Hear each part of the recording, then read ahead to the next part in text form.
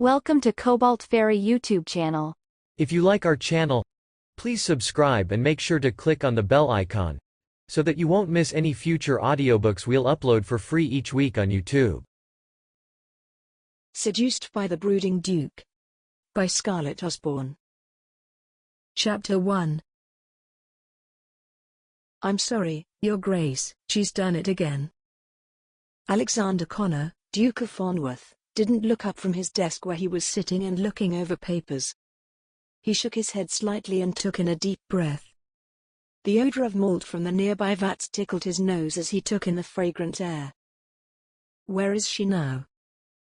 Francis Grove, his steward, did not immediately respond. His large frame filled the doorway to the office, and his balding head lowered slightly. Grove? Alexander asked. He looked up from his work and slowly turned his head toward his steward and stared into his eyes. His ginger-colored eyebrows raised in anticipation of Grove's response.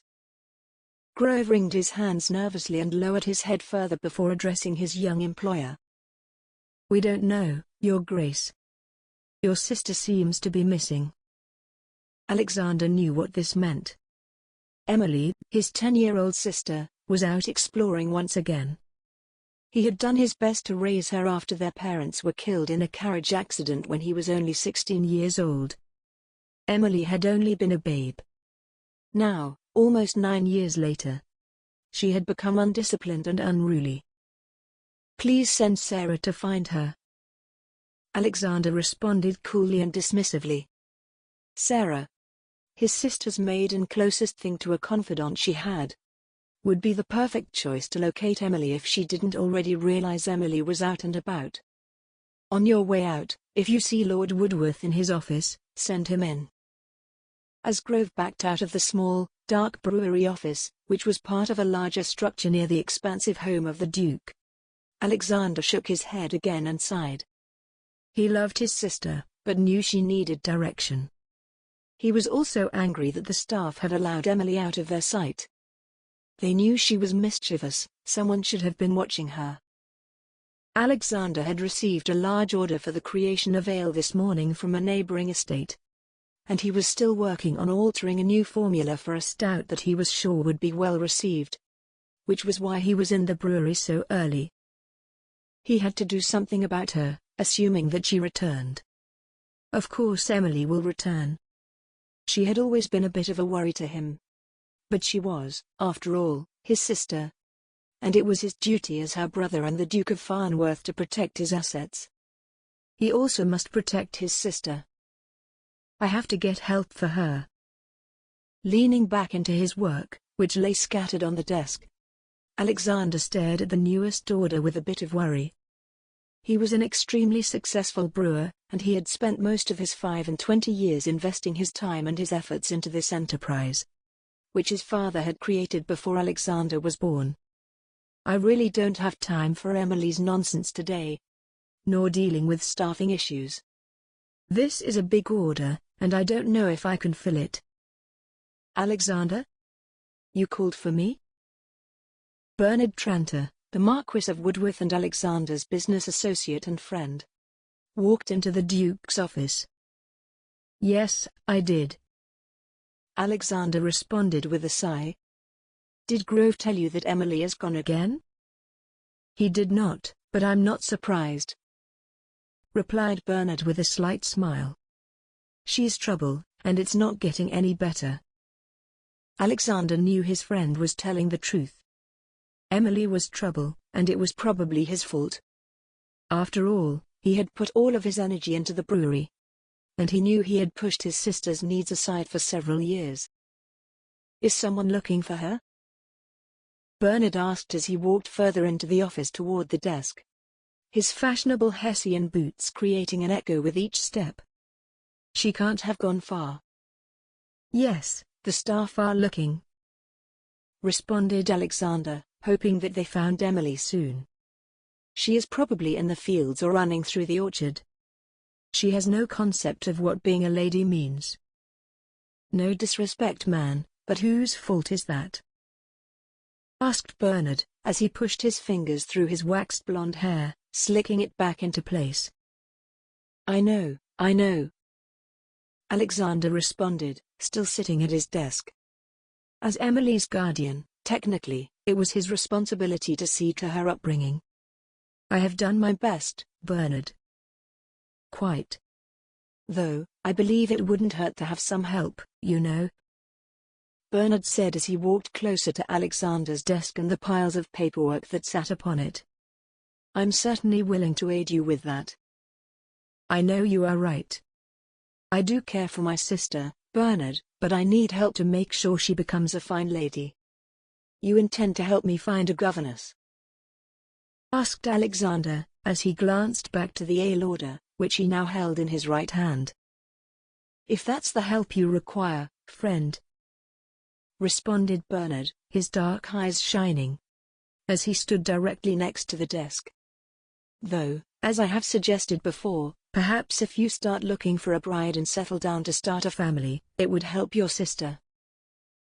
Bernard's smirk was very visible in the light of the gas lamp, which sat on the desk. You know, getting married isn't the end of the world. Nor is it the end of the brewery business. Yes, I am aware of that, responded Alexander, not seeing the humor in the situation. I have no desire to have a bride nor a family at this point in my life. I have a thriving brewery and a sister who is subtracting years from my life each day. My hands are full. Bernard laughed. All right. I won't bring it up anymore, at least for today. He ran his fingers through his hair once again, which was thick and short, just like his body. I will inquire about a governess for your sister, but first, we have to find her. You think she is in the orchards? It's possible, replied Alexander, his bright green eyes now moving around the room. She might also be in the fields, which is where she went the last time she ran away. A local farmer brought her home before I even realized she was gone. The more important thing is that she obviously isn't being watched well. I have to inquire about which of our staff is responsible for her escape. Alexander was aloof and cold, even at the best of times. He was very focused on the brewery and put all of his energy into it. When it came to family, and even sometimes friends, Alexander was sometimes noticeably distant. I'm sure she's fine, Bernard said in an attempt to ease Alexander's mind about Emily. Is that the new order you are looking at? Yes, it is, replied Alexander. It's a big order for a wedding next month. Ah, a wedding, said Bernard excitedly. He turned the conversation to lighter topics. My wedding was such a wonderful event, wasn't it? It was lovely, replied Alexander, who certainly wasn't acting as if he had a lovely time at his business associate's wedding. If you remember, I was late to the ceremony because Emily decided that day would be a good one to play amongst the barrels in the brewery and knocked over the new brown ale we were creating. His ginger eyebrows, which matched his full head of hair, furrowed as he remembered. It was a mess, and we lost the entire batch. I do remember that you were late, Alexander, said Bernard. But I dare say that batch was doomed from the start. Too much yeast, if I remember correctly. Too much yeast or not, my sister was causing trouble then. And she is still causing trouble now. Alexander looked up from his work and into the eyes of his business partner. I appreciate the help that you have given me over the years. Hopefully, Emily didn't go far this time. In fact, I should probably go join in the search. Almost as if on cue, the men heard a knock at the door. Come in, exclaimed Alexander. The door is open. Robert Hardy, Alexander's trusted butler, stepped into the office. Your Grace, I have Lady Emily and Martha, the maid who was responsible for her today. Robert stepped into the room, followed by a young woman with Emily at her side. The child's red hair, just like her brother's, was full and flowing, though unlike her sibling. Emily's hair was messy and unkempt, very unlike the slicked back, tidy style Alexander wore.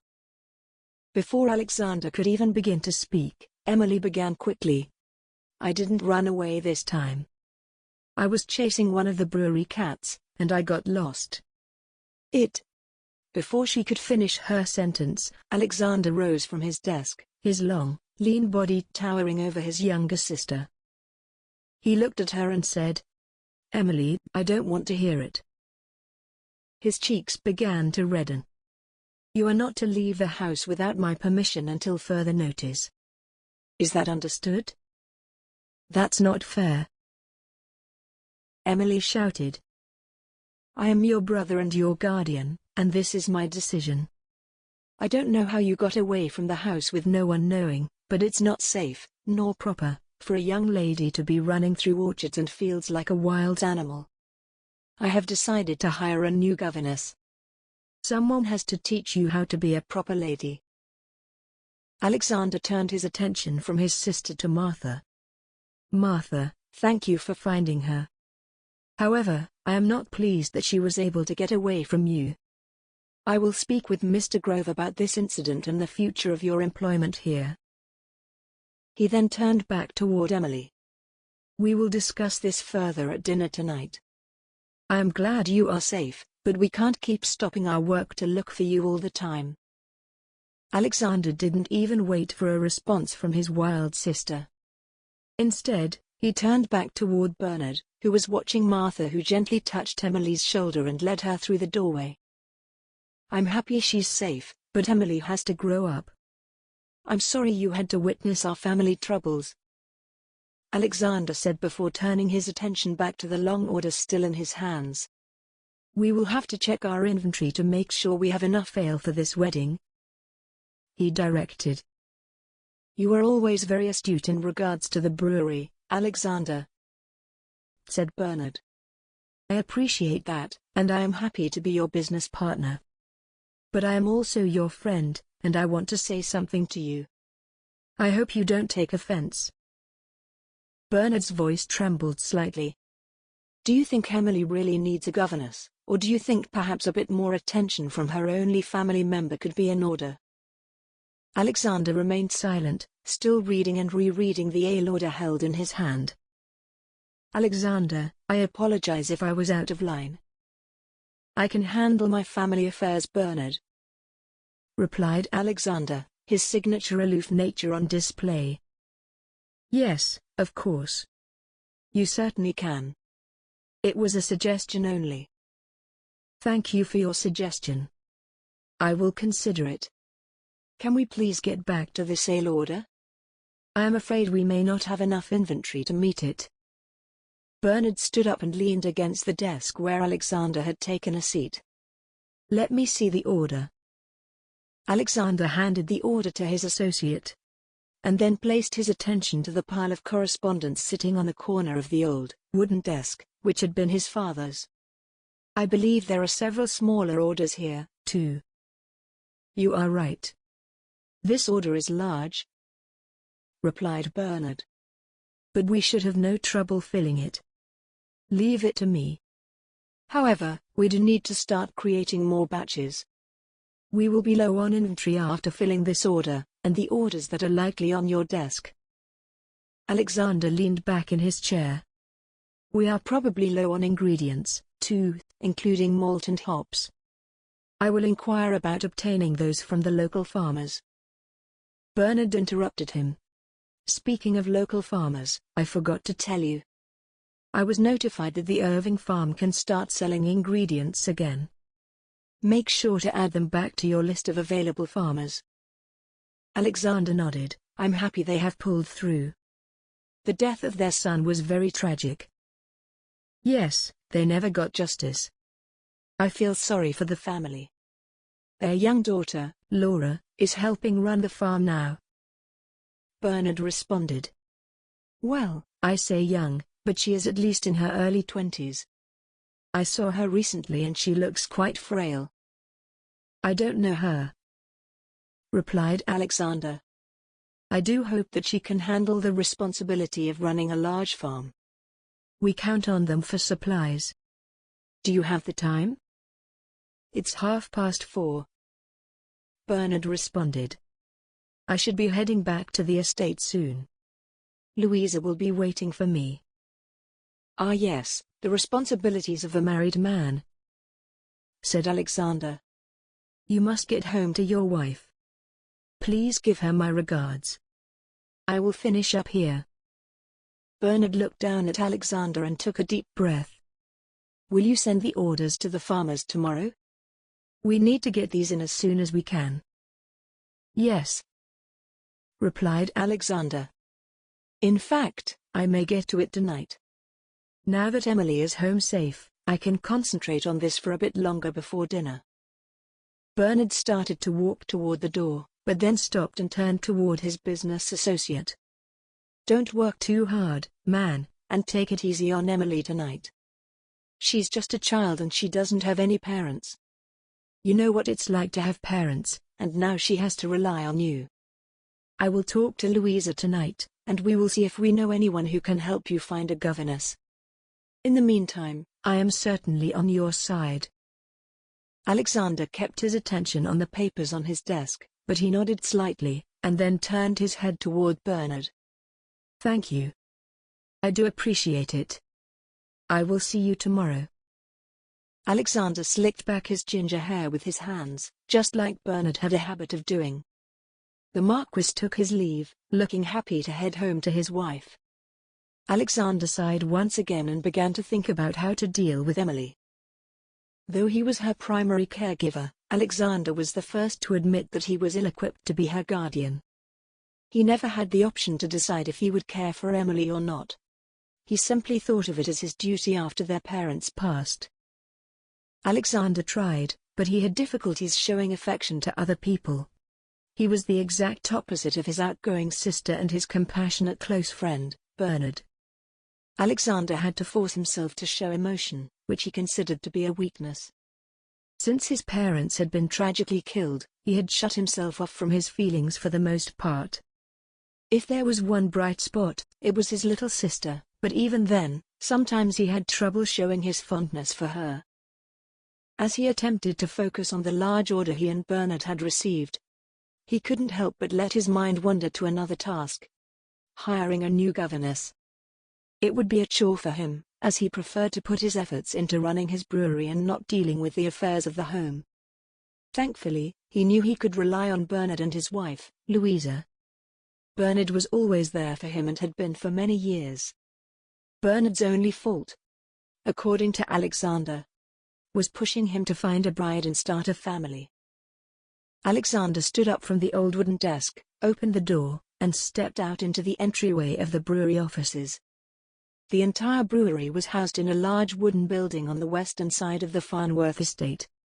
There were 2 offices inside, one for himself and one for Bernard.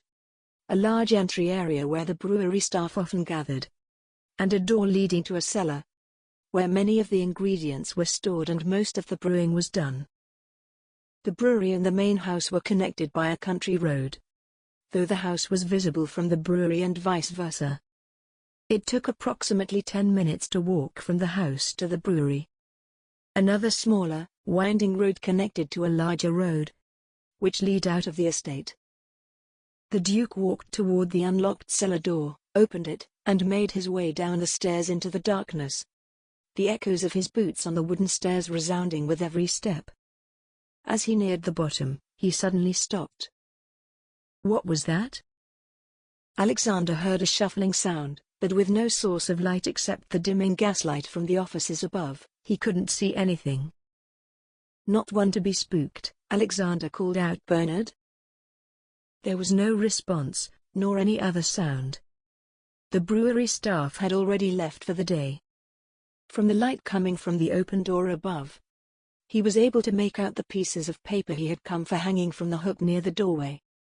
He pulled the packet of paper off of the hook and called out again, straining his eyes against the darkness. Hello? Probably just a mouse. He turned his head right, and then left, trying to make out any movement in the dark. Finding nothing, he turned on the heel of his boot, and walked back up the cellar stairs. Alexander closed the cellar door and once again walked into his office. He glanced at the wall clock and sighed. He placed the list on his desk, turned off the lamp, and pulled the door closed behind him.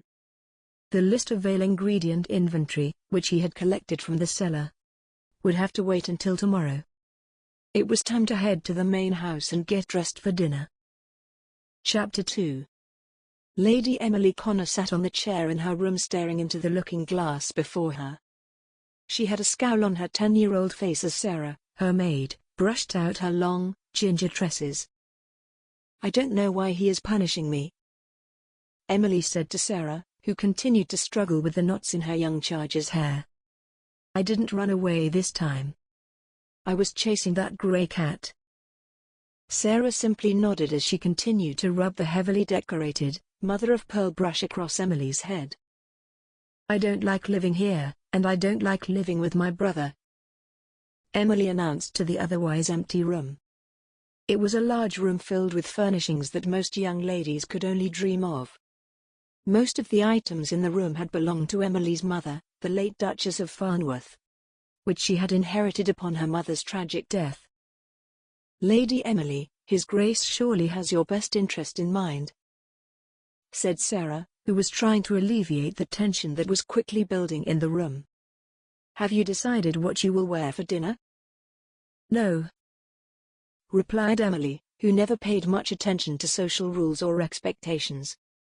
As much as her brother was focused and disciplined, young Emily was as unruly and unmotivated as they came. "I would simply wear my nightdress if I had my choice."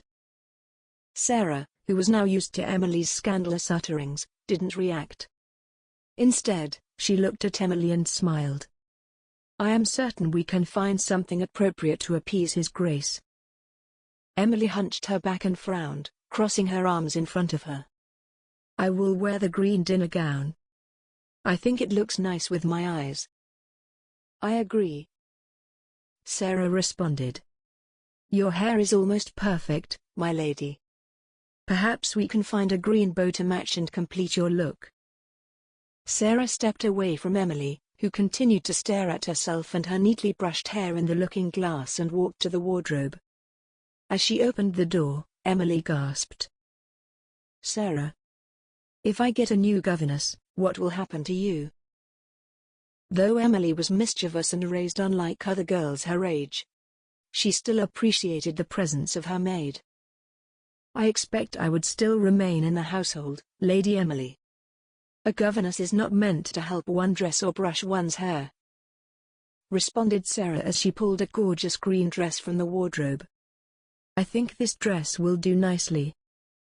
"It's lovely," agreed Emily, who quickly changed the direction of the conversation once again. "The last governess was not very nice." The truth was, Emily's previous governess was very nice, but Emily was not an easy charge. In fact, the governess had resigned several months before due to Emily's behavior. "I'm sure the new governess will be wonderful," said Sarah. "Here, let me help you with your chemise." Sarah helped Emily dress in silence, as Emily continued to scowl and think about the prospect of a new governess. "We must get you down to dinner, Lady Emily.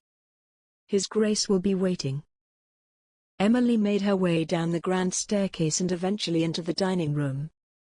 Every step she took echoed through the mostly empty house. Even at 10 years old, she knew that the life she and her brother led was different than the lives of their peers, and she longed for a loving and supportive family. As she entered the dining parlor, her brother was already there, looking regal and in charge like the Duke that he was. He looked up as Emily walked into the room, and he nodded in her direction. "You look lovely, sister," he muttered in an attempt to start off the meal in a positive manner. Emily smiled, not able to help herself after receiving a compliment from her generally aloof brother. "Thank you," she said as she was helped into her seat at the opposite end of the table from Alexander. Since it was only the two of them at dinner, and their parents were no longer living, the two siblings sat where their mother and father once did. The soup was served to the siblings, and the only sound as they ate was the clink of the silver against the bowls. The only interruption of the silence of the room was the shuffling of the servants as one course was removed and the next brought in. "You had quite the adventure today," Alexander directed his words toward his young sister. Did you not? Emily sat upright in her chair and addressed her only brother. It wasn't an adventure. I was chasing a cat and went a bit farther than intended. Remarkably, Alexander smirked, which was out of character for him, and Emily smiled before speaking. I didn't mean to cause trouble. Trouble always seems to find me. That is very true, sister. Alexander agreed. And that is why it is time to find a new governess. This is not a punishment, but instead a way to help you become a lady. Emily was sullen, though she knew her brother was right. People often reminded her that she was not quite like her peers. But Alexander was not like his, either. Both of them were set on a path that was far from normal, and it was out of their hands. I will begin looking for a governess, tomorrow, explained Alexander. And it is my hope that we will have someone employed by the end of the week. In the meantime, I don't want to hear anything more about you running away. Or as you put it, chasing cats. Yes, sir. Emily replied, a frown forming across her face.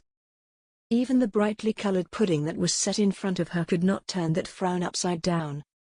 Though it didn't stop her from reaching for a spoon and taking a small bite. Alexander, who held his glass out for more wine, also had a frown across his face, though his was caused by a much more adult worry. Even though Woodworth had assured them that they had enough inventory, he was still unsure of how they would fill their orders. This was the cost of his success, but for tonight, he could at least take a bit of time to relax after dinner. With only he and Emily in the large home, he relished the quiet time he had to himself. He rose from the elaborate table and began to walk from the dining parlor to the sitting room, passing through the entry hall. Just as Alexander walked through the entryway, there was a knock at the door. He turned his head slightly toward the sound but continued to walk toward the sitting room. As he entered, he immediately felt the warmth from the glowing fire, which was customary every night. And he took a seat on the plush sofa. Pardon, Your Grace. Alexander heard his butler Robert's voice as the door to the sitting room opened. The Earl of Kirkwall to see you. I'll see him, Robert. Very good, Your Grace. Robert responded before gently closing the door behind him. Almost immediately, the door opened again and Graham Brewster, the Earl of Kirkwall, strutted in. Hello, Alexander. He boomed as he walked closer to Alexander, who now stood to greet his guest. I'm sorry to just drop in, but I was in the area, and I want to discuss a business deal with you.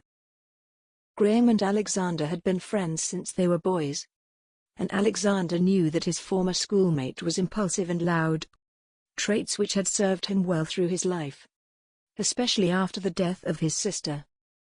In fact, Alexander and Graham had both seen tragedy in their lives, which, in Alexander's opinion, had brought the two men even closer together. It's quite all right, Graham, said Alexander, as he held his hand out to shake his friend's hand. I was just sitting down to read. But catching up with an old friend pleases me more. Have a seat and a drink? Yes, that sounds quite wonderful, replied Graham. In a matter of seconds, Robert had brought the men crystal glasses filled with amber liquid. Scotch, the Earl said. A perfect choice for an evening with a chill in the air, like this one. Already bored with the small talk, Alexander motioned for Graham to follow him, and the men took a seat on opposite chaise lounges with an ornate marble-top table between them. What brings you to the area, my friend? Alexander asked. Graham did not live near Alexander, but often did business in the area. He was a well-liked man with many friends, so he never wanted for a place to stay during his travels. Business, of course. I am working with some local farmers to improve the irrigation systems in the lower valleys. Boring to me, of course, but it's all in a day's work. Graham took a sip of his scotch. How is business for you? Still going well? Very well. replied Alexander. In fact, it's going so well that we may need to find new ingredient sources. I am going to be contacting some local farmers myself, in the next couple of days. That's the spirit, friend, said Graham with a nod. They could use the contracts. Plus, it would help me to see my irrigation work in action. That is one thing that I wanted to speak with you about, in fact. Your irrigation project? Asked Alexander. Close. The farmers working on the irrigation project, replied Graham. I was hoping that you could help some of the families who are struggling. Alexander knew his lifelong friend to be a good man, so it didn't surprise him that Graham would ask for his help. I will do what I can, said Alexander. In fact, as I said, I plan on contacting these farmers to purchase crops from them. It would help everyone involved. This is excellent news, indeed, said Graham. As always, I am willing to help you in any way I can. I know, replied Alexander, as he took his last sip of scotch. It is always good to know that I can rely on you. Actually, I also wanted to mention that I'm looking for a new governess for Emily. Do you know of anyone? Alexander knew that an outgoing and well-liked man such as Graham knew a lot of people, and he might know where Alexander could find a governess. I do not, but I will certainly keep my eyes and ears open, said Graham, also finishing his glass of scotch. I have a long ride ahead of me, tonight, so I best be leaving. I thank you for your hospitality. Of course, my friend, said Alexander as he rose to his feet. It is always a pleasure to spend time with you. Graham stood, too, and the two men shook hands and smiled. I will be in touch, friend, said Graham. And I wish you an excellent night. Same to you, replied Alexander, as he watched his lifelong friend walk out of the sitting room, followed by the footman. The small amount of scotch, the warm fire, and the large meal were making him feel a bit tired, so he decided to retire for the night. After all, tomorrow he had a big day. Not only did he have to focus on inventory, but he also had to find a new governess for Emily. Chapter 3. The cold nip of winter was mostly over, but it was not unusual for the temperature to fall at night this early in the spring. As Laura Irving walked along the dirt path from the barn toward the small farmhouse, she wrapped her shawl closer around her slight body. Though she looked small, Laura was stronger than most other 3 and 20-year-old women. She had to be. She had a lot of responsibility on her shoulders. The night came in quickly, and what little light was left was quickly waning. Laura could see the gas lamp hanging outside of the door to her home, which directly in front of her. But she could not see the shadowy figure moving slowly through the brush to her left. As she approached the door, it opened before she could reach it. The bald head of her father, Edwin Irving, shot out. Constantly paranoid, he looked at his daughter's face first with shock, and then with recognition, as he pulled her into the doorway. I thought I heard someone outside, Laura, Edwin said. I'm so glad it was you. Laura pulled off her shawl and hung it on a hook next to the door. I was making sure the barn was locked, Father, she replied. We have some valuable crops stored in there. Yes, Laura. Quite valuable, Edwin said, still very jumpy. You just don't know who might be out and about this late at night. The truth was, Laura was a bit jumpy herself. It had only been a couple of weeks since her brother, James, was murdered. And though she secretly wanted to find the unknown assailants, the darkness of night was a bit frightening. But she knew her father was frightened of more than just the dark. He was also frightened of who might come calling in the late hours. He was a hopeless gambler, and it was all Laura and her frail mother could do to keep the farm afloat. Edwin had gambled away almost all that they had. And now that her brother was gone, Responsibility for the farm was falling on her. "Supper is almost ready, Laura," said Alice Irving, her mother. Alice seemed old beyond her years and was ailing with illness. As Laura now spent much of her time trying to keep the farm running, her mother had to take on extra responsibility around the home. "It smells delicious, Mother," said Laura. "I'm certainly ready for a meal." As Laura walked toward her mother to help bring the food to the table, there was a knock at the door. Immediately, all three of the Irvings froze in place. "They want my father." Laura, bringing all of her bravery to the surface, stepped closer to the door, and another knock echoed in. As she took the handle and pulled the door toward her, she gasped as she saw the figure standing before her. It was a tall figure, so presumably a man, but the person was covered in a dark wrapping. She was unable to see the figure's face, but she knew that it was a male when the stranger spoke. "I am here to speak with Mr. Edwin Irving," the strange man said. Edwin, however, was silent and shaking in the corner of the room. Stepping inside, without being invited in, the man pulled down the cloak, revealing his face. He was tall and quite handsome with light-colored hair and bright blue eyes. His clothing was puzzling, of course, and it was obvious that he was doing his best to conceal his identity, though he was no one that the Irving family knew. "Edwin, you owe my superior a lot of money," the mysterious stranger said in a deep voice. "How do you intend on paying?"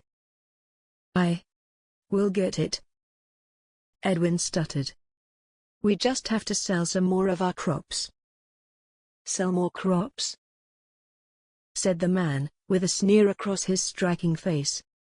"Couldn't you have sold crops before? You have owed this money for many months.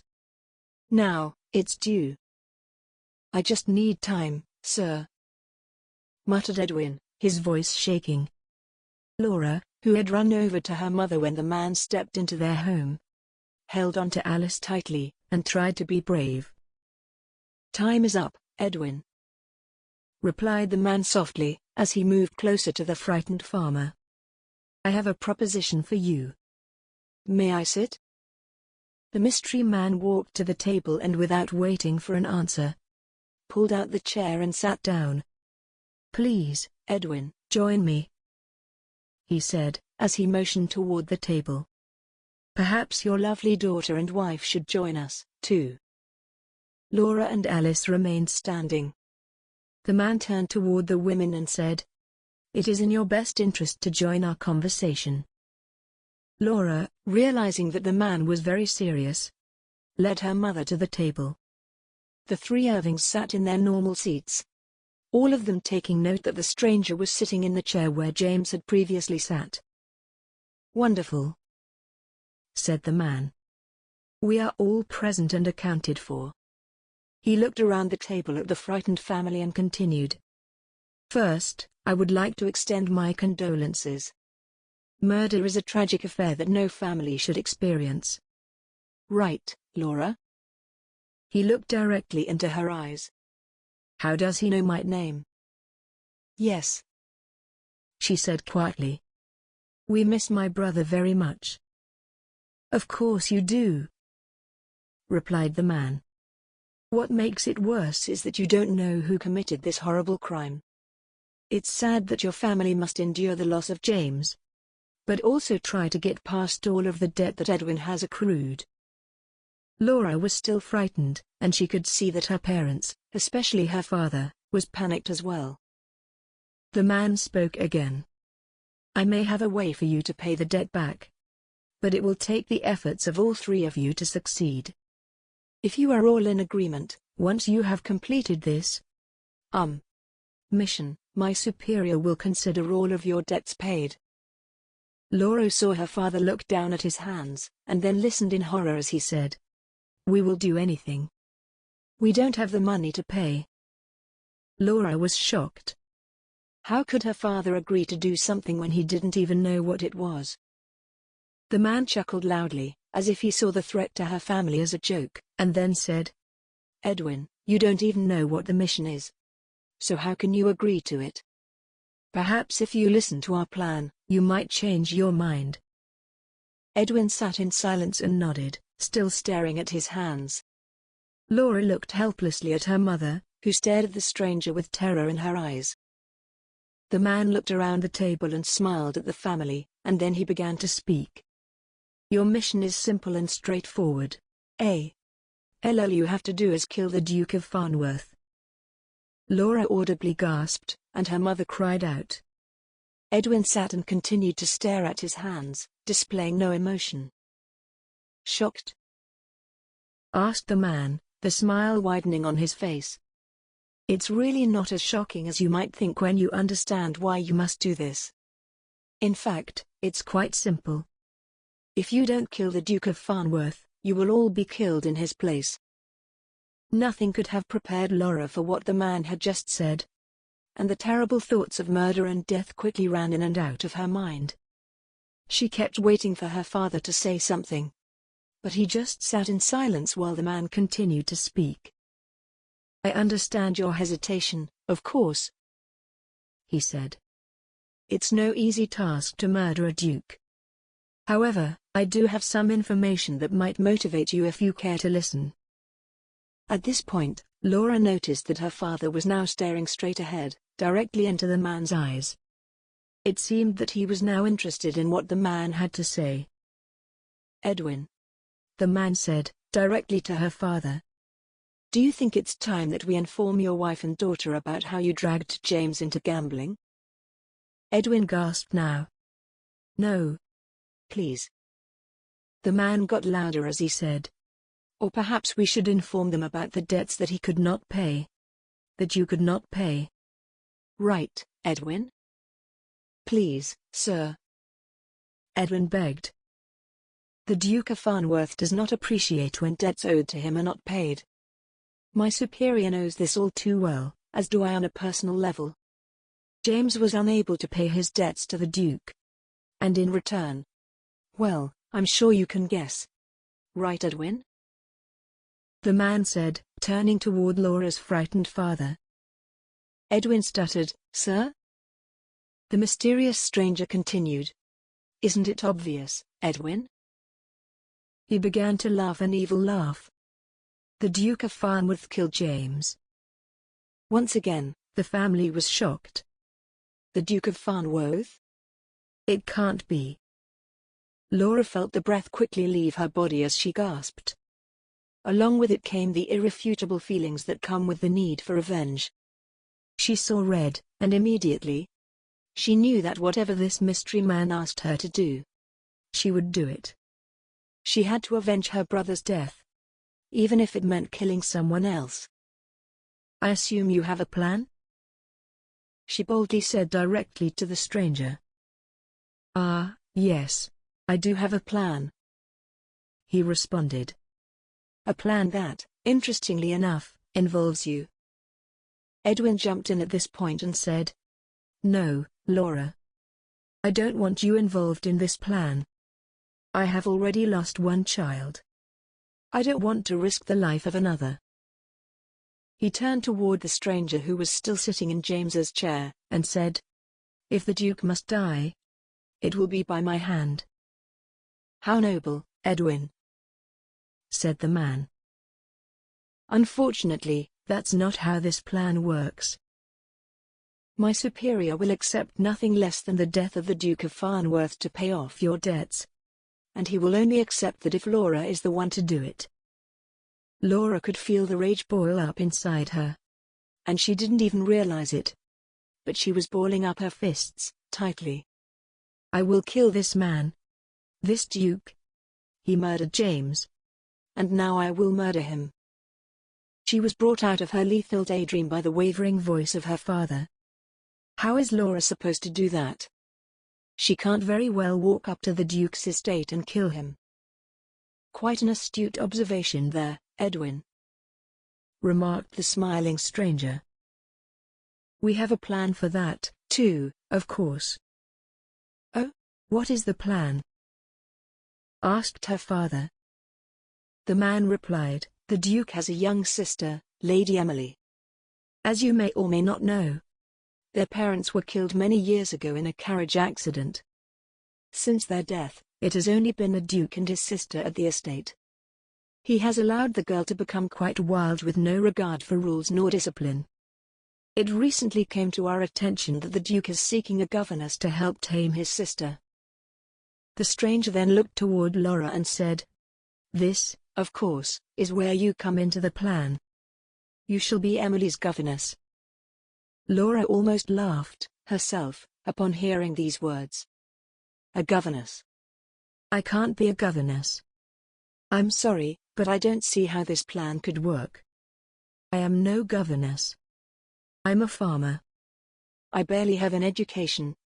Nor do I have papers proving that I have one. Surely, the Duke would see right past that. The stranger smiled at her. You are smarter than you think, Laura. You are correct in that the Duke would not hire a governess who didn't have the proper education and papers. Fortunately, for you, we have papers and recommendations that you can use to prove to the Duke that you are, indeed, a governess. Of course, these are falsified documents. But my superior has never failed when using these papers, as they are real enough to fool anyone. I dare say you could easily get a position as a governess in the Duke's home, especially since he is in dire need of one. The stranger pulled a paper out of his dark coat, and he slid it across the table toward Laura. She picked it up, and it certainly looked like what she would expect of the recommendations a governess would look like, though she had never seen one in her life. She noticed that the name on the paper was Laura Elkins. A false name to protect my identity. Laura looked from the man to her parents, and then looked at the man, again. She knew she had to avenge the death of her brother. And if this was the only way, she must do it. All right, she said to the man. I will pose as a governess for the Duke's sister. Once I earn his trust, I will kill him. Very good, said the man as he stood up. I knew that I could count on you, Laura. He turned toward Edwin and said, Your daughter is making a great sacrifice for you, friend. I hope you appreciate it. The man then turned to Laura as he began walking toward the door. I knew you would say yes, so I left the other papers you need in the barn. Collect them in the morning. There is no sense going out now. You never know who could be out there. The mysterious man smiled at Laura, winked, and walked out of the door into the dark, cold night. Chapter 4. Alexander was reading his correspondence while waiting for breakfast to be served. All of the letters were very much the same. Newborn babes, exciting family news, and invitations to visit during the summer months. Though he enjoyed reading his letters, he had some to write of his own. I must find a governess.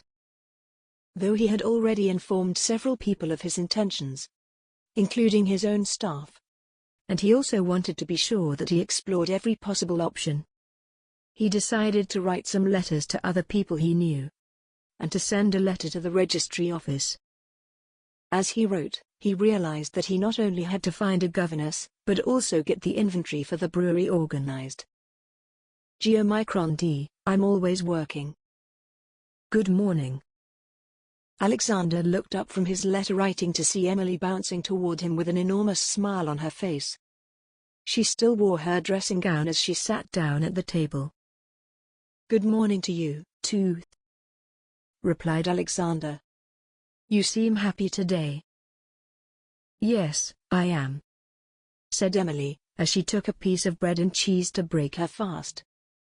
Sarah and I are going to take a walk. And then she said we can go pick flowers. And I can pick any flowers I want.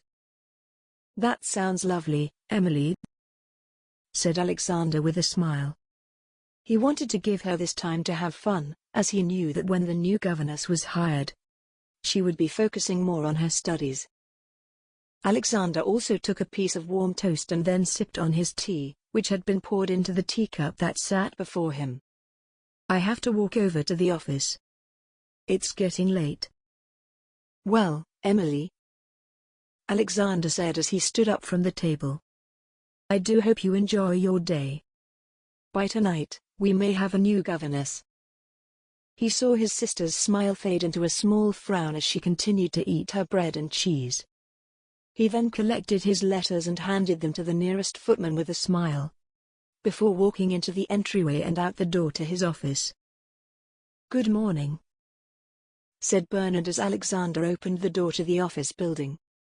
"How late were you here last night?"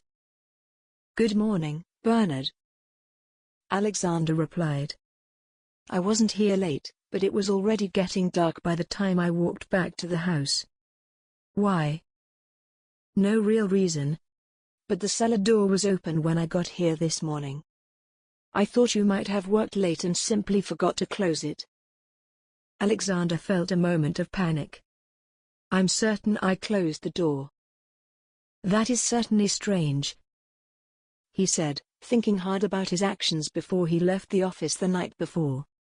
"I did go down to the cellar last night to collect the inventory list, but I am positive that I closed the door behind me."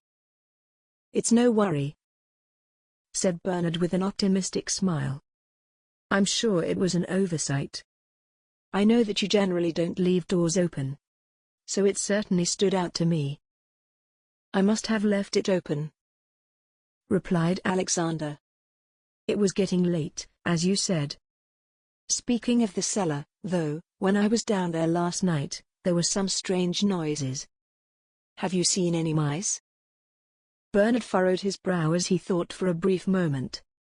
"I haven't seen any, nor any signs of mice. But it's certainly possible that there could be rodents down there." "Well, mice or no mice, we have work to do today, Bernard," said Alexander, getting right to business. "Would you join me in my office so we can go over the day's tasks?" Alexander began walking toward his office and opened the door.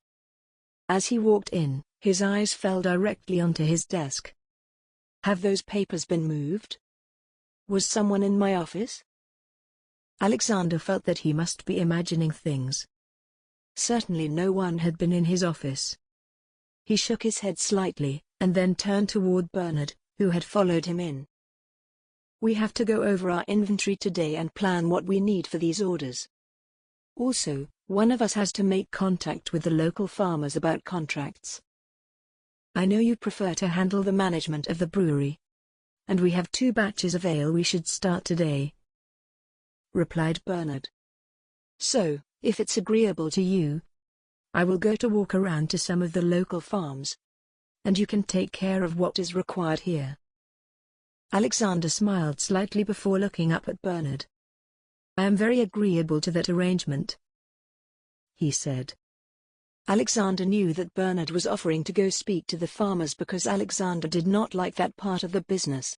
It wasn't that he didn't like interacting with people, but he greatly enjoyed his work at the brewery and would much prefer rolling up his shirt sleeves and adding ingredients to the barrels that were already aging. Bernard laughed, and then said, "That's why we work so well together, friend. I certainly don't want to be elbow-deep in fermented grain." It was Alexander's turn to laugh. "And I don't want to be out there walking around in the hot sun.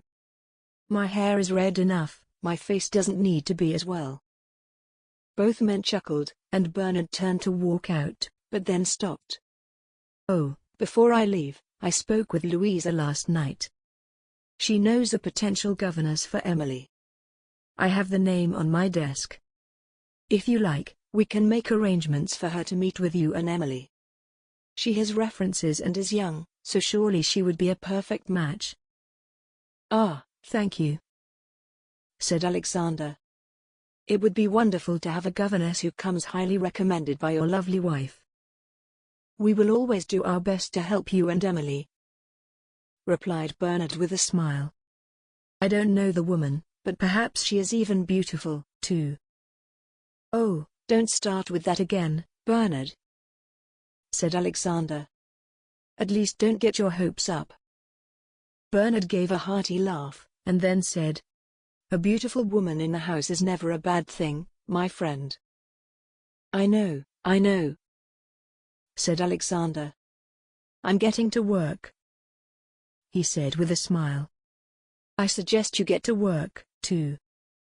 Very well, we can talk this afternoon, said Bernard, as he walked out of Alexander's office. About 30 seconds later, Alexander heard the main door to the building open and close, signaling that Bernard was on his way to talk to the farmers. Though Alexander greatly enjoyed working with Bernard, he was a man who also loved his solitude. It was how he worked best. And if Alexander was nothing else, he was a very hard worker. Over the course of the morning, he had gotten a full inventory of the stores done and wrote out some invoices. A very successful day so far. Before getting back to work, Alexander decided to step outside for some fresh air. He had planned on spending his time cleaning some of the brewery vats during the afternoon. But it was such a beautiful spring day, he was considering working outdoors. In fact, he was almost regretting telling Bernard that he preferred to stay inside. As he looked down the road, which was situated outside of the brewery building, he noticed a figure walking toward him. The figure was small, so he believed that it was likely a woman. And as the figure got closer, he discovered he was correct. At first, Alexander thought the woman might be a child. But as she got closer, he noticed that she was small in stature, and young, but she was certainly an adult. Once she noticed him staring at her from a distance, she froze, almost as if she was spooked by something. But then she kept walking with confident steps. Alexander assumed that the visitor had some type of business with the brewery since she was walking toward him with such assurance. Half it was unusual for a woman to deal with his brewery directly. She walked up to a footman, and Alexander could see the pair out of the corner of his eye conversing. He finally looked up from his work when he saw the footman walking toward him. "Your Grace, I have a Miss Laura Elkins here to see you," the footman said. "Who is she?" asked Alexander. "She said she is here to speak with someone about the governess position. I am happy to take her to the house to speak with Mr. Grove," said the man. "I can speak with her," said Alexander. Typically, he would allow Grove to handle the hiring of staff. But since this was directly going to affect Emily, he wanted to at least meet her. The footman motioned toward the woman and she slowly walked forward, almost apprehensive in her actions. "Good afternoon, Your Grace," she said. Whomever this woman was, she knew that Alexander was the Duke of Farnworth based on her greeting. "Good afternoon," he responded. Immediately he noticed her striking hazel eyes, which seemed to sparkle. Her long, dark hair fell around her face. "May I help you with something?" "My apologies for calling without an appointment, sir," she said. He noticed that she had freckles across her face, which further enhanced the look of her eyes. "I am inquiring about the governess position that you have available." "Oh, of course," replied Alexander. He was slightly puzzled, but then realized that this must be either someone who Bernard had found this afternoon, or perhaps she was the governess who Louisa had suggested. "Pardon my surprise," he said. "I wasn't expecting to meet with a governess at this moment." "I can come at a later time, sir," the woman said. No, this is fine," replied Alexander. "The sooner I find a governess for my sister, the better off the entire household will be." He smiled at her, but she did not return the gesture. "I take it Lord Woodworth sent you?" asked Alexander, studying the stoic expression on the woman's face. "Yes, Your Grace," replied the woman. "Lord Woodworth sent me. He said you required a governess for your sister, Lady Emily." "Indeed, I do," said Alexander. "If Lord Woodworth sent you this quickly, you must have some wonderful experience." "Yes, Your Grace," said the woman. "I have my references here, too." She reached into her reticule and pulled out papers. She took a quick glance at them, and then handed them over to Alexander. He took the papers into his hand and looked down to read them. They were, indeed, papers that stated she was a governess and had all of the education necessary to teach his sister. There were several references, too. "Your name is Miss Elkins?" asked Alexander. "Yes, sir. I am Laura Elkins, the daughter of a merchant in London. I have come to the countryside looking for work, as my last charge recently came of age." Alexander was a bit surprised by this, as he would think that there were more jobs available in London for a governess. But again, he trusted Woodworth, and if he sent Laura for the job, that was good enough for Alexander. After all, she had references, she was young, and she certainly didn't seem like she would allow Emily to get out of line. In fact, she seemed as if she was a very strict person. She had yet to smile, and he couldn't help but notice that her eyes seemed to darken when he spoke to her. "All seems to be in order here," said Alexander to Miss Elkins. "And if Lord Woodworth sent you, I am confident that you would make a wonderful addition to the staff." "Thank you, Your Grace," responded Miss Elkins. "I assure you that I am focused on my task and goals." She looked at him coldly, but Alexander didn't mind. Emily needed a strong hand to tame her, and from what he had seen of Miss Elkins, it seemed like she would be a perfect fit. "When are you available to start working?" Alexander asked the young woman. "I am available to start whenever you require me, Your Grace," she replied. "If you could start tomorrow, it would be ideal," said Alexander. "I'm sure Lord Woodworth told you that Lady Emily could be a bit excitable, but she is a very intelligent girl, and I'm confident that the two of you will get on quite well." "Yes, Your Grace," said the woman. "I'm confident that we will. She is very polite and looks so sweet and innocent, but she's certainly a bit cold." Alexander couldn't help but notice the curves of Miss Elkins' hips beneath her coat, which was pulled tightly around her waist. His eyes followed the shape of her body, and the tight buttons on her coat also pushed her breasts up, which were sizable and shapely when compared to her small frame. "Now I suppose that we must discuss your compensation, Miss Elkins," said Alexander, now focusing on the shape of her lips, which were lush and beautiful. "The last governess we had was given room and board, along with a small salary. Is that agreeable to you?" "Yes, Your Grace," replied Miss Elkins, looking directly into his green eyes with her hazel ones. It was enough to make him shiver before catching his breath. Her eyes are certainly fetching and sensual. "Excellent," he said. "Please come by the house tomorrow, and I will ask that you speak with my steward, Mr. Grove. He is in charge of staffing, and he can help you get acquainted with the staff and Emily."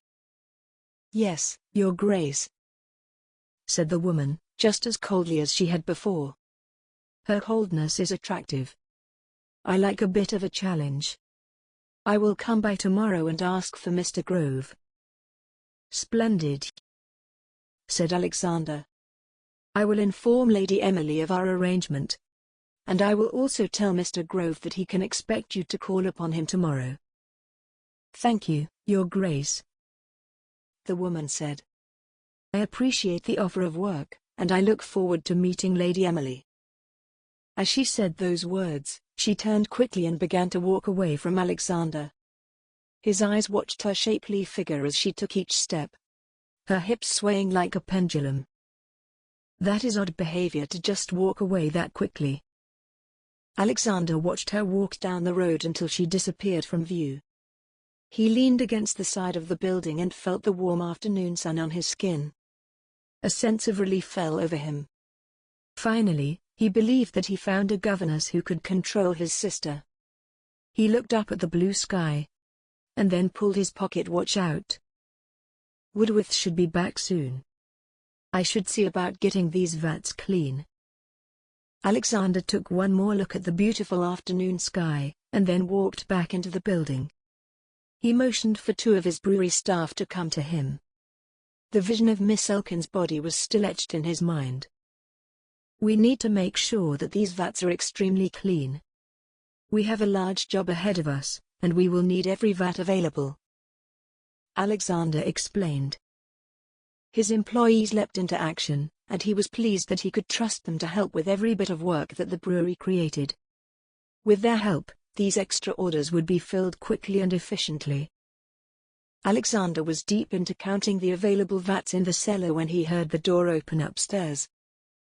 "Bernard?" he yelled out.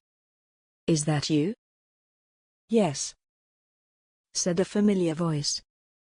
"Still working?" "Yes," replied Alexander. "But I'm almost finished. I'll be upstairs in a moment." Alexander stepped back and looked at the vats that were already clean. It was very important that these vats were perfectly clear of contaminants, or the ale could sour. As he finished up, he could hear Bernard's footsteps above him. He grabbed a cloth, which was draped over a neighboring vat, and dried his hands and arms. He rolled his sleeves back down, buttoned them at the wrist, and walked back up the stairs. "Hello, friend," Bernard said as Alexander reached the top of the staircase. "Did you have a productive day?" "Very productive, indeed," replied Alexander, happy to tell Bernard about his afternoon.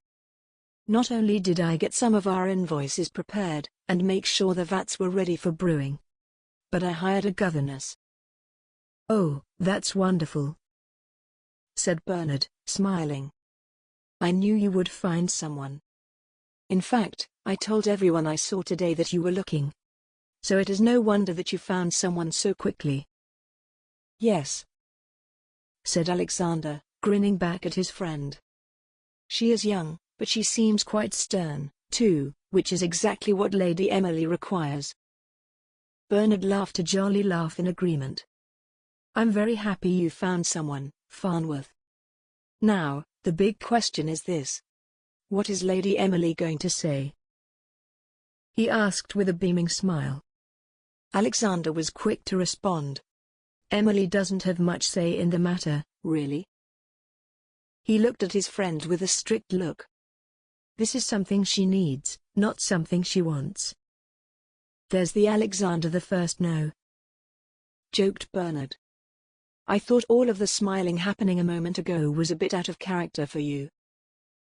Alexander grinned again. "I'm just trying to do what's best for my sister. This governess has experience, references, of course.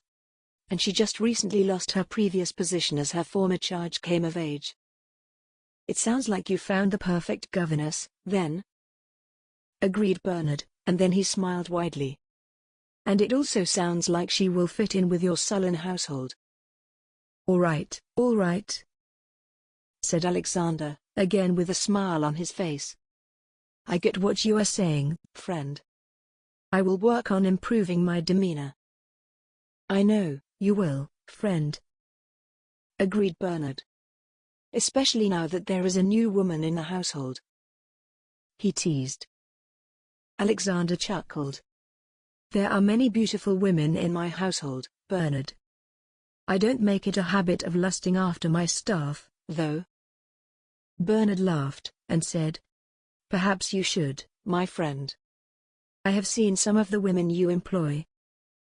Alexander assumed it must be the beautiful day putting him in a good mood. "Now, to change the subject. Did you have as much success today?" "I did," said Bernard. "I met with several local farmers, and we shouldn't have any issue getting the ingredients we need. It was nice being outdoors for a bit, and they are all quite happy with the prospect of these contracts. If you think we are successful now, we could be much more successful after this season." "We can only hope, but I feel good about things as they stand," replied Alexander. "In fact, it's been such a successful day. I propose that we close up and go home early. I would like to spend some time with Emily before the governess starts tomorrow." "I think that is a wonderful idea," agreed Bernard, walking into his office with Alexander walking behind him. I'm sure Louisa will be happy if I arrive home early, too. Alexander watched as Bernard gathered the paperwork that was on his desk. Before you leave, make sure to close up the cellar door. Once again, Alexander laughed, and said, I will, don't worry. And he walked out of Bernard's office and closed the cellar door tight. Chapter 5.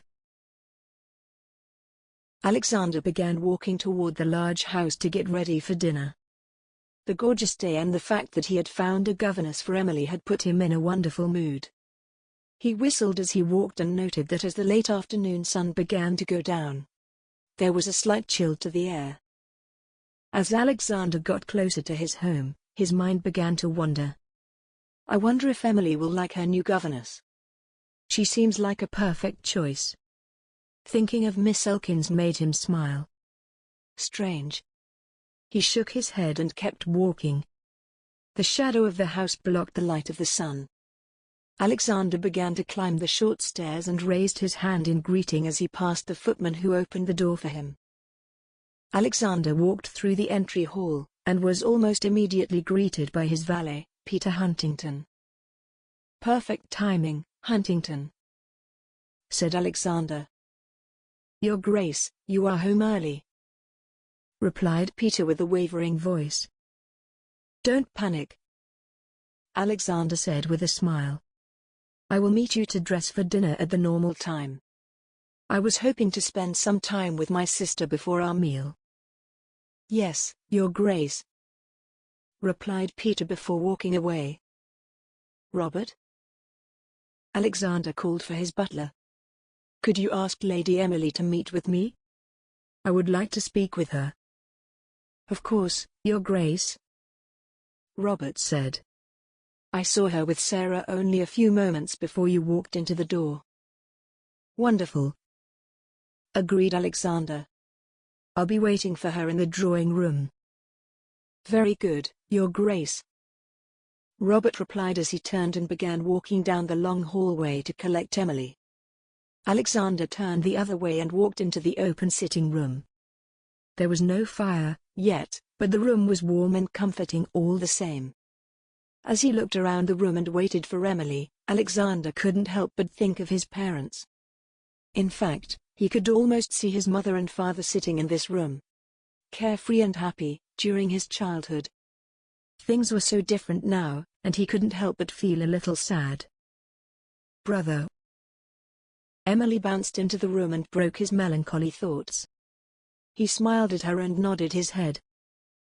I have some news for you, Emily, Alexander said. Do you want to join me on the sofa? Yes, said Emily, as she walked toward him and took a seat on the plush sofa, right where he had envisioned his mother sitting only moments before. Alexander sat opposite Emily and cleared his throat. I spoke with the new governess today, Emily. She is coming to meet you tomorrow. As he spoke, Alexander could see Emily's face fall. Her happy smile replaced by a frown. That's your news? She asked. Yes, it is, Alexander replied with a nod. She is very nice, and she is looking forward to making your acquaintance. Emily scowled. What's her name? Alexander paused. He knew her name. Of course he did, but all he could think of was her body and those cold, yet sensual, hazel eyes. She will fully introduce herself to you tomorrow, Emily, Alexander said. I am certain she will teach you wonderful things. I don't know, said Emily with apprehension. The last governess didn't teach me anything. Alexander sighed. Emily, the last governess was only here for a week, thanks to your unruly behavior. We won't have that issue this time, correct? Now it was Emily's turn to sigh. No, brother. If she's nice to me, I'll be nice to her. Alexander couldn't help but smirk, though he tried to hide that from his sister. I'm certain that she will be perfectly nice to you. And I hope you take this opportunity to learn something while she is in our employ. I will try, said Emily with a shrug. See that you do, Emily, replied Alexander. I will be at the brewery tomorrow when she arrives, but she is to ask for Mr. Grove. When she does, I expect you to listen to her and behave. Just as you do for Sarah. Yes, said Emily. I will. Excellent, said Alexander with a smile, though he wasn't totally certain that she would live up to those expectations. He glanced at the large clock sitting in the corner of the room. I think it's almost time that we began dressing for dinner, Emily. Do you agree? Yes, I do, Emily replied. My last dinner without a governess. Alexander laughed at his sister. Emily, drama is certainly not lost on you, is it? What does that mean? Emily asked her brother as she stood up from the sofa. Alexander looked at her and replied, That sounds like an excellent question to ask your new governess tomorrow. And then he turned with a smile and started to walk out of the drawing room. Your Grace? Robert stepped toward Alexander. The Earl of Kirkwall is here to see you. He said only if you have the time. Alexander smiled. I always have time for Lord Kirkwall. Very well, replied Robert. I will bring him to the drawing room. Is that Uncle Graham? Asked Emily excitingly. It is, replied Alexander. Perhaps you can tell him about your new governess. Oh, you found a governess? Asked a booming voice. Graham walked into the room before Robert could even announce him. Uncle Graham, said Emily, as she went toward him with excitement in her eyes. I am so happy that Emily has him in her life. Graham leaned over to speak with Emily, just as a doting uncle would. I might have some sweets for a certain little girl, but only if she has been well behaved, he said with a smile. Even with young ladies, his friend had an amazing charm about him. Emily smiled brightly and held out her hand. I have been well behaved today.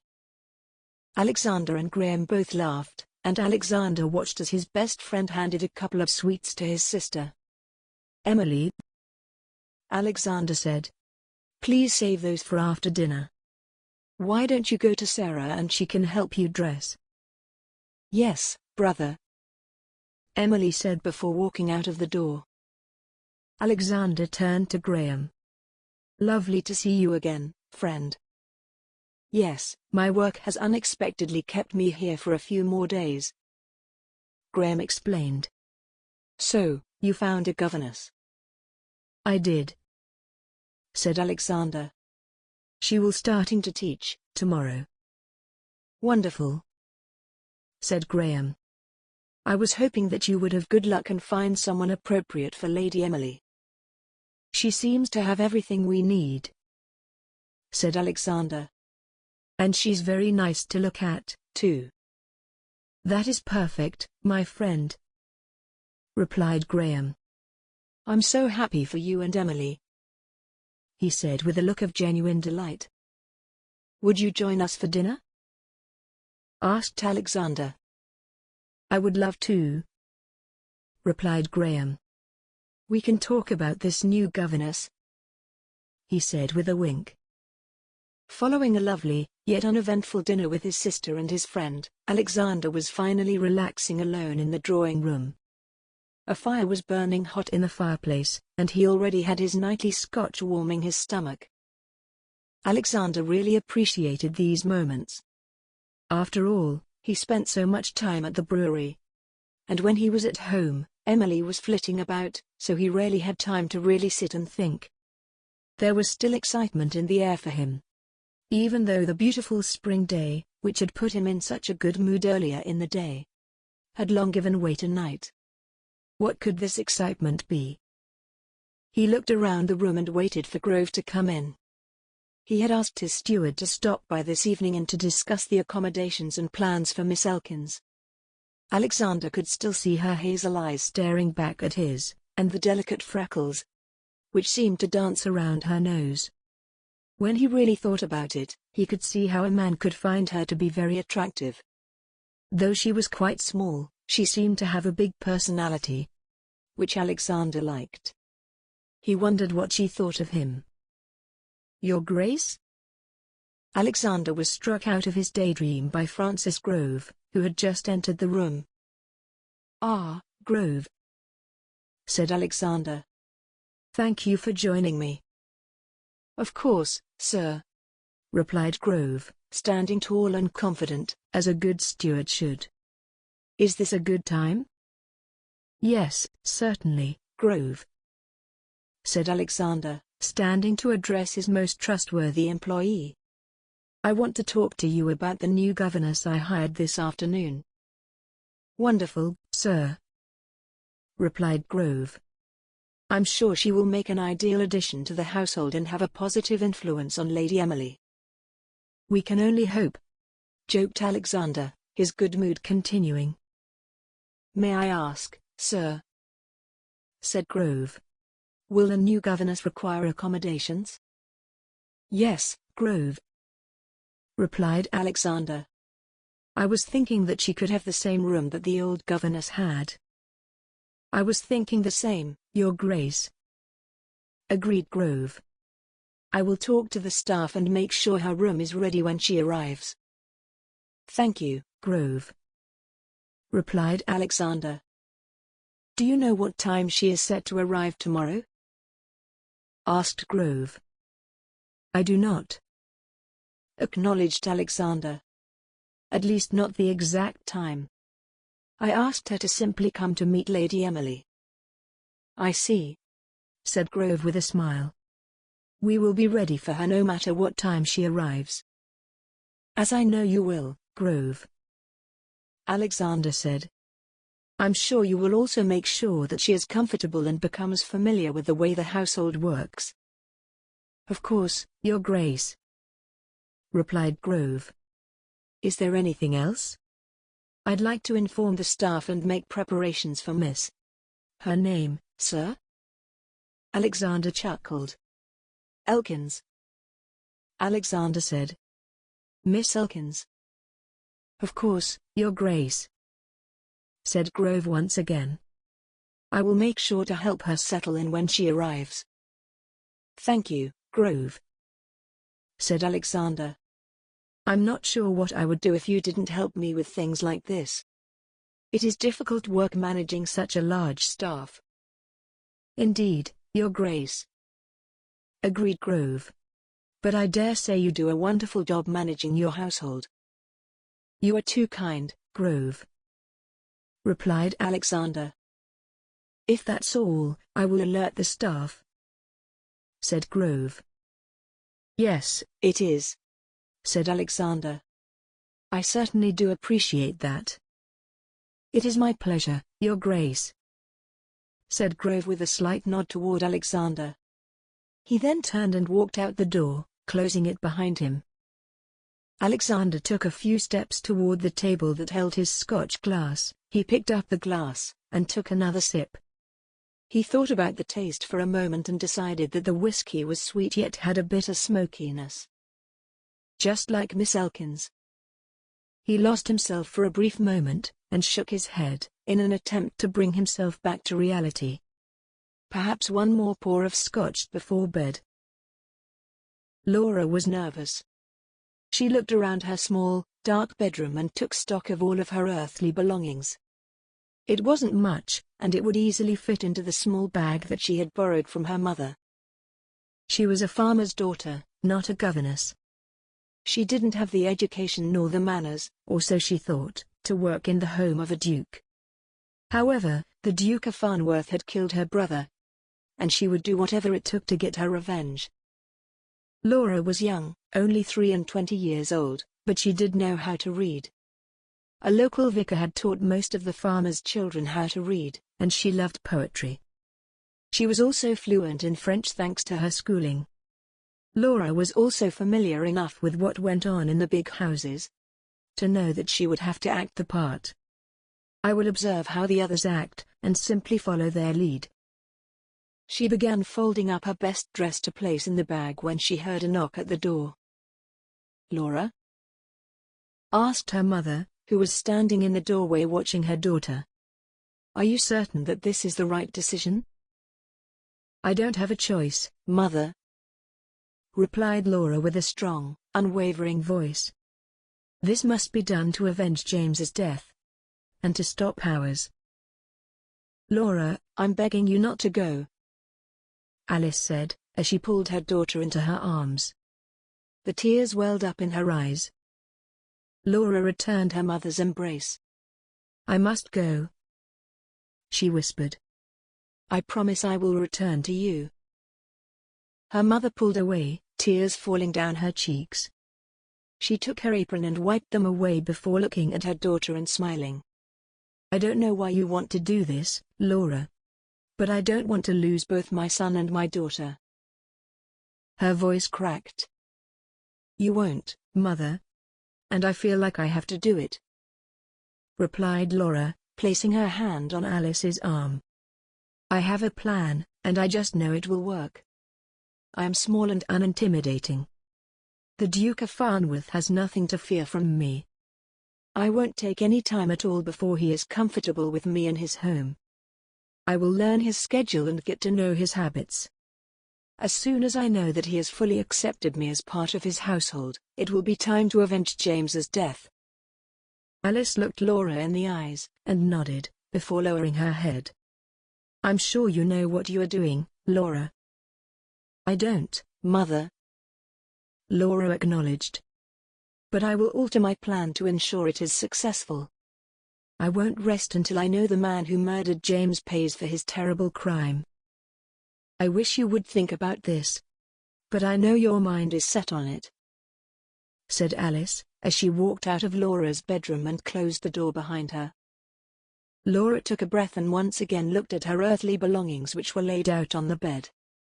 She wasn't sure how her parents were going to survive without her. Hopefully, she would only be at the Duke's estate for a short time.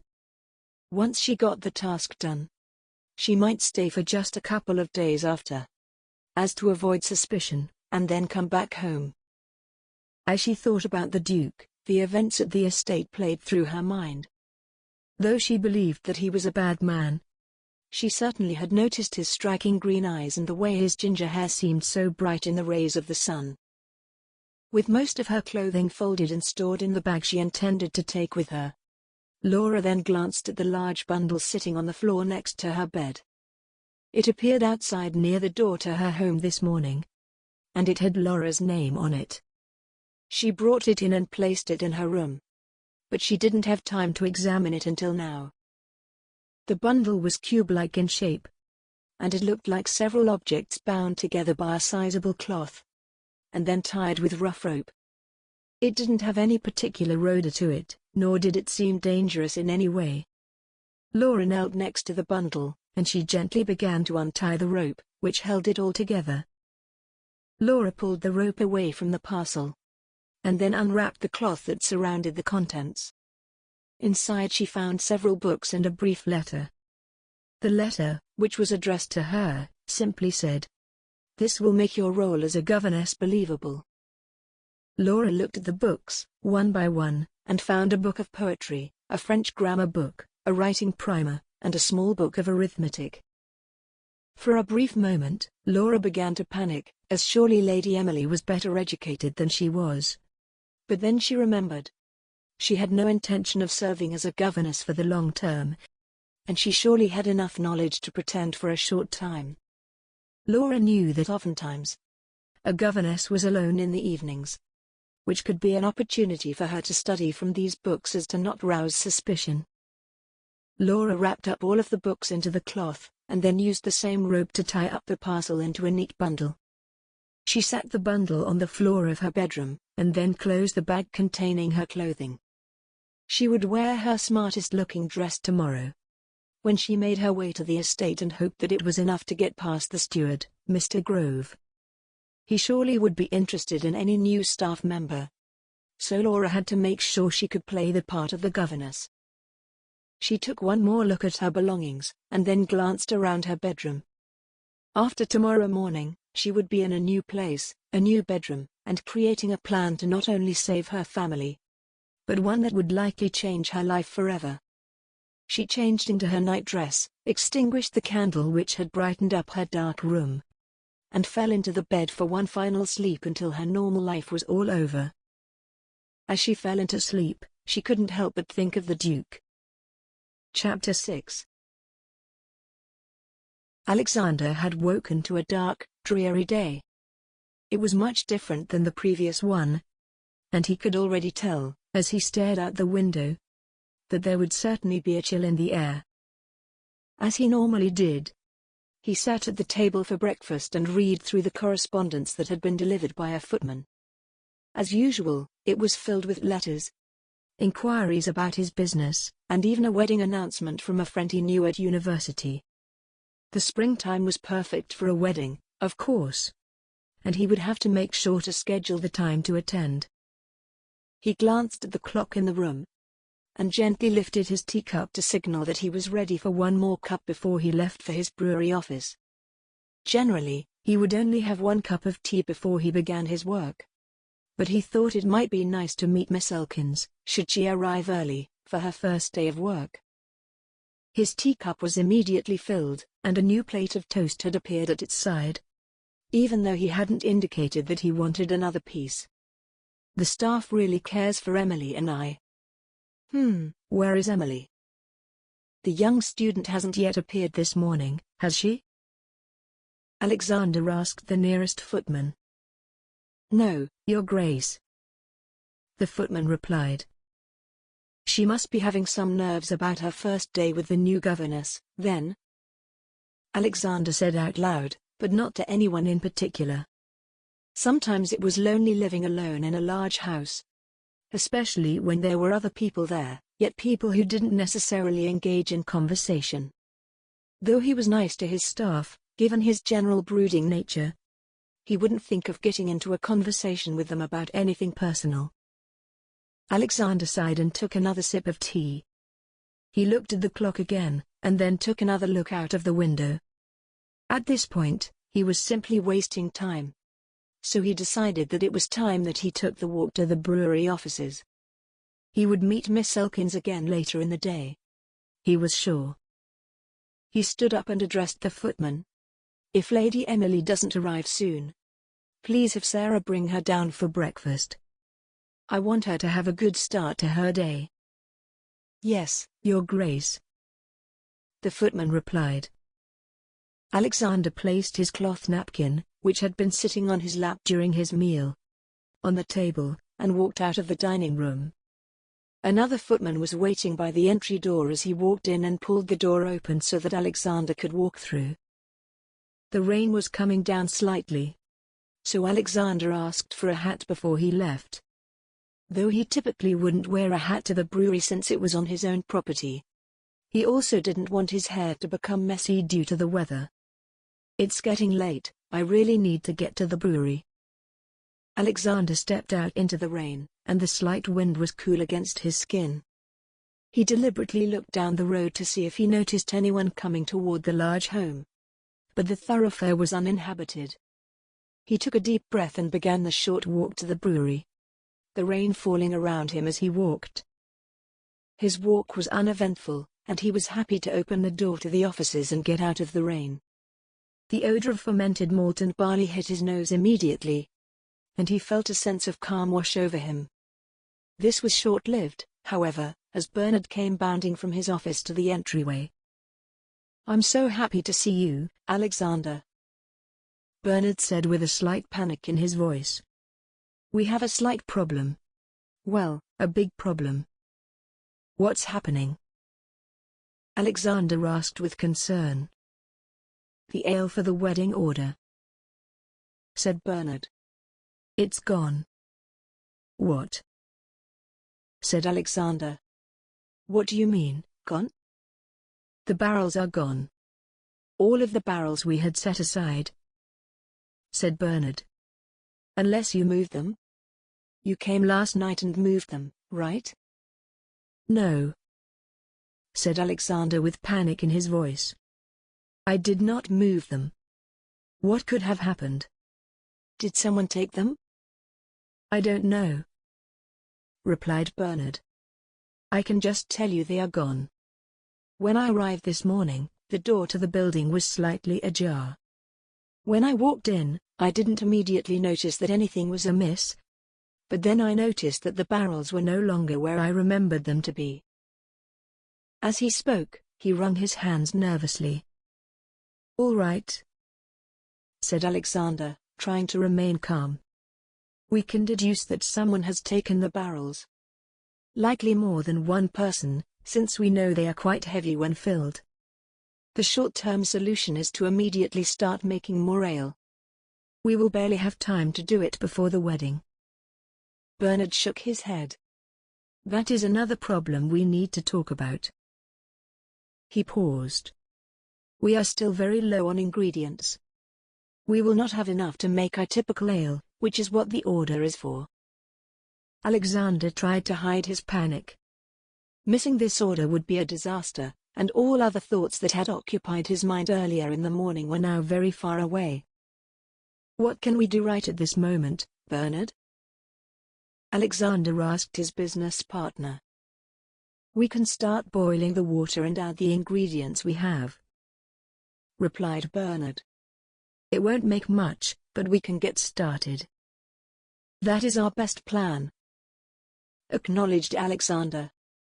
As we do that, we can think of other ideas. Alexander still had his hat and coat on, so they pulled them off as he walked toward his office. He heard a door close as he walked in. So he knew that Bernard had already headed down into the cellar where the kettles were ready for boiling. He placed his hat and coat on the rack standing near his desk, and then began to roll up his sleeves. He knew the brewery staff would be starting their work soon, and he wanted to make sure they were fully focused on the job at hand. He walked out of his office and opened the cellar door. It was then that he remembered the noises he heard in the cellar only 2 nights before. Was that related to the missing casks?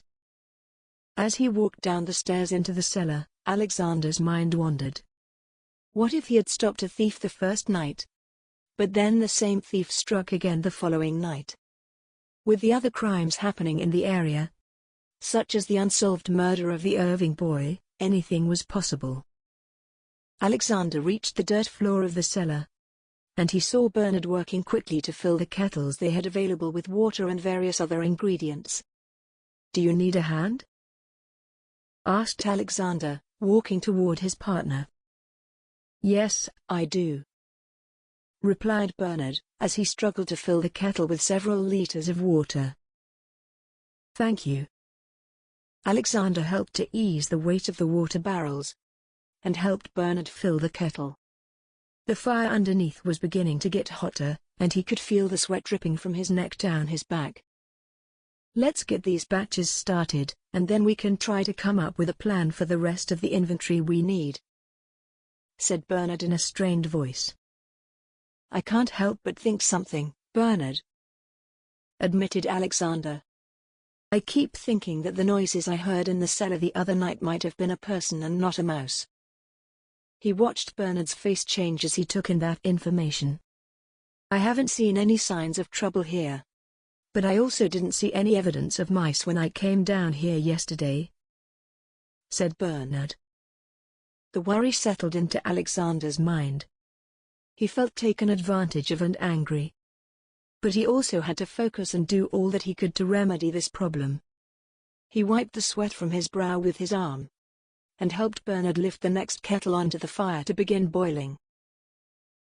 The walk toward the Duke of Farnworth's estate was long.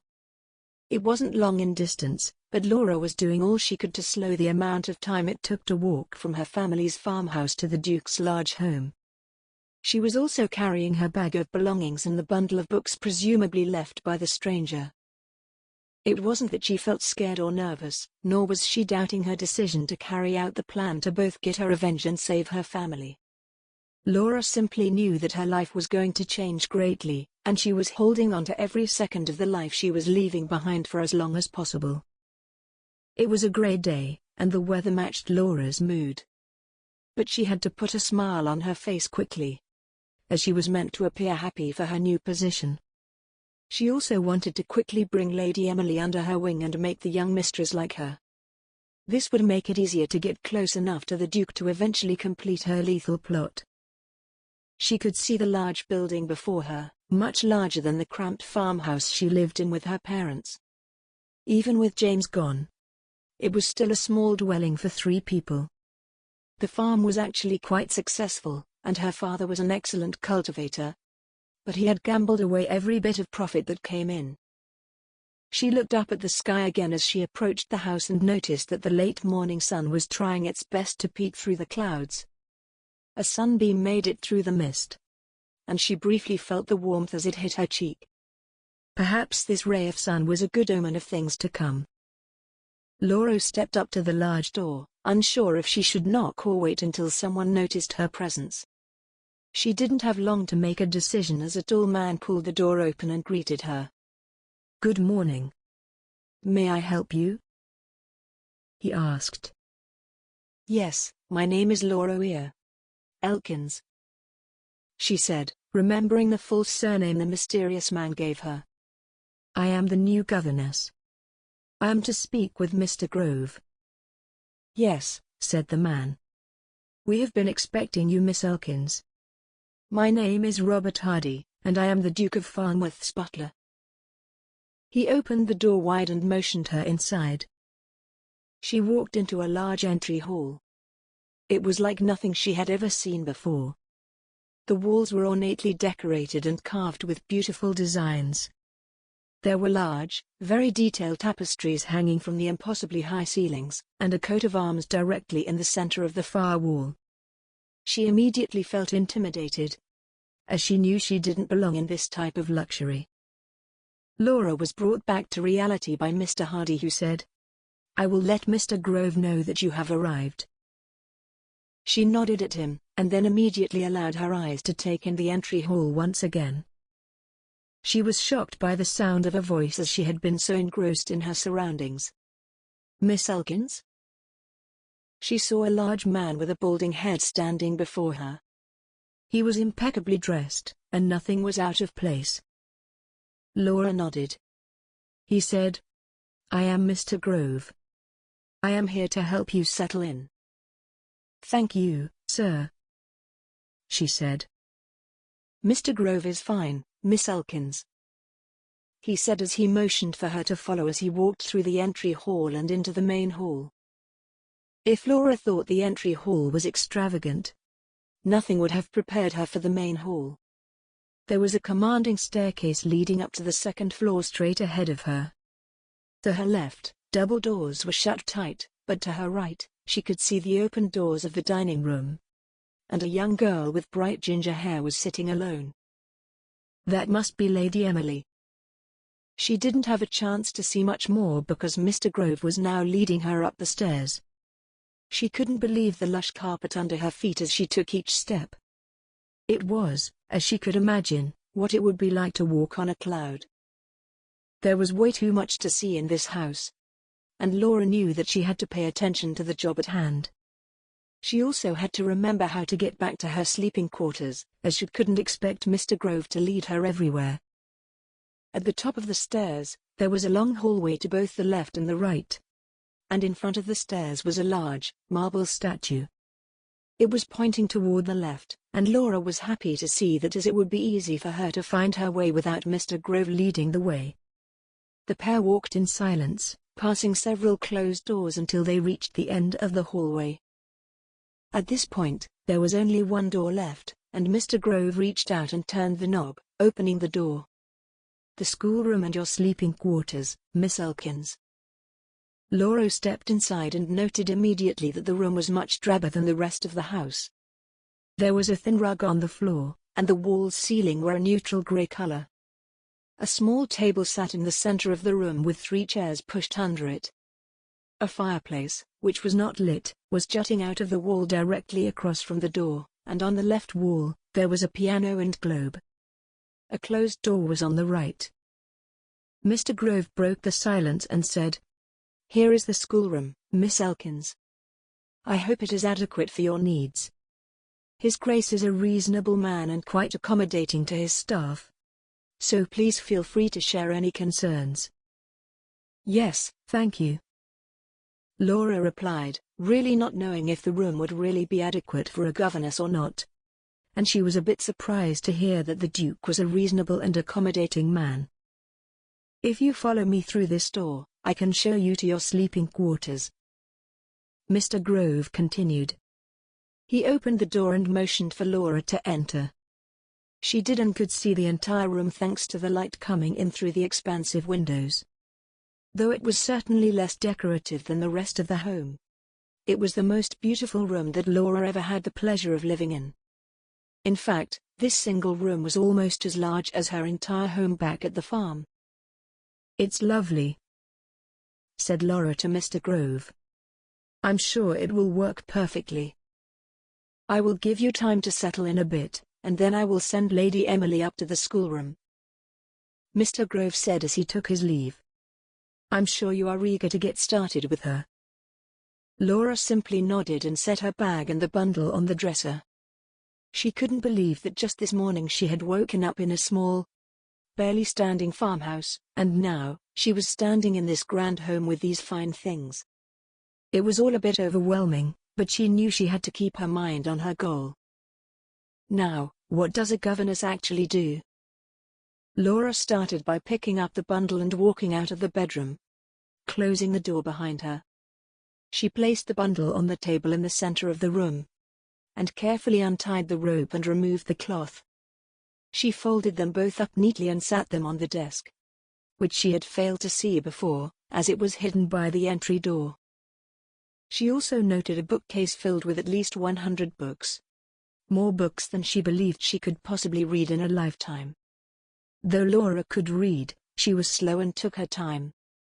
She hoped, of course, she had enough of an education to make this ruse believable. Laura walked back to the table and spread out the books that she had brought. I suppose I should have a schedule. Perhaps she would talk to Lady Emily about that when her young student arrived. Once more, Laura looked around the room, and then walked over to the large windows. She could see a smaller building in the distance. It had a chimney and smoke was flowing out of it. She then saw a man walk out carrying a large container. The man had ginger hair, just like Lady Emily. Oh! Laura's heart skipped a beat as she realized that she was looking at the Duke of Farnworth. Though she had met him yesterday, and he had hired her, she felt a bit less nervous so far away from him, so she closely watched him. She hadn't realized it then, but she could see that he had a manly physique which was more like the physique of a laborer than a duke. Though she couldn't see every detail of his face, she remembered that he was handsome. It is a shame I have to kill him. Laura continued to stare down at the Duke, who was going in and out of the building, getting lost in his movements when suddenly there was a quiet knock at the door. Chapter 7. The mid-afternoon sun was hot, or at least it felt hot thanks to the morning rain, which had made the air feel thick on Alexander's skin. He was getting tired, but there was still a lot of work to be done. He was so focused on working toward finding a remedy to their missing ale problem, that he had barely thought of Emily or the new governess all day. Bernard had come up with a temporary solution to boil more batches of ale at a time, but it involved Alexander running himself ragged carrying kettles in and out of the building to wash them. The men still didn't know what happened to their casks, nor what they would do about getting more ingredients. But at least they could use what they had on hand in the meantime. "That's the last of the wheat in the kettle that is boiling now," said Bernard as his head stuck out of the door.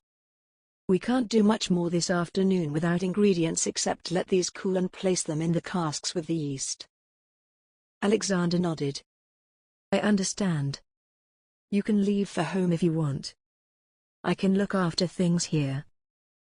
"I wouldn't dream of leaving you with this," said Bernard. Alexander smiled. He knew that Bernard was not only a good business partner, but also a good friend. Though he hadn't known Bernard as long as his best friend, Graham, Bernard was certainly one of his closest friends. "We will get through this together," said Alexander, finishing up his cleaning. I'm sure the solution is right in front of us. Bernard was silent for a moment, and Alexander saw that he was staring at the ground. Alexander. It really is.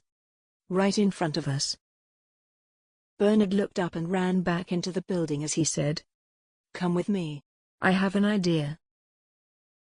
Laura walked to the door and opened it slowly. In front of her was a 10-year-old girl with stunning green eyes and long, beautiful ginger hair. Though she was young, Laura could already see that she had a mischievous look about her. "Lady Emily, I presume?" Laura said with a smile. "Yes," Emily replied. "Are you my governess?" "Yes, I am Miss Elkins," replied Laura. "Please come in. This schoolroom is yours." Emily walked through the door and looked around slowly, and then looked at Laura. "You don't look like a governess." Laura's heart sank as soon as Emily uttered those words. Does she already know? Emily continued. "My former governess was old and had grey hair. You are young and pretty." Laura took a sigh of relief, and then responded. "There are all types of women who serve as a governess, my lady." She knelt down near her young charge. "You are right. I am young, but I know I can teach you more than your old governess did. And I will try to make it fun." This got a smile from Emily. Laura was fairly certain that most governesses wouldn't ensure their students had fun. But since she wasn't really a governess, she didn't let it bother her for too long. "Lady Emily, I would like for you to sit at the table and tell me about what you learned with your previous governess," said Laura. Emily pulled out one of the chairs and sat down at the table. Laura did the same. "Her name was Miss George, and she taught me about writing and reading. We also learned about where places are on the globe, and I know French." "Anything else, Lady Emily?" Laura asked. Emily was silent, but then said, "She also taught me drawing and sewing, and to not misbehave." Laura tried to hide her smile. "All of those are wonderful things. Are there any subjects that you want to learn about that she didn't teach?" "I want to brew ale like my brother," Emily said excitedly. Laura smiled again. Emily was a very sweet child. "I don't know much about brewing, Lady Emily. But I do know that you are a lady, and thus, you can have someone make ale for you." Emily frowned, and crossed her arms in front of her. "Do you have something to share, my lady?" asked Laura. "Why do you want to learn how to brew ale?" "Because then I can see my brother more," explained Emily. For a moment, Laura didn't know what to say. She had come into this home seeing red, and she had no thoughts about what the death of the Duke of Farnworth might mean to others, including his sister. "Is your brother your only family, Lady Emily?" Emily nodded. "Well, sometimes Uncle Bernard and Aunt Louisa visit, but they aren't really my family. I just call them that." Emily then smiled and said, "Uncle Graham comes too, and he always brings sweets and gifts." "I see," replied Laura. "And your parents?" "They died when I was a babe," said Emily. "I never really knew them. I only ever had my brother, but he's very busy working, so I don't see him a lot. I thought if I learned about brewing, I could see him all the time." Laura certainly felt for the young girl. It must be difficult for her to grow up without a lot of affection or the love of a family. At the same time, however, this brother, who Emily seemed to look up to so much, was a murderer, and he had killed Laura's brother. Already the wheels were turning in Laura's head. "Can I really do this?" "I understand, Lady Emily," acknowledged Laura. "I can see how that would be very difficult for you. Perhaps your brother will marry soon, and you will have a wonderful sister-in-law." Though Laura knew this would never happen if her plan was successful, she wanted to make sure the girl liked her. "Yes, I hope that will happen," said Emily. But my brother doesn't seem interested in marrying. He's only interested in his ales. Lady Emily, I'm sure your brother only wants what is best for you. And for now, it's to become educated," said Laura. "Shall we begin with your reading lesson?" Alexander quickly followed Bernard into the brewery building. "What are you thinking, Bernard?" "Well, have you ever had ginger beer or spruce ale?" asked Bernard excitingly as he turned to look at Alexander. "Ginger beer, no, and I don't know what spruce ale is," acknowledged Alexander. The truth was, he was an excellent brewer, but he generally tried to stick with traditional ales and brews. Even the stout recipe he had recently tried wasn't quite new in the eyes of the public. Bernard chuckled. "You have to get out there with the people, Farnworth." He ran into his small office and started shuffling through papers. "I know it's here somewhere." "What's here?" questioned Alexander, who was puzzled by Bernard's actions. "I have some correspondence here. All about how new and exciting ales, like spruce ale, made with the buds from pines, are high in demand." Bernard continued to search, but then stopped and turned toward Alexander once again. "Here's my idea," Bernard said. "We take the ale that we have made today, and age it as we normally would. We also have a bit stored away that we can use." Alexander nodded, still wondering what Bernard's great idea was. "Then, starting tomorrow, we can start making other ales, like spruce ales and ginger beer." Alexander's eyes widened. There were pine trees all over this land. Hundreds, perhaps thousands of pines, each with buds growing right this second. "Bernard, this could work. This could save us," Alexander exclaimed. "You are a genius, friend," Bernard continued with excitement in his voice. "We can go out tomorrow and start collecting buds from the pine trees. And we can even send Lady Emily and Sarah out." "She would love that." "Yes," said Alexander, but then he went silent. "Laura. Wait. Emily's governess started today. She will have lessons tomorrow. She can't go collect pine buds for us." Bernard's face fell slightly. "I'm sure her lessons are important. But since it's only the first day that the governess has been employed, perhaps she wouldn't mind if Lady Emily took a couple of hours out of the daily lesson to help gather pine buds. I can ask her tonight. I haven't formally welcomed her yet, so when I do, I will make sure to talk to her about tomorrow." Alexander's mood brightened considerably. "I am sure it won't be a problem. I can also talk to Grove to see if he has extra staff that he can spare tomorrow from the house to work in the brewery. We will surely need a lot of buds if we are going to make this a success. But it's the best idea we have right now," said Alexander.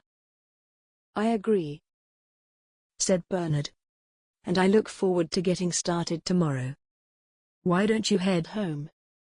You have had a long day out in the sun." "I will lock up." Alexander couldn't argue with that. His body was sore, and he was still rather sweaty. He also felt the need to look his best when he spoke with Miss Elkins later in the evening. "Good night, friend, and thanks for saving our brewery," he said with a smile. Bernard smiled back. And Alexander walked out of the office door, and started to make his way to the big house. As he walked, he glanced up into the windows of the second floor. And he swore that he saw someone looking out before they quickly disappeared. "He saw me." Laura quickly moved her body away from the window. She had been staring down at the Duke, and she was certain that he saw her doing it.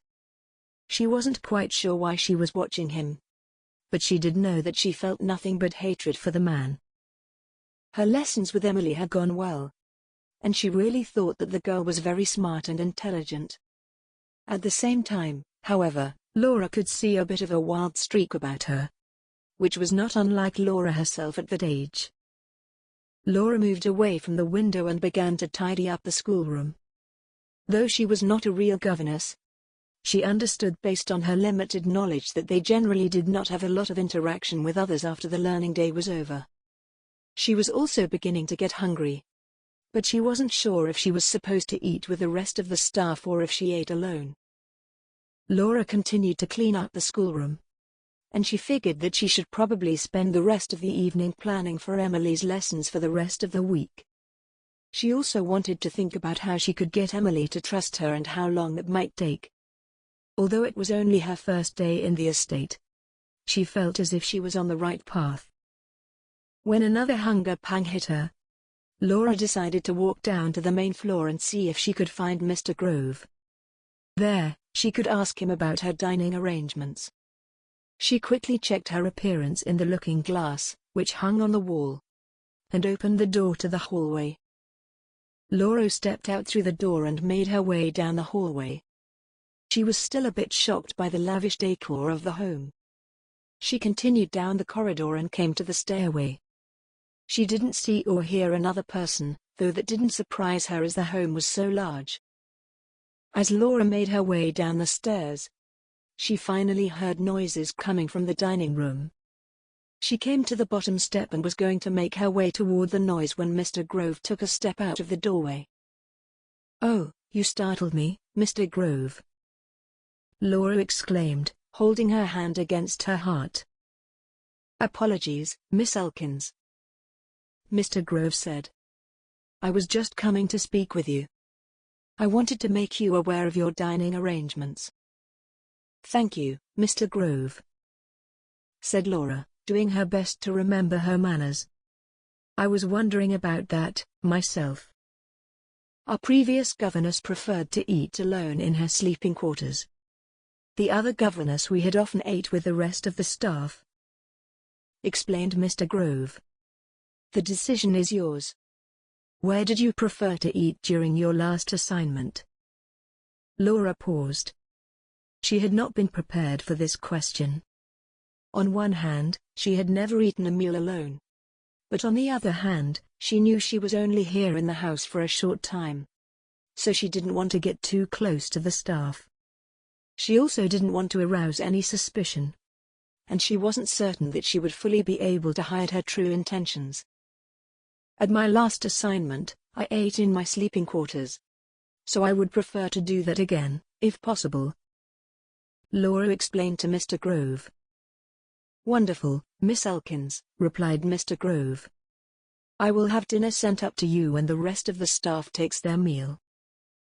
"Thank you very much, Mr. Grove," said Laura, hoping that the meal was sooner, rather than later. "Are you settling in well, miss?" asked Mr. Grove. "Yes, I am. Thank you for asking," replied Laura. "And was Lady Emily well behaved during her lessons?" Mr. Grove inquired. Laura nodded. "Oh yes. She is a very intelligent child. I am looking forward to continuing lessons with her tomorrow." "Wonderful," said Mr. Grove with a smile. "His Grace will be pleased to hear that." At that moment, the Duke walked through the entry hall and approached Laura and Mr. Grove.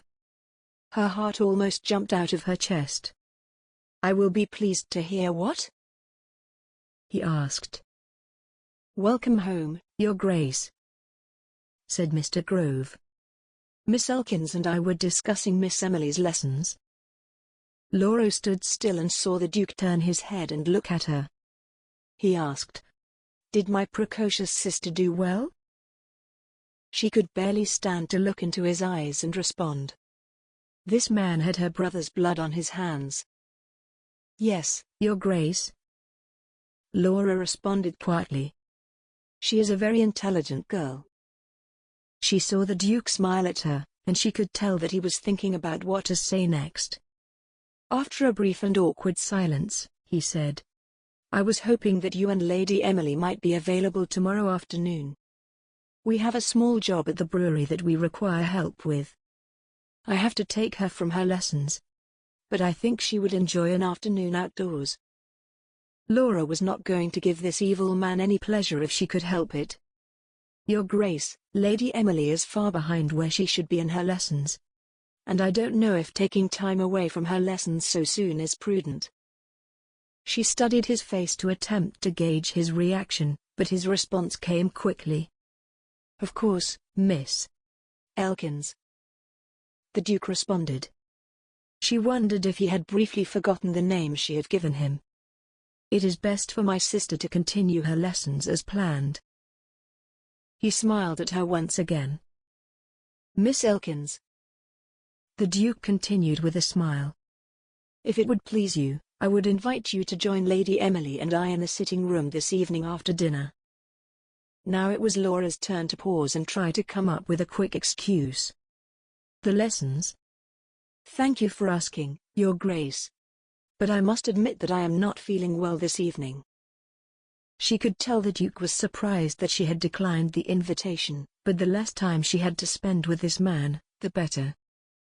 Perhaps another time then, the Duke said to her. Yes, Your Grace. Laura responded, and watched as he turned and walked away, slightly shaking his head. She looked at Mr. Grove, who had witnessed the entire conversation, and said, I hope that was all right. I do feel as if I need to rest. Mr. Grove looked at her and smiled. His Grace is an agreeable man and was only trying to make your transition here easier. I assure you he has taken no offense. Laura sighed, and said, Thank you, Mr. Grove. I must return to my sleeping quarters. Mr. Grove nodded, and Laura turned and began walking up the staircase. After the exchange with the Duke, she wasn't going to solely focus on her lessons. She was also going to make plans for a murder. Chapter 8. Alexander was puzzled. He had gone out of his way to make Miss Elkins feel at home here. Yet she was very cold toward him when he spoke with her only moments ago. He didn't know if he was trying to impress her or welcome her when he asked her to join him later in the evening. But he couldn't help but think about the cross look on her face when he did. At the same time, there was a part of him that couldn't stop thinking about those adorable freckles and her striking hazel eyes which contrasted with her dark hair. I have to stop thinking like that. Alexander had never been a man who was completely distracted by the looks of a woman. But the new governess was striking to him. He shook his head as if he was trying to shake her from his mind. It was almost impossible to stop thinking of her, though. He had to do something, so he decided to head upstairs to clean and dress for dinner. At least that would hopefully distract him from thoughts of Laura. Alexander and Bernard were waiting for the available staff to meet them in the brewery offices the next day. They needed to pick as many pine buds as possible, so that they could start their spruce ale. How is Lady Emily getting on with the new governess? Bernard asked his friend. Oh, it seems as if she really likes Miss Elkins, responded Alexander, who had just gotten the woman off of his mind. And now there she was, popping into his thoughts once again. Miss Elkins? Asked Bernard. Where is she from? I don't know any family named Elkins around this area. Alexander paused and thought about it for a moment. That's a good question, Woodworth, he said with a chuckle. I know she recently worked in London, but I don't know where she is from originally. It might be on her reference papers, though. Don't you know? Bernard looked at him with a puzzled look on his face. Why would I know? Alexander thought about it for a moment. Didn't you send her to me? Bernard shook his head. No, I didn't send anyone named Elkins. Though, I did tell several people I met to spread the word. So I'm guessing that she heard about the opening from someone else. Odd, said Alexander. I thought she said that you had sent her, but honestly, my mind has been distracted by this brewery issue. So I must have misheard her. Well, it doesn't matter at this point, said Bernard. She's there now, and she's legitimate, so that's all that should concern you. You are correct, Bernard, agreed Alexander. And are you getting along well with her? asked Bernard with a coy smile. Alexander couldn't help but smile, but then shook his head. I'm afraid that she doesn't seem to like me much. Why is that? Asked Bernard. I don't know, but she was quite cold toward me last night, explained Alexander. Well, I'm sure that you can work your charm with her, and turn that around, said Bernard. Alexander chuckled. She is there for Emily, not me. Bernard laughed. I have known you for a long time, friend. Is there something about this governess that has caught your eye? He said with a bit of concern that Alexander could be developing feelings for a member of his staff. Alexander shook his head. No. You are wrong on this man. Is he? After a long day organizing his large workforce in collecting pine buds and other herbs, Alexander was exhausted. He sat in the sitting room following dinner, and slowly sipped on a glass of wine. He was hoping that the warming liquid would have a positive effect both on his aching joints and his mood. Once again, he had tried to engage Miss Elkins in conversation when he came home from the brewery. And once again, she was cold and uninterested in his attempt at conversation. Though she was showing no interest in getting to know him, Emily was very obviously enamored with her new governess.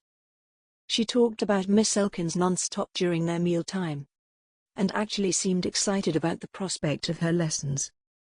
This, Alexander was quite thankful for, even though the woman didn't show much interest in him. After finishing his glass of wine and relaxing a bit, Alexander was ready to head to bed for the evening. He placed his empty wine glass on the table and rose from his chair.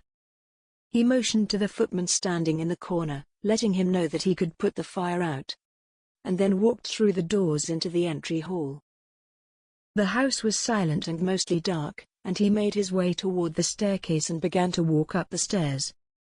As he reached the top and turned the corner, he walked right into a figure that was walking toward him. In the dark, it was hard to tell who it was, but he could feel that the other person had fallen backwards, and he quickly brought himself down to the ground to aid them. I'm so very sorry, Alexander said as he reached his hand out. The light from a nearby lamp was just bright enough that he could make out the features of a face. It was Miss Elkins. No, it was my fault, she said, struggling to stand. I should have brought a lamp with me. I'm so clumsy. Here, said Alexander, now standing and reaching down to her. Let me help you up. I can help myself, Your Grace. The woman fired back quickly, though he could tell that she was in pain from the fall. As she winced as she pulled herself up. For a moment, he was taken aback at her rude response. Are you all right, Miss Elkins? He asked. Yes, Your Grace, she said to him. I am perfectly fine. I apologize for walking into you like that. I wish you a good night. She started to walk away from him. Laura, the Duke said, following her. I'm sorry, Miss Elkins. I want to make sure you are not hurt. He said my name. Laura felt chills cover her body, though she was sure it was simply because she knew what she had to do and for no other reason. I'm not hurt, Laura said, as she continued to walk away from him, but the Duke picked up his pace.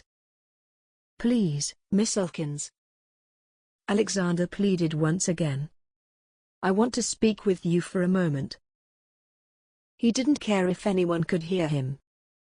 The woman stopped and turned toward him, a scowl on her face. The lamp, which she was standing near, seemed to create a halo of light around her, which accentuated her breasts through her thin dress. His mouth went dry almost immediately, and he struggled to speak. Miss Elkins, Alexander said, when he found the words. I want to thank you for your work with my sister. She wouldn't stop talking about you all evening. I'm happy to hear that, Your Grace, she said to him, but based on the Duke's observations, she certainly didn't seem very happy. Do you have everything you need here? asked Alexander. I do, replied the woman. She's not much of a talker, or she just really doesn't like me. If there is anything you need, all you have to do is say the word, said Alexander. I want you to be comfortable here and feel as if it is your home.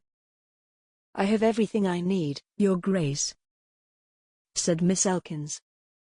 Alexander took a step closer to her and looked directly into the hazel eyes that he had been thinking about for the last few days. He reached out and held her arm, to stop her from turning from him again. It seems as if we might have gotten off on the wrong foot, Miss Elkins. He could feel her body stiffen as he spoke. I want to remedy that. I must insist that you join me tomorrow evening in the sitting room after dinner. I won't take no for an answer. Miss Elkins was made noticeably uncomfortable by his touch, so Alexander pulled his hand away from her arm. Will you join me? He asked. He once again looked directly into her eyes, and he waited for an answer. He could tell that she was struggling to answer him, so he answered for her. You will join me, and I will see you then. Good night, Miss Elkins. Alexander quickly turned from her and walked swiftly down the hallway without looking back, even though he wanted to. The image of her standing there looking at him might be too much for him to take in. He had to finally admit to himself that he was smitten with the new governess. If you like our channel, please subscribe and make sure to click on the bell icon, so that you won't miss any future audiobooks we'll upload for free each week on YouTube. Chapter 9.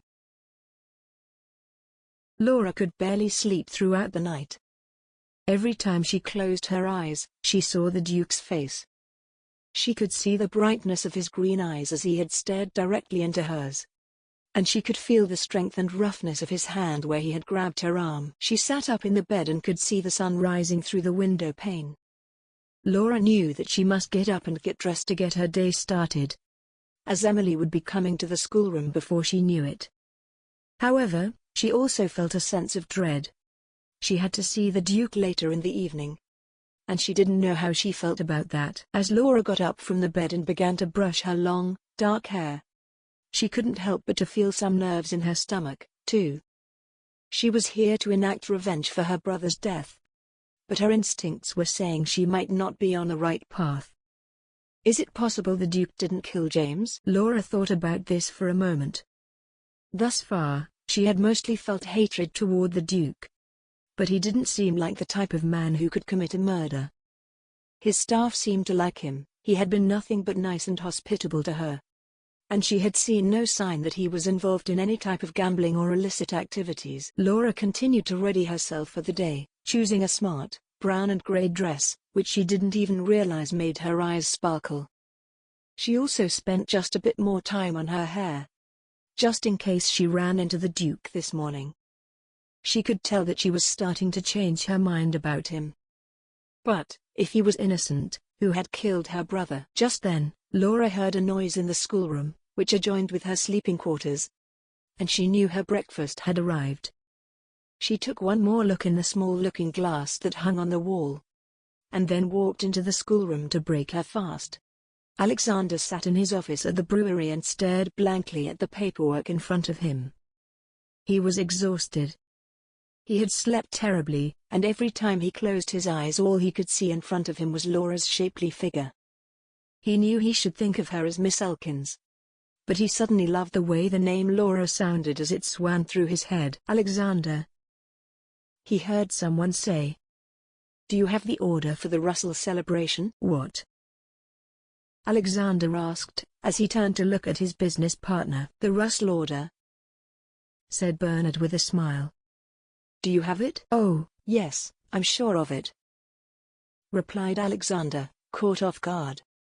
It is in this pile of paperwork, here. Alexander began shuffling through the papers on his desk.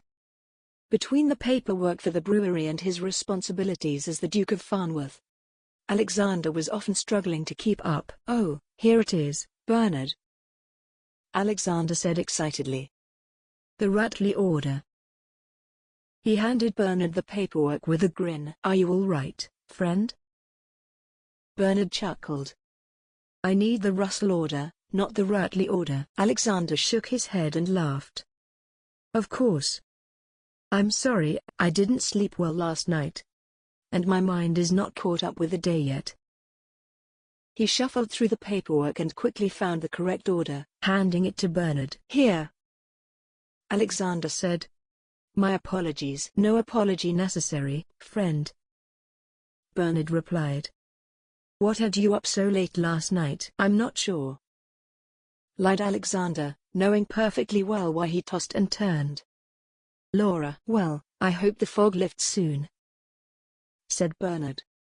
We have to finish all of the vats off for the spruce ale, and I would like you to check in on the staff a couple of times today.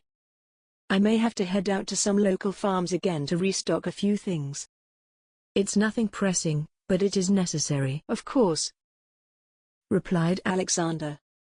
I will be here all day, and well into the afternoon and evening. The evening. That's when I will see Laura again. Wonderful, said Bernard. Are you sure you are all right? You aren't sick? You look distracted. Oh no, said Alexander defiantly. I am perfectly fine. Just tired. Very well, Bernard said as he turned around and began to walk out of Alexander's office. I'll let you know if I need anything else, he said, as he walked out the door, closing it behind him. Alexander sat at his desk and released a sigh. He was certainly distracted. And he was distracted by a certain governess who was very likely sitting with his sister at this very moment. I have to stop thinking of her and get back to work. He heard footsteps approaching the door from the hallway. Farnworth, so sorry to interrupt you again. Bernard re-entered Alexander's office. We have a bit of an issue. The day passed quickly for Laura, despite her lack of sleep. Emily was a real joy to work with, and she was very intelligent. In fact, Laura was almost having fun. Sitting in this gorgeous and stately home in a comfortable room with a high-spirited little girl was very different from her life on the farm. She had, only minutes before, bid Emily a good afternoon. And now she could spend the rest of the afternoon planning her lessons for tomorrow. It was amazing to Laura how much Emily and the Duke looked alike. They had many of the same features. And while they were so cute and becoming to the young lady, they were masculine and handsome on the Duke. Each time she looked at Emily, she couldn't help but imagine the same expressions on the face of the Duke too. It was certainly distracting. But she believed that she had given Emily no reason to suspect that her brother kept creeping into Laura's mind. As Laura sat there, the nervous feeling she had upon waking once again was felt in her stomach. She knew that after dinner she would be expected to meet with the Duke in the sitting room. Thus far, the two of them had only had brief conversations, so she didn't know what to expect. It was true that he had, at least according to the mysterious man who had arrived at the farm, ended her brother's life. However, he seemed like such an upstanding gentleman. I have to stop this. I don't believe that the Duke killed James. Alexander was a bit in shock. This cannot be true. I'm afraid it is, said Bernard in a low voice. I just got the letter when I was walking back to my office. He handed the letter to Alexander. Alexander began reading the letter. It was from Daniel Oakley, the owner of the local tavern, informing them that he was choosing a different supplier. Who is this other supplier? Alexander asked Bernard. A new brewery opened, it seems, and I knew that it had opened. But I didn't realize that it was large enough to start supplying the tavern already. In fact, I hardly batted an eye when I heard the news of its opening. Bernard replied. It seems I was wrong in that thought. Alexander frowned as he read the letter again. Do you think we can salvage this? Oakley isn't the type of man to change his mind. So I don't expect that we can. Bernard stated. We can't force him to use our stock. Alexander shook his head. No, we cannot. What else do you know about this new brewery? All I know is it is owned by John Howe, a disreputable man, in my opinion, who likes to cause trouble," explained Bernard. "He's the type who thinks nothing of starting fistfights in pubs and pulling out knives to ensure he wins. Doesn't sound like the type who would be able to own and run a brewery given how much work it takes," said Alexander. "No," agreed Bernard. "In fact, I have heard some whispers from my own staff that he may have gotten the money for this enterprise in dishonest ways.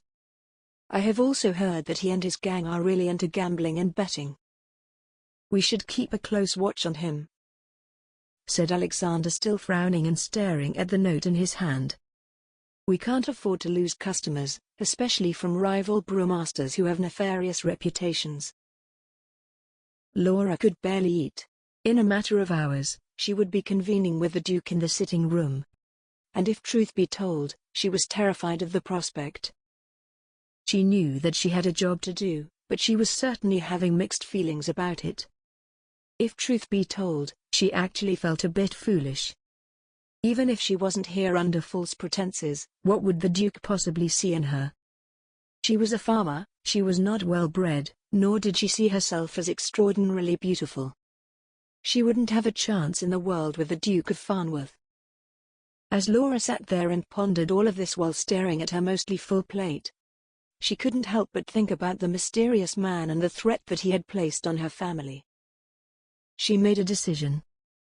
She was not going to harm the Duke. Instead, she was going to try to get to know him better, and perhaps he could help her. Alexander and Emily finished their dinner almost at the same time.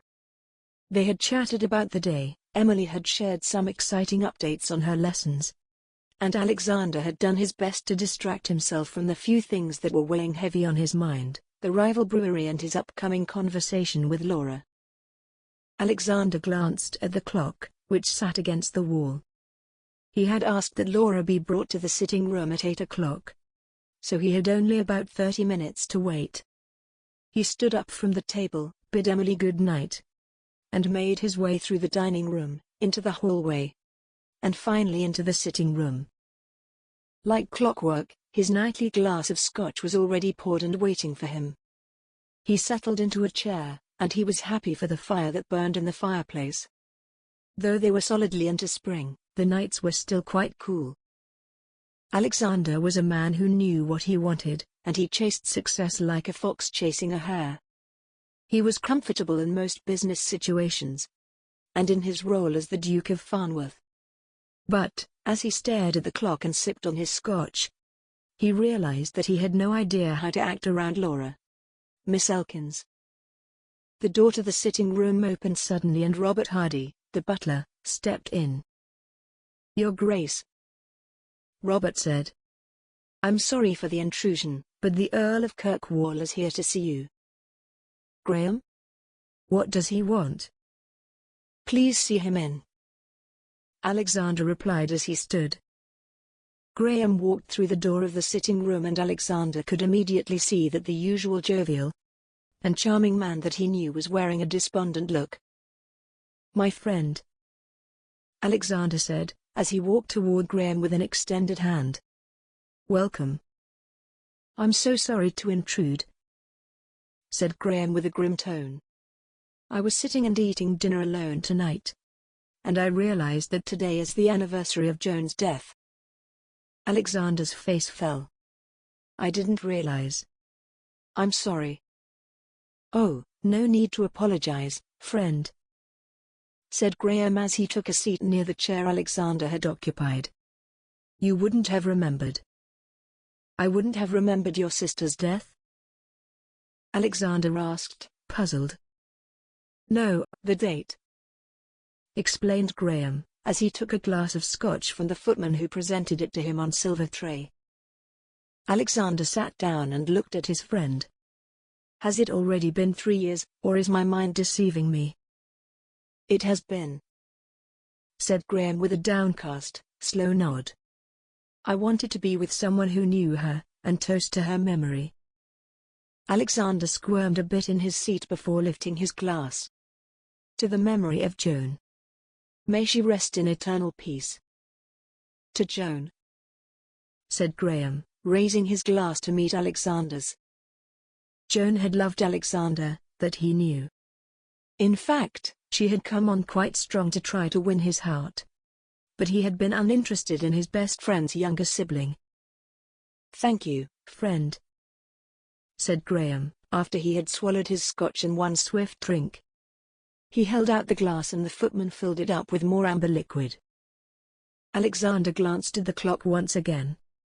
It was 5 minutes to 8 o'clock. "I am always happy to help you, friend. I hope you know that." "Oh yes," agreed Graham. "That's why I came here. I knew you would understand. I hate dwelling on it, but I do want to honor her.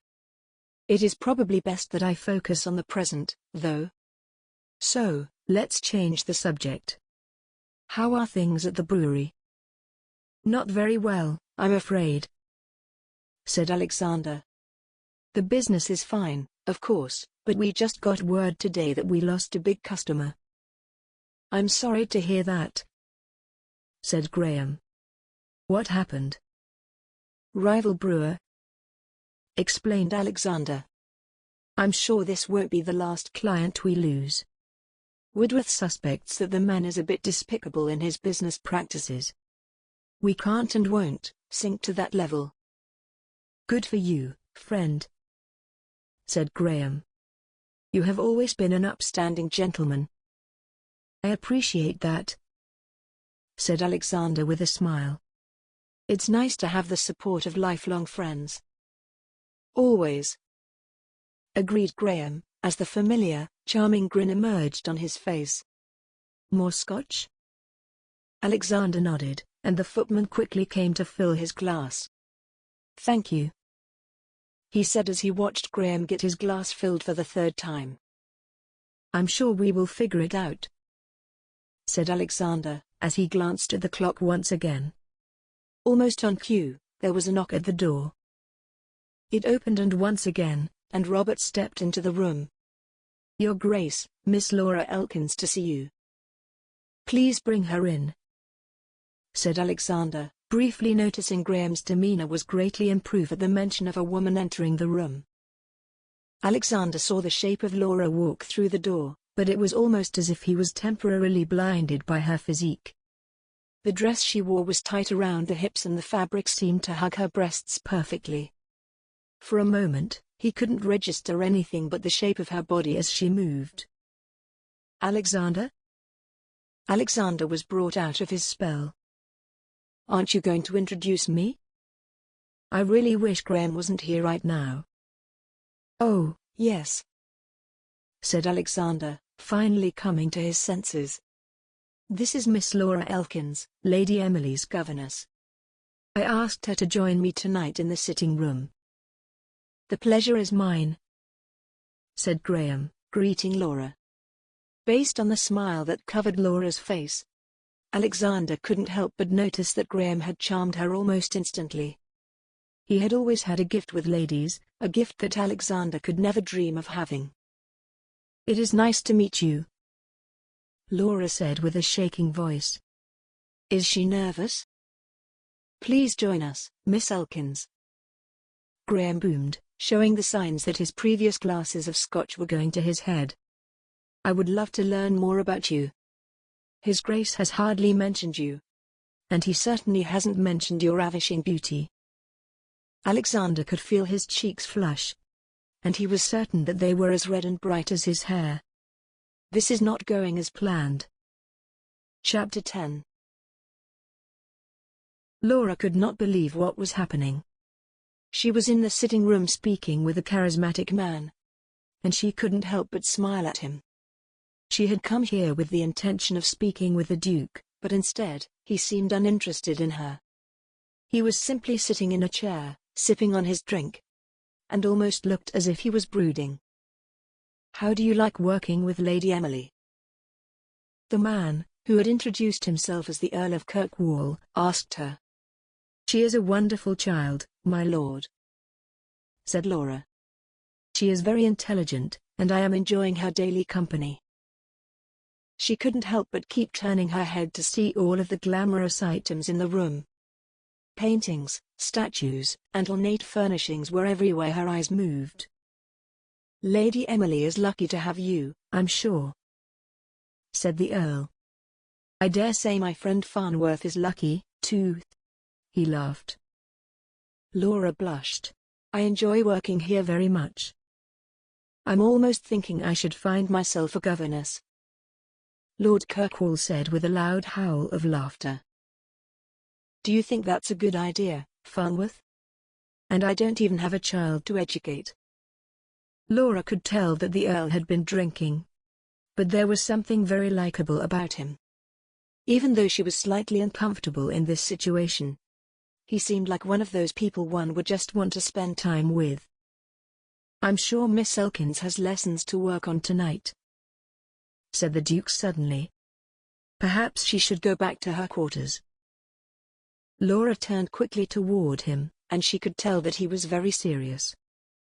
"Oh no," said the Earl. "She should just stay right here. We can use the company of a stunning beauty. I would like to see more of her. Speak more of her. Speak to her more. Miss Elkins, please come with me." Mr. Hardy, the butler, had simply appeared out of thin air and was now standing next to Laura. "Oh, yes," she said, confused as to what was happening. She stood and once again turned toward the Duke. He now had his back turned toward her. "He must be angry with me. I was too friendly." Laura followed Mr. Hardy out of the sitting room, trying hard to hold back the tears. She had been on edge all day about speaking with the Duke. And now it was over in a matter of minutes. Once they were a few feet from the door of the sitting room, Mr. Hardy turned to her. "Have a good evening, Miss Elkins." And he walked back toward the sitting room. Laura was a bit stunned. At this point, she only had two choices. She could barge back into the sitting room, or she could simply go back to her sleeping quarters. As she knew it would be extremely improper to go into a room without being invited in, so she chose the latter. Alexander was quite appalled at Graham's behavior. He also didn't like the way Laura has smiled at him. "Why am I feeling so jealous? I think it might be time to retire for the evening," Alexander said to Graham with a purposeful coldness. "Oh no," slurred Graham. "We have only just started to have a good time." "You can stay," said Alexander. "But I have work to do tonight, and I need to focus on that." "Alexander, you are a duke," bellowed Graham. "You can do work tomorrow." "That's precisely why I have to work tonight, friend," said Alexander. "I need to get out of here." "Again, you are welcome to stay here tonight, as always. But I must excuse myself for the night." Alexander didn't even wait for an answer. He quickly started to walk out of the room, with only one hope, catching up to Laura. He couldn't believe how perfect she looked tonight when she stepped into the sitting room. In fact, he felt a heat move throughout his body that was like nothing he had ever felt. He could still feel his heart beating out of his chest. He had even felt that familiar tightness in the front of his trousers when she turned just slightly and he could see the curve of her backside. Though when she started smiling at Graham, he almost immediately felt his erection subside. Alexander walked through the hallway as quickly as he dared as to not arouse suspicion from the staff. But he wanted to speak with Laura. And it would be scandalous if he went to her sleeping quarters. He climbed the stairs, skipping steps at a time, and momentarily damning the large size of his home. The lamps had already been put out in most of the estate, and Alexander was sure that he would not be able to navigate easily without a source of light. It was then, just ahead, that he saw what he believed to be the back of Laura's dress disappear around the corner. The closer Laura got to her room, the more furious she was becoming. This was supposed to be her night to talk to the Duke. And instead, a drunken earl had been there and made her feel uncomfortable. "It's probably for the best," Laura couldn't even imagine why she was so upset by this. She walked more quickly and almost thought that she heard someone walking behind her. But as she turned, she couldn't see down the dark hallway. So she kept walking. Laura was almost to the door to her bedroom when suddenly she felt a strong hand around the top of her arm. As she turned her body around quickly, she could tell that it was a man who grabbed her. And at first, she thought that the Earl had followed her upstairs. However, as her eyes focused in, and thanks to the dim light from the moon shining through a window, she could tell that it was the Duke. "Your Grace, you frightened me," Laura said in a loud whisper.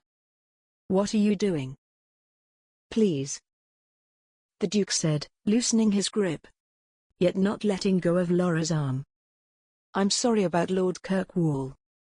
He lost his sister a few years ago, and he is not dealing with it well." "I can see that," Laura replied, looking directly into the eyes of her employer. "Are you all right?" the Duke asked. Laura noticed that his face had softened, and his grip was almost non-existent. Yet he still held her arm in his hand. His touch was electrifying to her, and she could feel the heat throughout her entire body. "Yes," she whispered. "I am fine."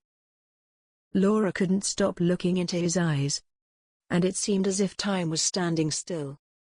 He turned his head to look down the hallway, and then turned the other way. He once again turned toward Laura, and pulled her body close to his. Laura could feel him trembling, and she was downright shaking. Her heart was beating so loudly. She was sure he could hear it. She could also feel a throbbing feeling between her legs, and her hips moved toward his as if pulled by an unseen force. The Duke's lips were covering her own before she even realized what was happening, and she felt the tip of his tongue slip into her mouth and begin to massage her own. He wrapped his strong arms around her small body, and her breasts were smashed against his hard chest. His arms, which were holding her around the waist, pulled her even closer, and she could feel his manhood stiffening against her. The Duke pulled away as quickly as he had moved to kiss her. But at the same time, it felt as if 1,000 years had passed. She was thinking of nothing else in the world but this man in front of her. And she wasn't even sure she was breathing. "Laura," the Duke whispered as he pulled his body away from hers. "I shouldn't have done that." He said my name again. "I can't believe this." "It's all right," she whispered, still longing to feel his body pressed against hers. She didn't want this moment to end. The Duke took a full step back from her and let go of her body. "We can talk tomorrow," he said, and he turned and quickly walked down the hallway into the darkness. Laura watched him until he disappeared. Her body was on fire with desire for him, and she still couldn't believe that he had kissed her like that, with so much longing and passion. She never knew that another person could make her feel like this. And I loved it. She turned around and opened the door to the schoolroom. She still had lessons to plan, which she had forgotten to do earlier since she was so focused on meeting with the Duke. But all she could think about was what had just happened. Laura walked into the dark room and suddenly a sense of dread fell completely over her. She knew, then, that she was falling in love with the Duke. However, she also knew that she was only here because she had a mission from the mysterious man who had threatened her family. Her mission, of course, was to kill the Duke, lest her entire family be killed instead. Though Laura was strong, she was filled with emotion at this moment, and she could feel the tears welling up in her eyes. She could never kill him. She was developing feelings for him. Alexander made his way back down to the sitting room. He walked slowly, allowing every moment that had passed to engrave itself into his memory. He probably shouldn't have kissed her, and that hadn't been his plan, but she had looked so desirable that his lust for her simply overcame him. There was nothing else he could do but take her into his arms and kiss her. As he walked toward the door of the sitting room, he could hear Graham inside, presumably rambling on to a footman. Robert was waiting for him to come back, and he opened the door as Alexander stepped toward him. "Welcome back, Your Grace." "Thank you," Alexander said while nodding at his butler. He then turned his attention to the other man in the sitting room. Graham was sitting on a chair holding another almost full glass of scotch. His attention quickly moved from the footman, who was engaging him in polite conversation, to Alexander. "Alexander!" Graham shouted. "Where did you go?" "I went to make sure Emily's governess was all right," Alexander replied. "You shook her up a bit." "When I see a beautiful lady, I lose all control," slurred Graham. "Wait, I thought you had to work tonight?" "I would much prefer that you avoid flirting with my staff, friend," Alexander said sternly. He wasn't sure that Graham would remember this in the morning but wanted to at least feel good about saying it. Yes, of course," said Graham, waving his hands around as if they had minds of their own. He then started laughing. "Wait a moment," Graham exclaimed. "Do you have feelings for this woman?" "Of course not," snapped Alexander. "How dare you say that?" "Oh, it seems like I have hit a nerve," replied Graham, seemingly less intoxicated. "No," said Alexander calmly. "I'm sorry, Graham. I shouldn't have snapped at you. I have just had a rough day today, and I am tired and overworked." "No need to apologize," said Graham, standing up, but wavering slightly as he stood. "I wouldn't blame you if you did have feelings for her. She is a minx." Alexander cleared his throat. "I am going to head to my chambers. Again, you are more than welcome to stay here tonight." "No need, friend." Graham waved him off as he made his way toward the door of the sitting room. "I think I will head out, instead." "Please don't leave on my account," said Alexander. "I didn't intend for you to feel like you must leave." "Please don't take offense," said Graham. "I just remembered that I, too, have business to take care of this evening. I will speak to you soon." Alexander watched as his oldest friend walked out of the sitting room, still looking a bit uneasy on his feet thanks to the scotch. Alexander woke up refreshed and the happiest he had been in years. Every time he thought of Laura's face, he smiled. He was walking toward the brewery in the cool morning sun, and he couldn't get his mind off of her. Not only was she beautiful and sensual, he certainly could admit that he had feelings for her. He desired her greatly, in an almost animalistic way. Yet he also wanted to care for her. As he walked, he knew that he had to find a time to speak with her today. And the sooner, the better. Though he also had some pressing matters to handle at the brewery. So, he had decided that it was best to head over to the brewery early, take care of his business, and then speak with Laura after her lesson with Emily. Alexander walked through the door of the brewery and greeted his staff with a smile. It felt as if he was walking on air as he took steps toward his office. He opened the door and stepped inside. And even the pile of papers that greeted him on his desk was not enough to dampen his mood. "Alexander," came a familiar voice. "Are you in here?" "Come in, friend," Alexander said, as he turned toward the door that Bernard was walking through. "Oh, you are in a good mood, excellent," said Bernard with a smile. "What is there to be upset about?" asked Alexander. "The birds are singing, the sun is shining, and there is just something in the air today that is making me feel great." Bernard looked at Alexander strangely before he walked over to Alexander's desk and leaned against it. "Why are you in such a good mood?" he asked with a smirk. "You can't deny that this isn't a bit unusual." Alexander smiled. "Can't a man simply be in a good mood every once in a while?" he asked Bernard. Bernard raised his eyebrows and said, "Most men." He chuckled. But, we both know that you aren't usually this happy. Alexander just laughed. Let it go, Bernard. Bernard laughed again and shrugged his shoulders. He looked at the pile of paperwork on the surface of the desk. Are any of those new orders? Probably a few, replied Alexander. I haven't had a chance to look through them yet. He felt as if he was being pulled back to reality against his will. I hope so, because I have some more bad news, Bernard said with a slight frown. I got word today that John Howe has been telling tales that our ale is making people ill. What? Alexander exclaimed with shock. Why would he do that? I don't know. Like I said before, he's not a very nice man. And he's obviously trying to take some of our business for his own, explained Bernard. Alexander thought for a second. We will have to stop this. After losing the order for the tavern, profits are going to be tight. What do you suggest? Asked Bernard. I think we have to show people that Howe's allegations are not true, said Alexander. I think we can do this in a number of ways.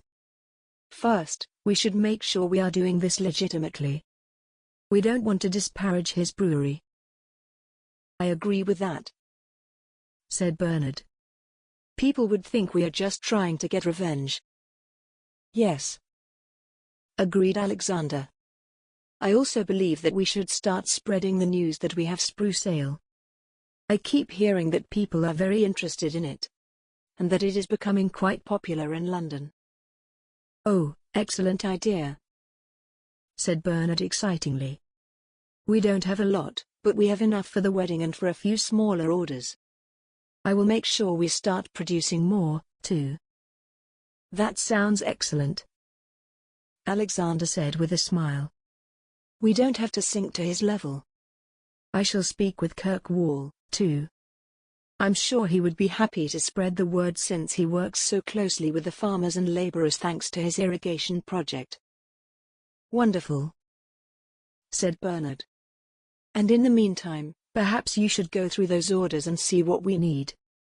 A thriving brewery never sleeps, my friend, he said with a smile. Alexander grinned back, but only slightly. I guess I have a lot of work to do before I can get back to Laura. Laura and Emily were having a pleasant afternoon. After the evening's events with the Duke, Laura had difficulty concentrating in the morning, but as the day passed, she was able to focus on her work, but she was no less happy. Even Emily had noticed her good mood. You are very happy today, Miss Elkins. I like it when you are happy. Laura smiled at her young student.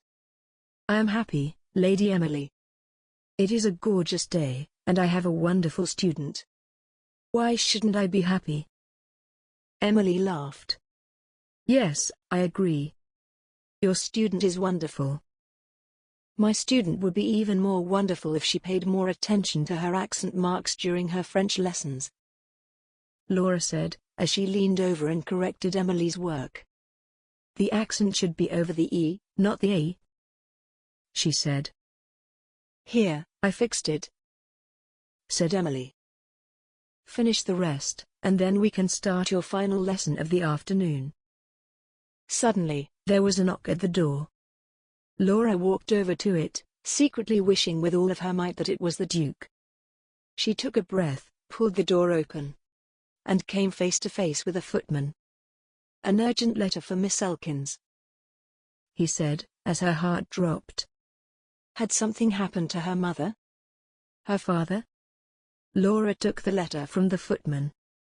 Thank you, she said, as she closed the door. She looked at Emily, who was focused on her French lesson, and then slowly turned the letter over. There was a blank seal, and the letter was also simply folded with a tie.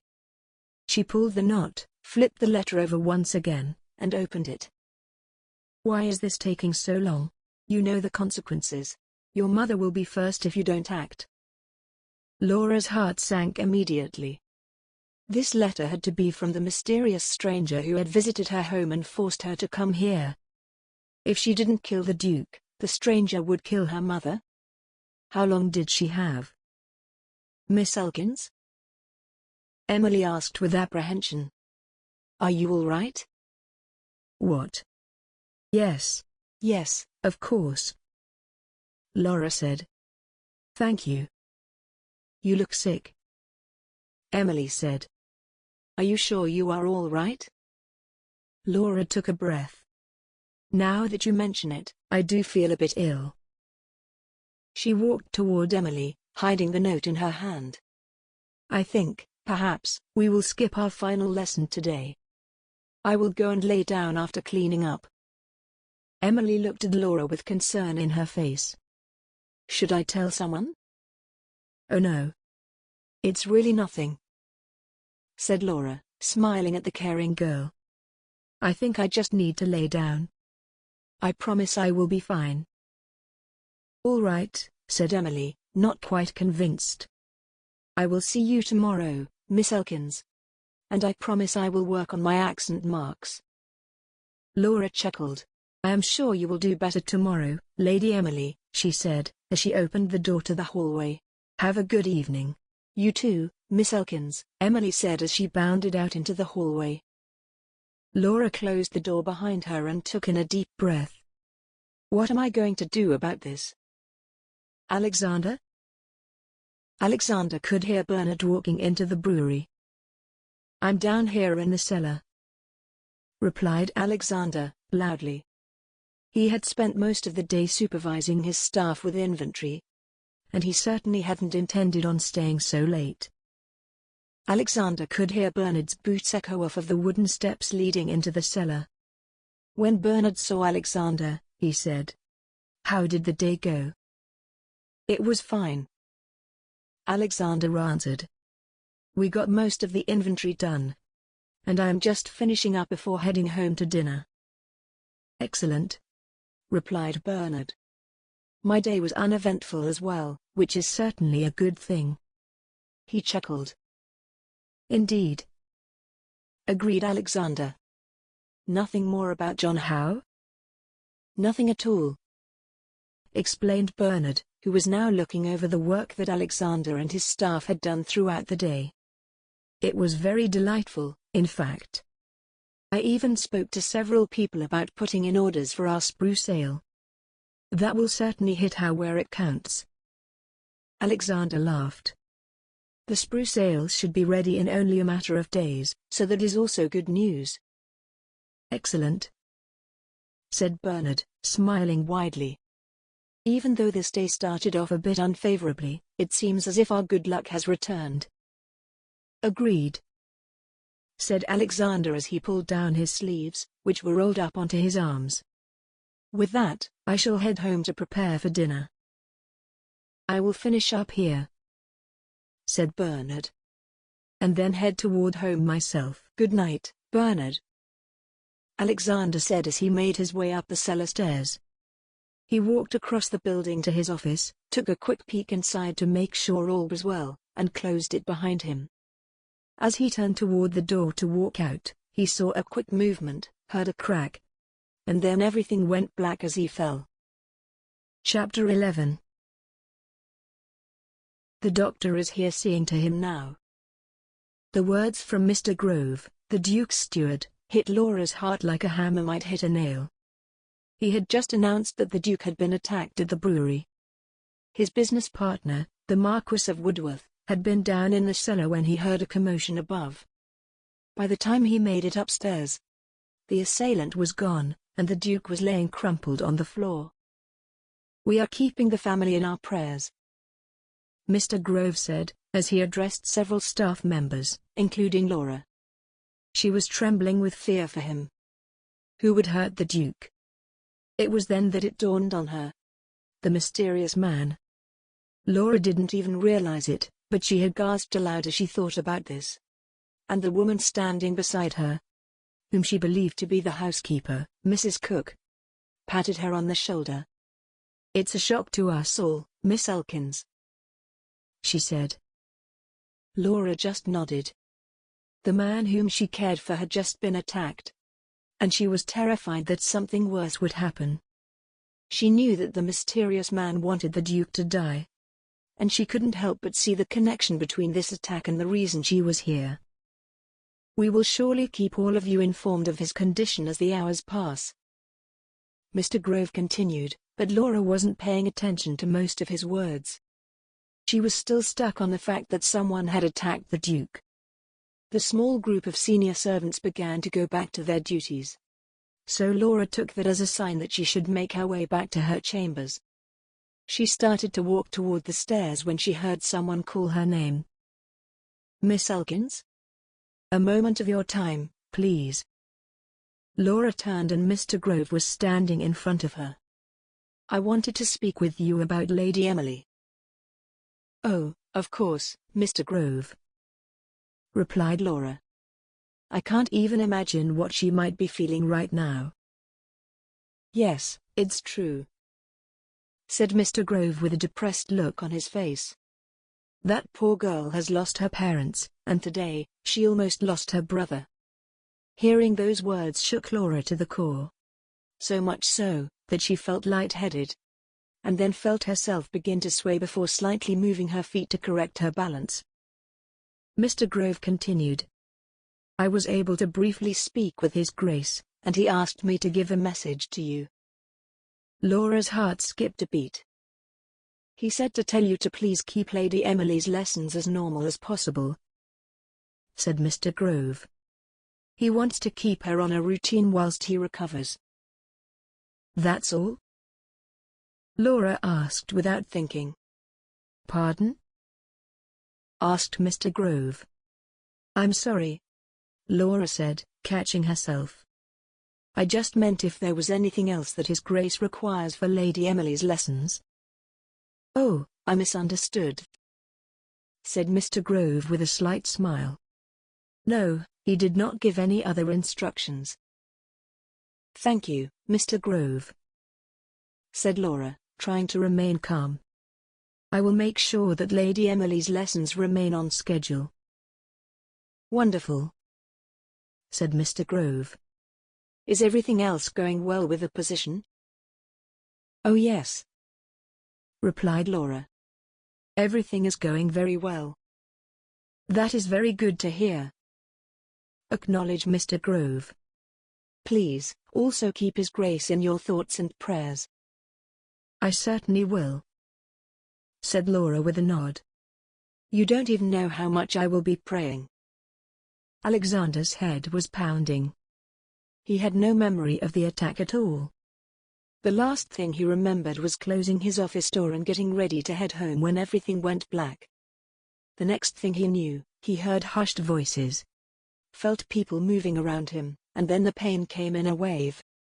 It had already been a day since the attack, and if anything, the pain was worse than it was before. He could never thank Bernard enough for raising the alarm that he had been hurt, and for quickly bringing in the doctor. It probably saved his life. The perpetrator was still at large, though some of the brewery workers had seen a man dressed in black with a dark cloak running from the scene. Alexander was laying on a lounge in the sitting room resting. Generally, he wouldn't do this, but he was in pain and the sitting room was comforting to him. Emily had been in visiting, but he had just sent her to her lessons with Laura. He heard a knock on the door and Robert walked in. "Your Grace, the Earl of Kirkwall to see you." "Please send him in, Robert," Alexander replied. "Farnworth." "Graham, hello," he said, as he opened his eyes. It took a second for the blurry shape before him to form into the recognizable shape of Graham. "Woodworth sent me a letter, and I came as quickly as I could," said Graham with concern in his voice. "I had to come and see for myself." "You don't look great, my friend." Alexander was able to chuckle. "I don't feel great, but I'm happy to be alive." "Any idea who was behind it?" asked Graham. "No," replied Alexander. "The only thing we know is that several members of the staff saw a man dressed in black running from the brewery." No one was able to identify him, however. "Too bad," said Graham, turning from Alexander and pacing back and forth. "Perhaps the other brewery owner is behind this. Did you think of that?" Graham asked. Alexander was silent for a moment, allowing the thought to process in his head. "No, I didn't think of that, but you might be onto something there. Bernard did say that this man is a bit on the immoral side." "See? What better way to take down a rival brewery than to attack its owner?" Graham said convincingly. "It sounds exactly like something a man like that would do." Alexander knew he should talk to Bernard about this. Graham was right. John Howe could certainly be behind the attack. "You know what?" said Alexander. "I think you might be right." He was always happy that he could count on Graham to point him in the right direction. "Could you do me a favor?" "Of course, friend," Graham said with a sincere smile. "Please send Robert in," said Alexander. "I need him to send a letter for me." Waiting for Emily to arrive to the schoolroom was like torture for Laura. She knew she could get information about the Duke's condition from her student without seeming desperate, which was what she was worried about if she asked a staff member. Laura was certain that the threatening note she had received was connected with the attack on the Duke, and she felt horrible about it. Unfortunately, she didn't know the identity of the mysterious man nor who was pulling his strings. All she did know was that it couldn't be a coincidence that she had received that letter the same day the Duke had been attacked. "Good morning, Miss Elkins," a sad-looking Emily said as she walked into the schoolroom. "Oh, my lady," said Laura with concern in her voice. "Are you all right?" She walked closer to her student and leaned down to look her in the eyes. "Yes," said Emily. "I'm just scared about what happened to Alexander." "I know," said Laura with compassion, as she gently touched Lady Emily's shoulder in an attempt to comfort her. "We are all sad. We all care greatly for the Duke. Did you see him this morning?" "Yes, I did," responded Emily, sitting down at the table to begin her lessons. "He looks like he is in pain." "I'm sure he does," replied Laura, as she took a seat next to her pupil. "It's a terrible thing that happened to him. He has bruises on his face and a bandage around his head," explained Emily as she pulled her history primer toward her. "And he makes a weird face when he tries to move, like he really hurts all over." Laura's heart was breaking hearing that the man she was falling in love with was hurting so much. It was all she could do to control the tears that were trying to leak from her eyelids. "I'm sure he will be as good as new in the coming days," she said to Emily, gently rubbing her back. "The doctor is a wonderful man who is an expert at fixing people." With that, Emily smiled, and looked at Laura. "Since I'm a little sad, maybe we could skip lessons today?" Laura couldn't help but chuckle. "Nice try, but you can help your brother by learning your history lesson. Think about how proud he will be when you can tell him all about Wars of the Roses." Alexander was getting restless. He had sent a letter to Bernard more than 2 hours ago asking for him to come up to the house, but he had not yet arrived. It was certainly not productive to be sitting there alone as he had so many responsibilities to take care of. But the doctor had been very strict about him resting, at least for today. After Graham had left, Alexander had spent his time having some tea and giving directions to his staff. He also had some alone time, which he used to think about Laura. He hoped that she wasn't upset at the news that he had been attacked, and he wished that he could see her. However, he also knew that it certainly would not be appropriate for them to spend a lot of time behind closed doors together, at least until they made their courtship official, which he planned to do. "Your Grace," said Robert as he slowly opened the door to the sitting room. "The Marquis of Woodworth to see you." "Finally," said Alexander. "Please send him in, Robert." I appreciate it. Robert nodded and stepped away from the doorframe, and Bernard quickly walked in and took his place. I'm so very sorry for my tardiness, friend, Bernard said, sounding out of breath. I have been trying to get up to the house for an hour now, and things down in the brewery are a disaster. Though I think everything is now under control. What is happening? Asked Alexander, clearly alarmed. It's not a terrible thing now, said Bernard with a smile, as he sat down on one of the chairs nearest to Alexander. Without a great leader in the brewery, things have just been very chaotic. Alexander chuckled and said, Great leader? I'm talking about myself, of course, said Bernard with a hearty laugh. Alexander joined in, but then Winston clutched his tender ribs, as it hurt to laugh. Bernard looked at Alexander with concern and said, All joking aside, how are you feeling? I will live, the doctor said. He replied with a smile.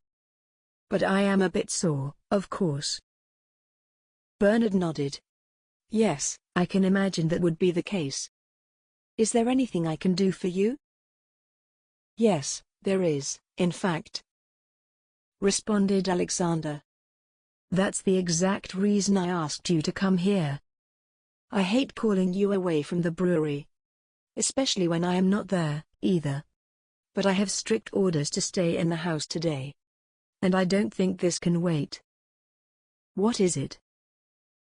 Asked Bernard, clearly interested in what Alexander had to say. I was talking with Kirkwall earlier today, and he has been clever enough to put a bit of a bug in my ear, explained Alexander. He believes that John Howe might be behind this attack. Bernard's eyes got big, and then he frowned.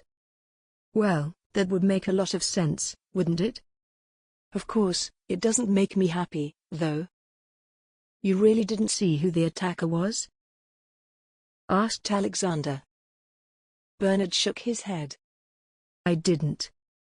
By the time I heard the commotion and made it up the stairs of the cellar, you were already on the ground, unconscious. He must have been pretty sneaky in his attack, though, because you are tall and strong. And I imagine that you would be a formidable opponent if someone couldn't take you by surprise. Alexander frowned. It was totally a surprise. I don't remember much of the event. The only thing I remember was closing my office door. And then I heard a cracking sound and felt pain. I'm sure that was the commotion I heard then, said Bernard. A couple members of our staff saw him running away, but they were not able to identify him.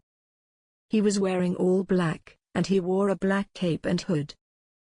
Sounds like he was trying to conceal his identity, right? Asked Alexander.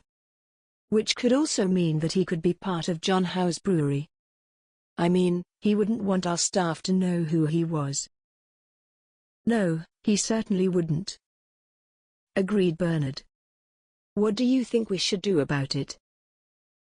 I think you, or someone you choose, should try to get some information about it, said Alexander. That's why I asked you here. You work so closely with several local families, and they might be willing to talk to you about it since they seem to trust you. That is an excellent idea, said Bernard, standing up from his chair. He looked out the window. There seems to still be enough time this afternoon to get started today, if you want me to. I do, said Alexander. I will try to make it down to the brewery tomorrow, at least for a couple of hours, and you can relay your information to me then. That is wonderful, agreed Bernard as he began to walk away. Rest easy tonight, and I will do my best to solve this mystery. He gave Alexander a big smile before walking out of the sitting room. Very good, Lady Emily, said Laura with a grin. Your French is improving each and every day. Merci, said Emily with a girlish laugh. Laura couldn't help but laugh, too. The day's mood had greatly improved from the morose start they had when they had discussed the Duke. But both of them had turned their dispositions around, and now they both felt great about the Duke's recovery. "I believe that was the last thing on my lesson list, Lady Emily," said Laura. "So you are free to go." "Do I have to go?" asked Emily. Laura was a bit taken aback, and unsure what to say. She didn't know if it was appropriate to allow Emily to stay after her lessons or not. Though, she also thought that she would enjoy her company. It would be nice to get to know her charge outside of the schoolroom. "I have an idea," said Laura excitedly. "Perhaps you would enjoy taking a walk? You could show me your favorite places around the estate." Emily's face lit up. "Oh yes. I would love to." She grabbed Laura's hand and started to lead her toward the door. The two walked down the hallway in good spirits and made their way to the stairs. They walked down to the first floor and began moving toward the front door as Emily chattered about different places she enjoyed on the vast estate.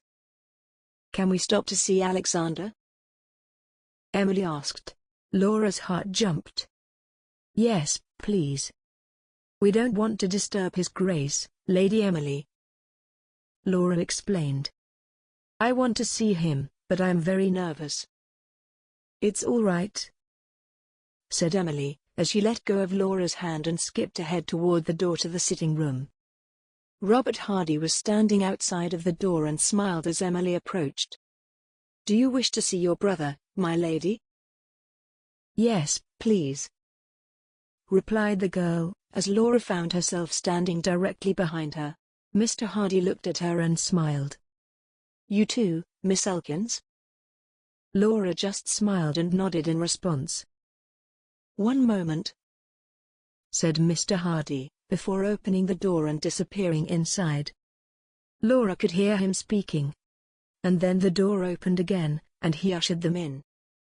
Emily ran toward her brother, who was sitting comfortably in a lavish chair. "Do you feel better?" she asked him. "Yes, Emily, I feel very well," responded the Duke with a caring tone. "It looks a lot worse than it really is." Laura couldn't help but feel compassion for him. And she was in awe of the way he treated his sister. It was so touching to see the love they had for each other. "Miss Elkins and I were planning on a walk," explained Emily. "But we wanted to see you first." "Oh really?" said the Duke, as he glanced up toward Laura with a smile. "Both of you wanted to see me?" Laura could feel her cheeks burn and blush as she looked at his dashing smile. "Yes, Your Grace," she said quietly.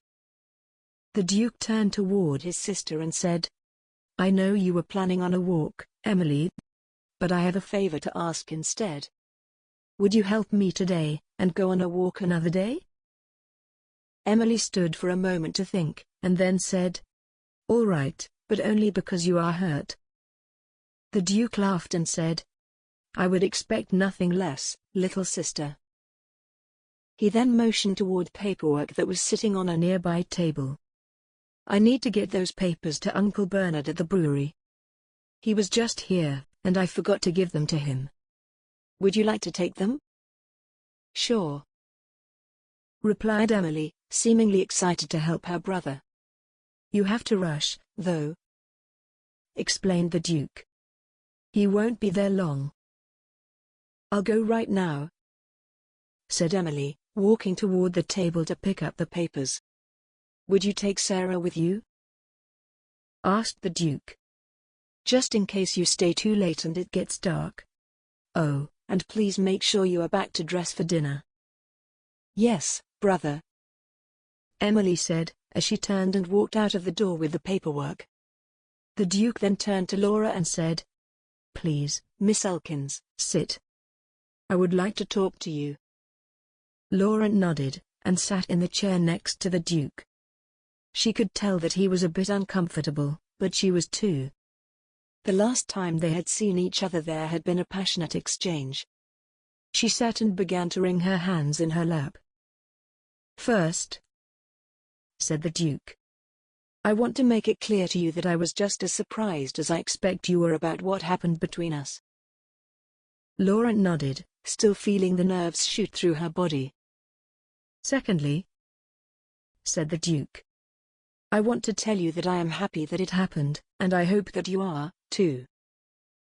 Laura looked up at the Duke and nodded before allowing the smile to take over her face.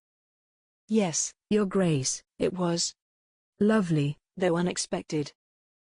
I hope that you will feel Comfortable calling me Alexander, he said. May I continue to call you Laura? I think it is a beautiful name.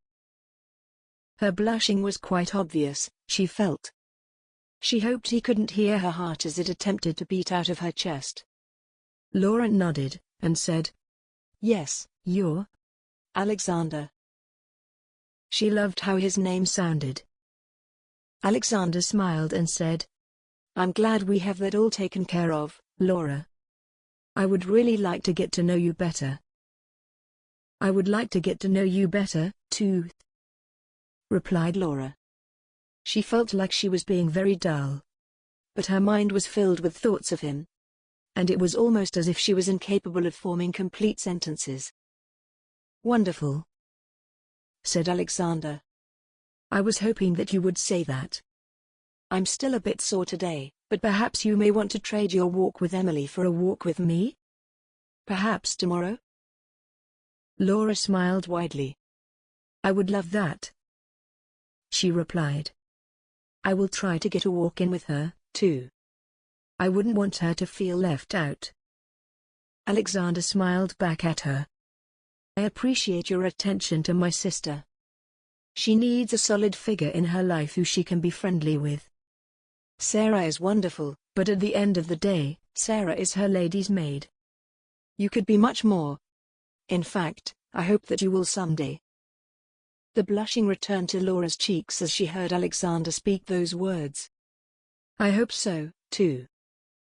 I would love to spend more time with you now, Laura, said Alexander. But right now I have to finish up a little bit more paperwork. And I know that you probably have work to do to prepare for Emily's lessons.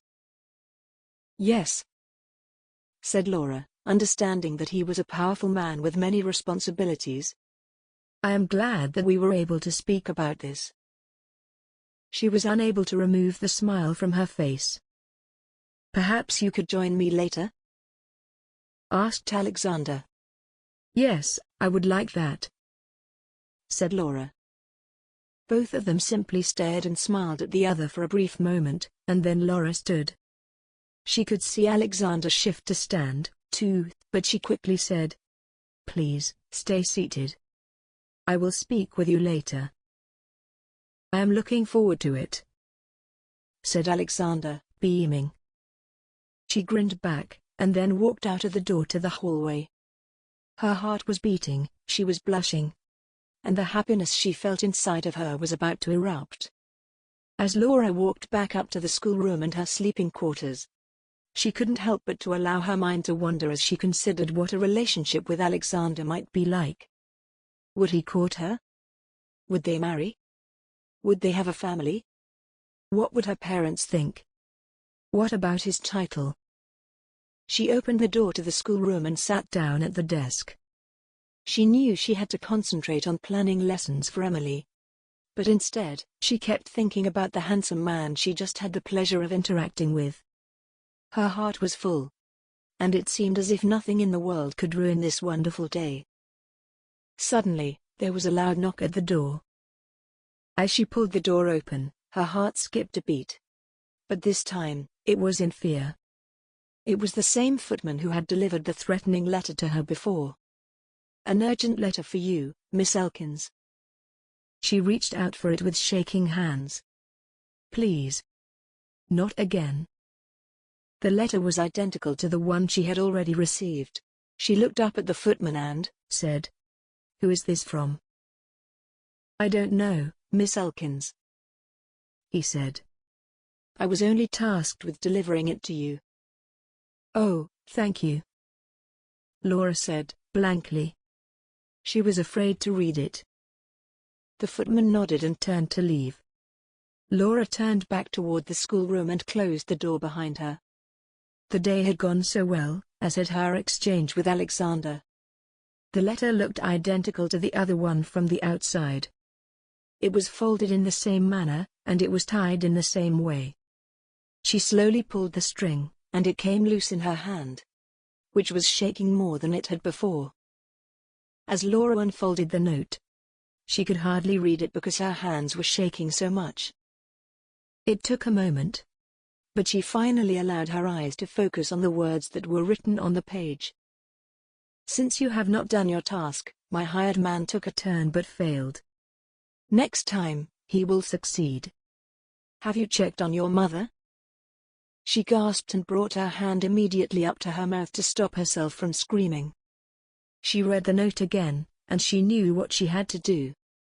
She had to tell Alexander. And she had to go see her parents. She had been gone for too many days from them. And they were certainly in danger. Since there was still daylight left, she thought that if she rushed, she could make it to her parents' farm and back, before dark. She ran into her sleeping quarters and took her wrap, as it was sure to get cooler when the sun went down. She also placed the letter into her reticule for safekeeping. She folded the wrap and tucked it under her arm, and then left her sleeping quarters, went through the schoolroom, and then out into the hallway. Laura certainly felt a sense of panic as she made her way down the long hallway and to the top of the stairs. The letter had really rattled her. And the sooner she got to the farm to see her parents, the sooner she felt that she could relax. She walked down the stairs at a fast pace, though she didn't want to show any of the staff that she was out of sorts. She placed a fake smile on her mouth as she passed a footman, and then politely nodded as a second footman opened the door for her to leave. Now outdoors, she took in a deep breath and attempted to calm herself a bit. It was approximately 20 minutes to walk to her parents' farm, so she was going to use that time to really focus on the issue at hand and figure out what to do. As she walked, she thought about the threatening letter.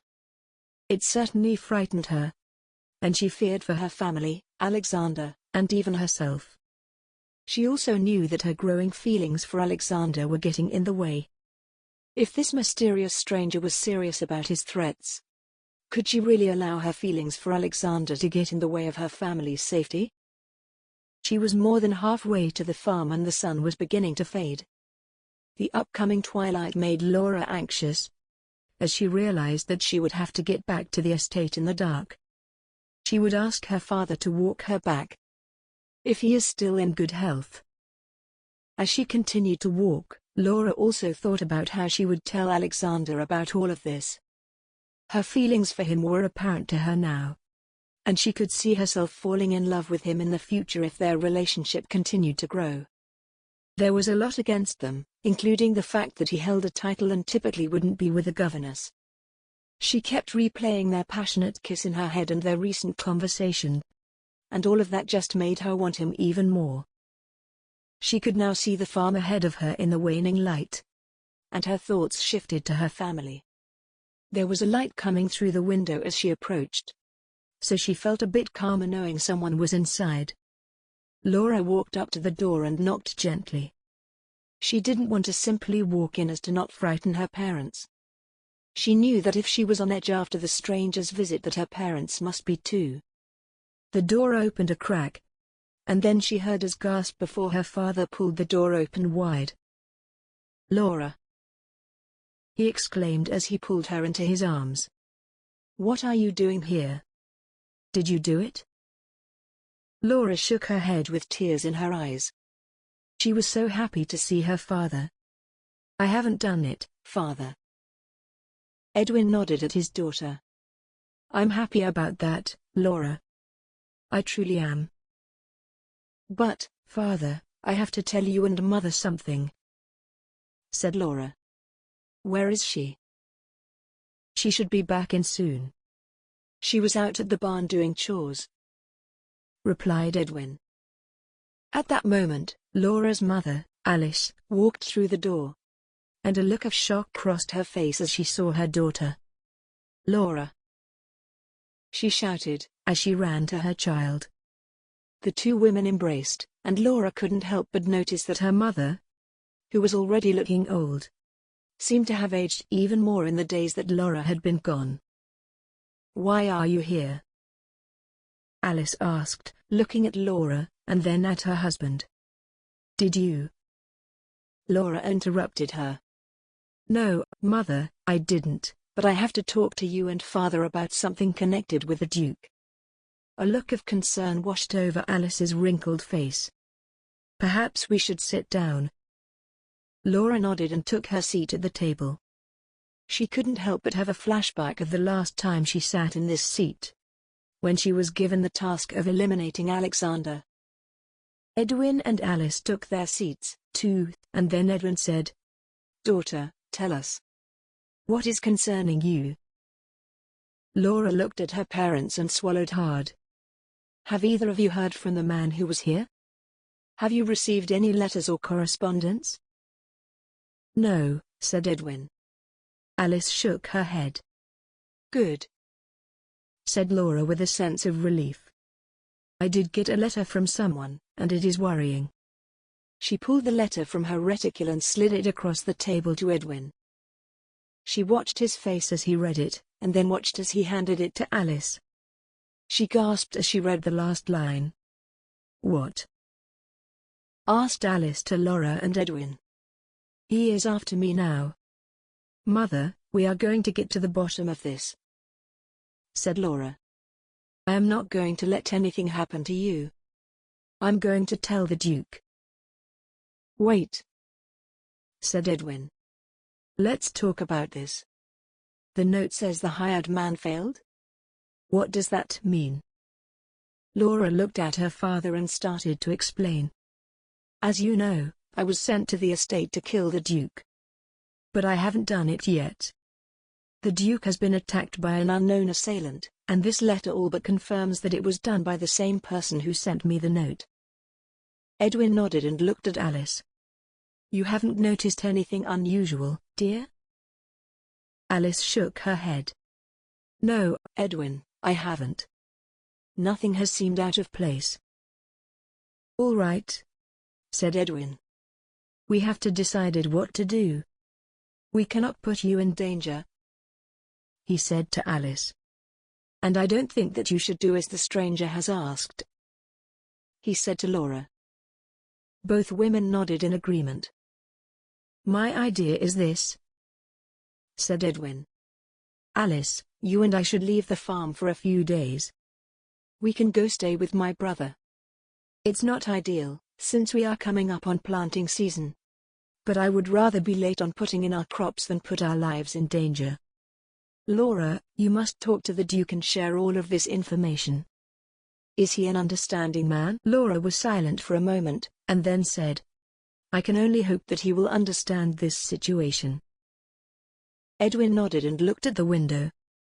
"Laura, I am going to ask you to stay here tonight. It is dark, and I think all of us are safer here." Laura knew her father was right, and she would make sure to be back to the estate in the morning to continue Lady Emily's lessons. And then later, to talk to Alexander. Chapter 12. The next day, Alexander woke up even more sore than he had felt the day before, but he had to get to work. So, he pushed himself out of bed, got dressed, had breakfast with Emily, who was delighted to see him. And now, he was slowly walking toward the brewery to talk to Bernard. Though the brewery was visible from the house, it was still a bit of a walk. And most days, Alexander enjoyed it. It was his time to be alone for 10 minutes or so, and just think about whatever he wished. Today, as he had done for several days now, he was thinking about Laura. He had to see her. It had only been a couple of hours, but he actually knew that he missed her. The sooner he saw her, the sooner they could continue to explore the relationship that was growing between them. "I will see her tonight. I know she isn't my peer, but I also know that I have feelings for her." Alexander was about halfway to the main brewery building, where his office was, when he saw someone riding a horse. And it was quickly coming toward him. In fact, he thought it was coming faster than it should be. He momentarily paused to try to get a better look at the rider. And his heart jumped. It was a man in black with a black cape and hood. The horse was coming so quickly that it was there before Alexander could even react. He saw the brown hide of the horse whip by him, and then a cloud of dust raised around him.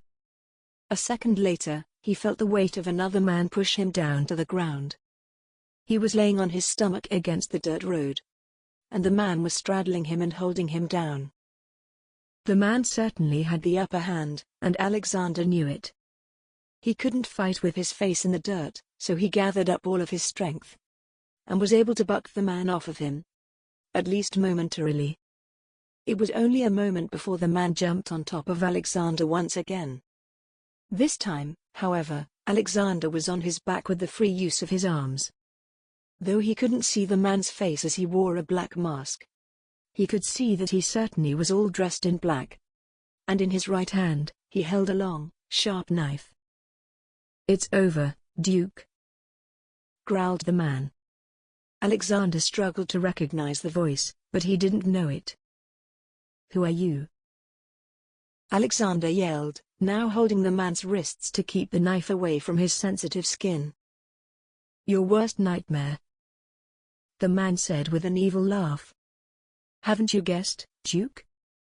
I'm the man who is going to kill you. I will not die this day." Alexander continued to struggle with the man, who was using all of his strength to brandish the knife still firmly in his hand. It was at this point that Alexander realized that he could also use his strong legs and feet, and he began kicking furiously, while keeping his hands tightly around the stranger's wrists. That was enough. He briefly kicked the man off of him and was able to scoot back a bit. The man jumped up and rushed to him, but then Alexander heard a faraway shout. The man heard it too, turned his head, and scrambled back over to his horse. He mounted it with one fell swoop and kicked it hard, forcing it to gallop at top speed away from Alexander, who was now laying on the dirt road. All he could hear were shouts, and they seemed to come from different directions. He then heard what sounded like thundering footsteps running toward him. He looked up at the bright blue sky, and he closed his eyes. That is a lot of trauma for one man to handle in a matter of a few days' time. We have to get him to wake up. Who could have possibly done this? Alexander could hear the voices all around him, but he wasn't sure who they were talking about. Was it him? He tried to open his eyes, but his whole body hurt. And he was afraid if he tried to take a look at his surroundings, that he would hurt even more. But he also knew he had to be brave. So very slowly, he began to open his eyes. He's awake. Your Grace. Alexander? Are you all right? He recognized Bernard's voice first. Bernard? He whispered. The man. Did you get him? It hurts to speak. I'm sorry, Bernard said with a regretful tone. He got on the horse and we were all on foot. Do you remember what happened? Yes, I do, said Alexander, trying to sit up, but he immediately felt dizzy and laid back down. Don't sit up, said Bernard. The doctor should be here soon. I don't want the doctor, said Alexander defiantly, now staring deep into Bernard's dark, frightened eyes. I want that man caught. We know. Bernard turned to others in the room. Alexander couldn't see who they were. There still might be time to catch him. Go get some horses from the stable and go look for him. Yes, sir. Alexander heard. He was still opening and closing his eyes, trying to get used to the light. Where am I? He asked Bernard. We are in the brewery, Bernard replied. We brought you here after you passed out. What do you want us to do? Should we contact the constable? The constable? Asked Alexander with disgust. What is he going to do about this, Bernard? I am the Duke of Farnworth. I will find this man and bring him to justice.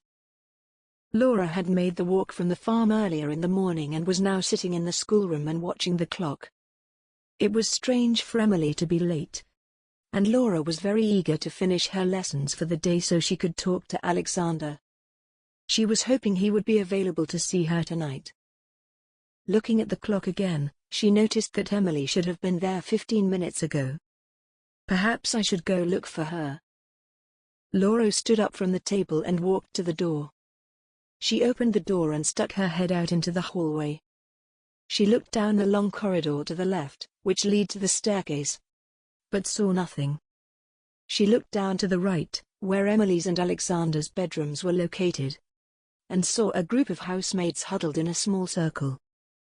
She knew that they should surely be working, but, instead, it looked as if they were gossiping. Curiosity got the best of her, and she stepped out of the schoolroom, turned toward them, and began walking down the hall.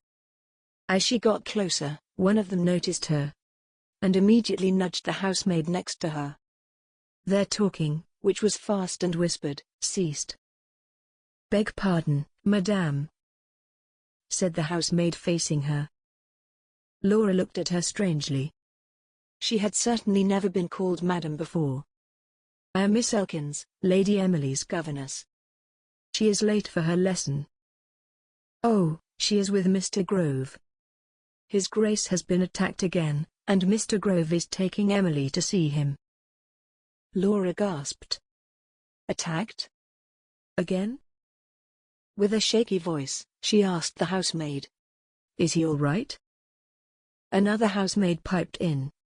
"We were told that he is, but they did not catch the assailant."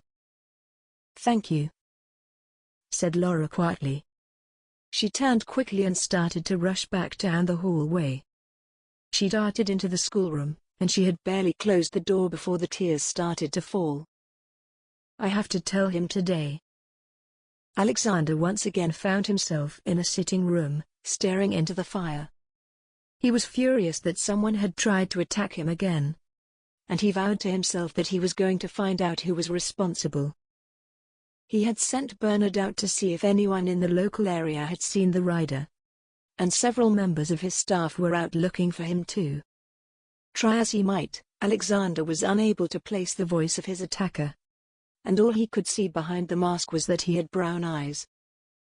As Alexander sat in the chair and fumed about being attacked, the door opened, and Robert stepped in. "Your Grace, Miss Elkins is here to see you." Alexander immediately sat up in his chair. "Please send her in." He quickly began smoothing back his hair, hoping to look his best, considering the circumstances. Laura walked in slowly, and as soon as he saw her, his heart softened, and a smile appeared on his face. She looked simply terrified, though, and he immediately knew that it was due to his cut and bruised appearance. He moved to stand up from the chair, even though the pain coursed through his body. "Please, Alexander," Laura said. "Don't get up." He nodded, and settled his body back into the comfortable chair, which seemed to hug his body perfectly. He motioned for Laura to sit in the chair next to his, and he watched her walk across the floor toward him. Her body was just perfect, and he couldn't help but feel a surge of energy make its way directly to his manhood. Laura sat down, and he could tell that she was trembling.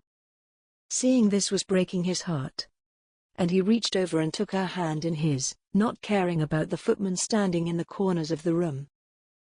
She immediately pulled back when he touched her, and he could tell that she was thinking about what to say. After a brief moment of just staring at each other, she finally spoke. "Are you all right?" she asked. "Your face is quite bruised and it looks painful." He smiled his widest smile in response and said, "I am certainly fine now that you are here. These bruises will quickly heal, and I will be back to normal in no time." She nodded and swallowed hard. "Is everything all right?" he asked. She shook her head and he could see tears in her eyes. "Please," he begged. "Tell me what's wrong." She swallowed hard, and then said, "I have to tell you something." Alexander moved closer to her. He didn't try to take her hand again, but he did want to be as close to her as possible. "You can tell me anything." Laura nodded, and then she said, "I haven't been honest with you, and it is time to tell you the truth." "What?" A look of concern immediately came over his face, and his jaw tightened. "What do you have to say?" Laura swallowed hard once again, and said, "I was asked to come here and work for you by a mysterious stranger. He came to my home one night." "What?" asked Alexander. "I thought you said Woodworth had sent you to me. Who really sent you?" Laura shook her head again. She stopped looking him in the eyes, and then lowered her head. "I lied to you." Instead of feeling love for this woman, as he did only a second ago, Alexander now felt confusion and hurt. It took him a moment before he could speak. "Why did you lie?" He could tell that Laura was struggling to speak, so he said, "Please. Tell me what you have to say." "I am not a governess. I am a farmer. My name is not Laura Elkins, either. It is Laura Irving," she said. Alexander gasped. "Wait. Laura Irving, the farmer's daughter? The sister of the Irving man who was killed?" Laura nodded, and Alexander stood up as quickly as his battered body would allow him to stand. "I don't understand," he said. "You had references. Why would you lie about this?" He could feel the hurt and confusion quickly turn to anger. "Please," said Laura quietly. "Let me explain." "Then explain," he shouted, perhaps a bit louder than he should have. "I was being threatened," she whispered. "Speak louder," bellowed Alexander, his face getting redder by the moment. "I was being threatened," Laura said aloud. "A man came to the farm and said if I didn't come here to be Lady Emily's governess, that he would kill my family." "What?" asked Alexander. "That is absurd. Why would he ask you to do this? What would he get out of it?" Laura shifted in her seat, and he could tell that she was going to tell him something important. "He asked me to kill you." Alexander quickly moved directly in front of her and said, "Kill me?" Laura nodded, and then continued to speak. "I told him I would, and he gave me the false name, the references, and information about you and Lady Emily." The fury that Alexander was feeling was incredible. How could this woman, the woman he had fallen in love with, have planned to kill him? "I allowed you to be with my sister. Alone," yelled Alexander in a rage. Laura began to cry. "Please. You don't understand." "I understand enough," shouted Alexander. "No," Laura yelled. "He said you killed my brother." "I don't care what he said to you," responded Alexander. "Coming into my home and putting my sister in danger is unacceptable." Laura buried her head in her hands and began to sob. "You have lied to me the entire time, Miss Elkins. Or whatever your name is," Alexander shouted as he paced in anger. "You are to leave my home immediately, and you are not to have any contact with Emily. Please, Alexander. It's your grace," spat Alexander back to her. "If you are not out of this house by the morning, there are going to be terrible consequences. And now get out of my sight." Laura stood and ran from the room.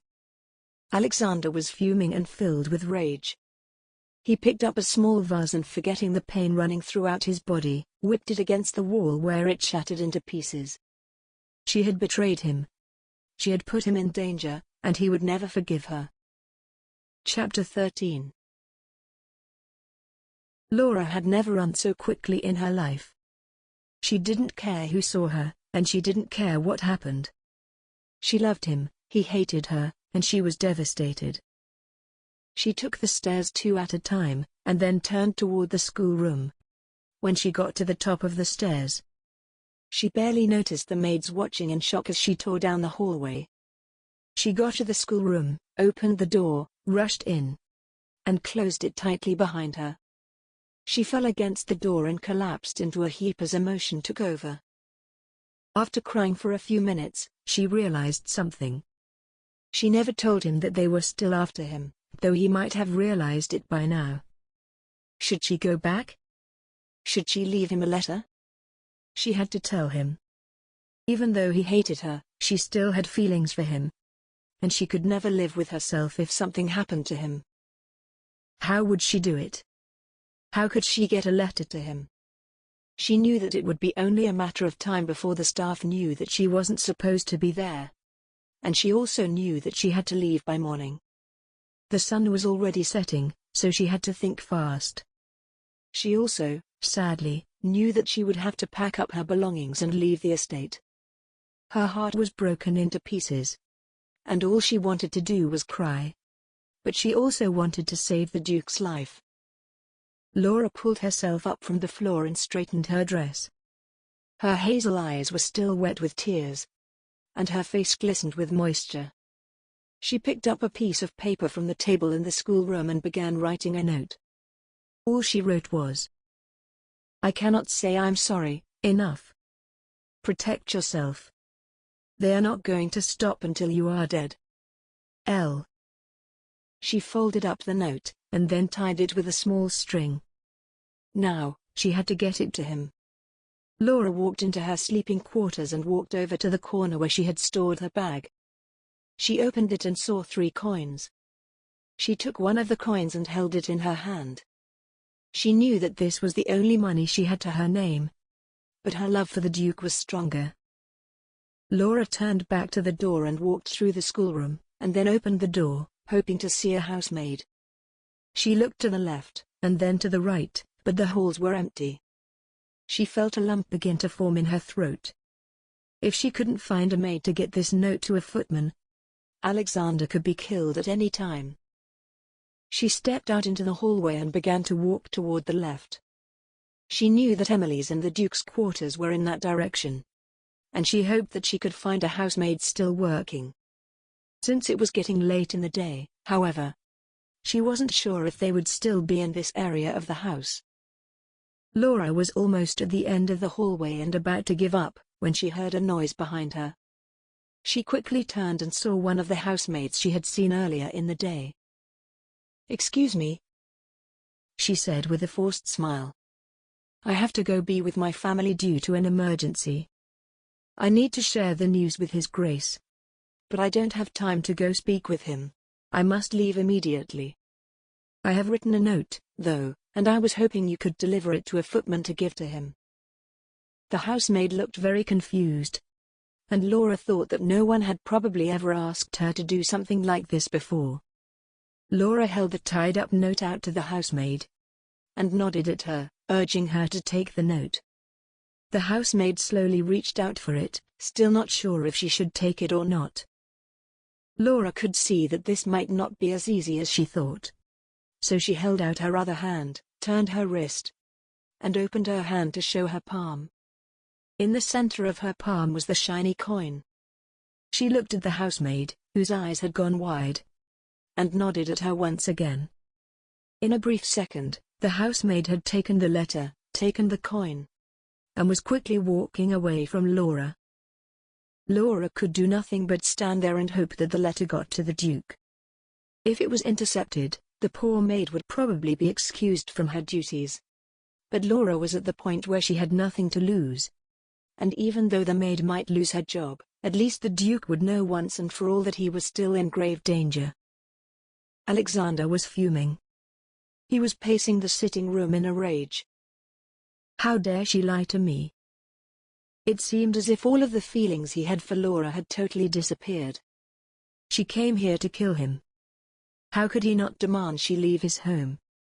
He felt that he was being very generous, indeed, to at least let her stay overnight simply because the sun was beginning to go down. And he didn't want to feel responsible if something happened to her as she made her way home. The things that had happened between them. The kiss, especially, still burned in his mind. But Alexander was so angry. He pushed the thought away. This is what happens when you fall in love. Your heart breaks and the other party betrays you. Your Grace? He quickly turned and saw Robert standing in the doorway. Surely, he had heard the shattering of the vase and come to investigate. Robert. Lord Woodworth Here to see you, said Robert, showing no sign that he had actually heard the vase breaking. Oh, said Alexander with surprise. Please send him in. Alexander could use a friend right now, and Bernard would do nicely. He watched as the door opened and Bernard walked in with a smile. Hello, friend, he said. How are you Feeling? Alexander stepped forward and shook Bernard's hand. I have been better. Alexander could tell that Bernard sensed something was amiss with him, but he didn't want to simply come out and tell him everything.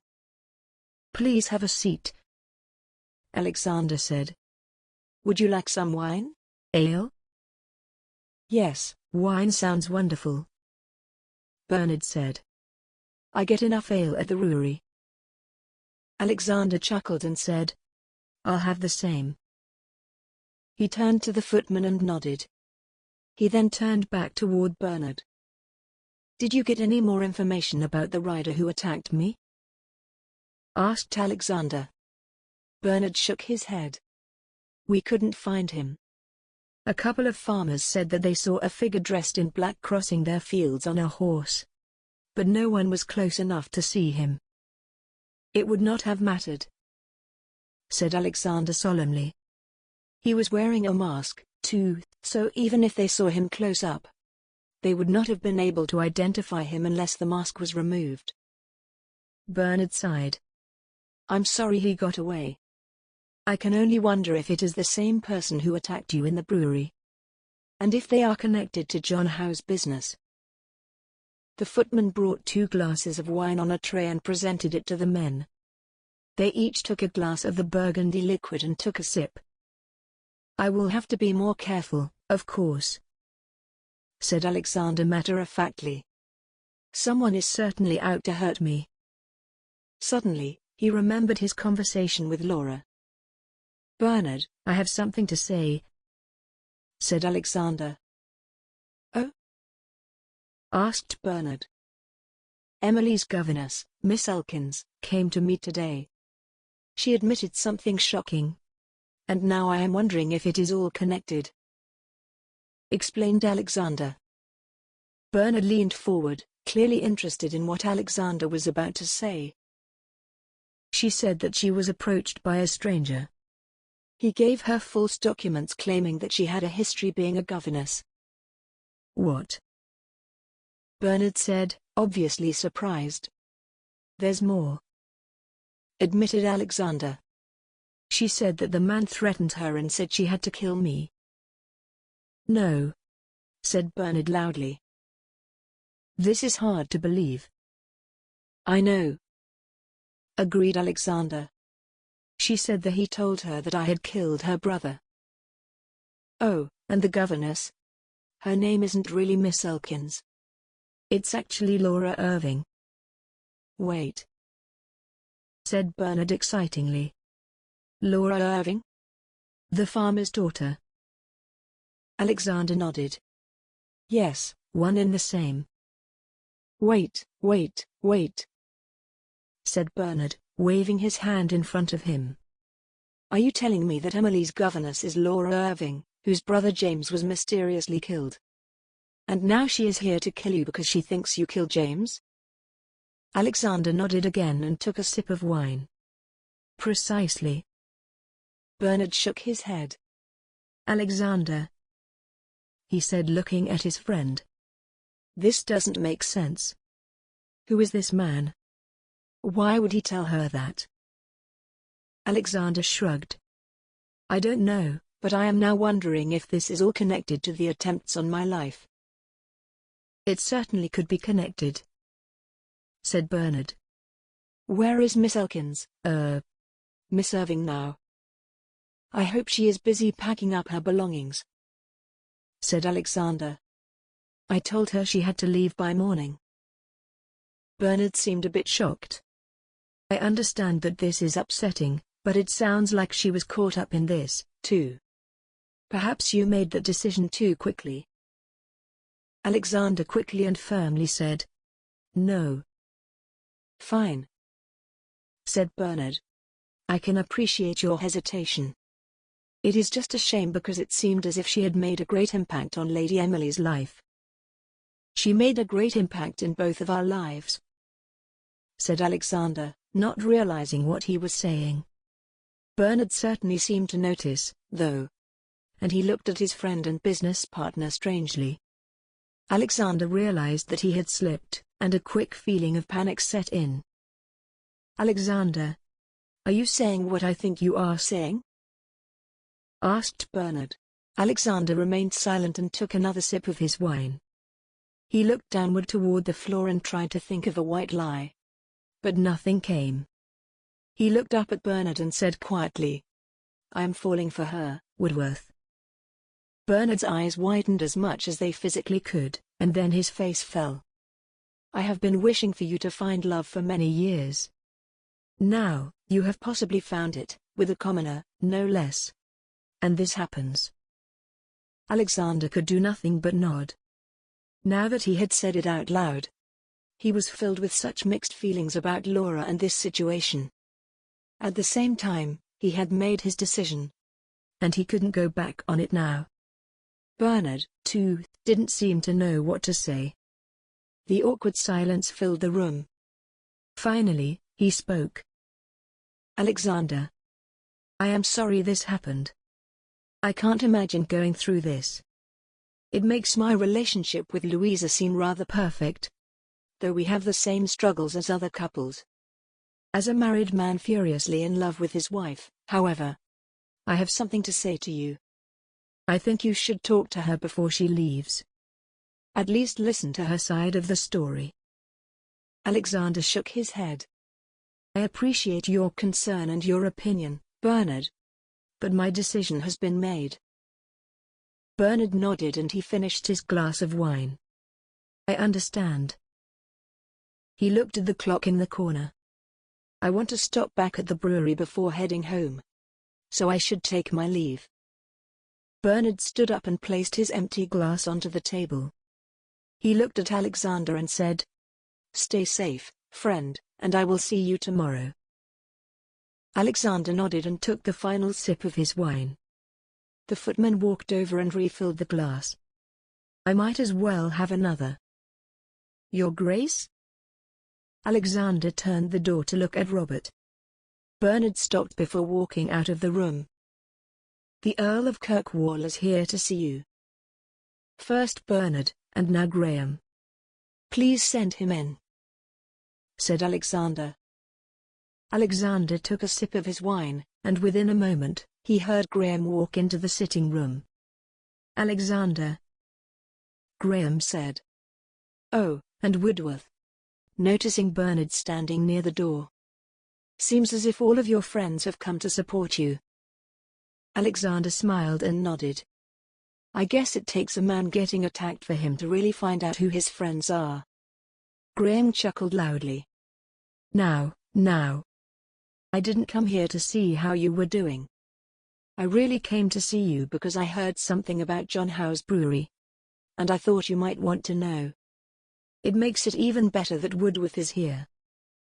Alexander sat up in his seat very interested in what Graham had to say, and Bernard walked back over to join the men. What did you hear? Asked Alexander. Graham sat down in the same chair where Bernard had sat only moments before while Bernard remained standing. I will tell you, of course, but first I would love a glass of wine. Alexander nodded toward the footman, who quickly brought a full glass of wine to Graham. He took a sip, sat it down, and began to speak. This is a lovely wine, man. Alexander sighed. He knew his friend was making this torture last as long as possible. Kirkwall? Your news? Graham smiled, and then said. Here's what I heard. John Howe has been telling people that your brewery is going to close down. It's not much news, but it's something. Alexander thought about this for a moment. Why would he be saying that? Graham shrugged. I don't know, but it seems to be working. I still think that he is behind the attacks. Bernard nodded, and said, Me, too. It makes sense. Alexander didn't know what to think. Could it be John Howe? Yes. Could it be the mystery man that Laura told him about? Yes. Could they be one and the same? Yes. Anything was possible. I have kept that in the back of my mind, but you both should know that there is another suspect now, too, said Alexander. Oh? Said Graham. Who is the other suspect? Well, I don't know who he is. But Emily's former governess informed me that she had been approached by a mysterious man who asked her to kill me, explained Alexander. Graham shifted in his seat, and then said, Did you say former governess? Alexander nodded, feeling sad, and said, Yes. I excused her from her position, today. Graham seemed to be thinking about something, and then said, Has she left? Why did you dismiss her? Alexander shook his head. I don't think she has left. I told her that she must be gone by morning. As for why she was dismissed, well, I caught her in a lie. It was too fresh for Alexander to really talk about it again. He would give Graham all of the details at a later time. What did she lie about?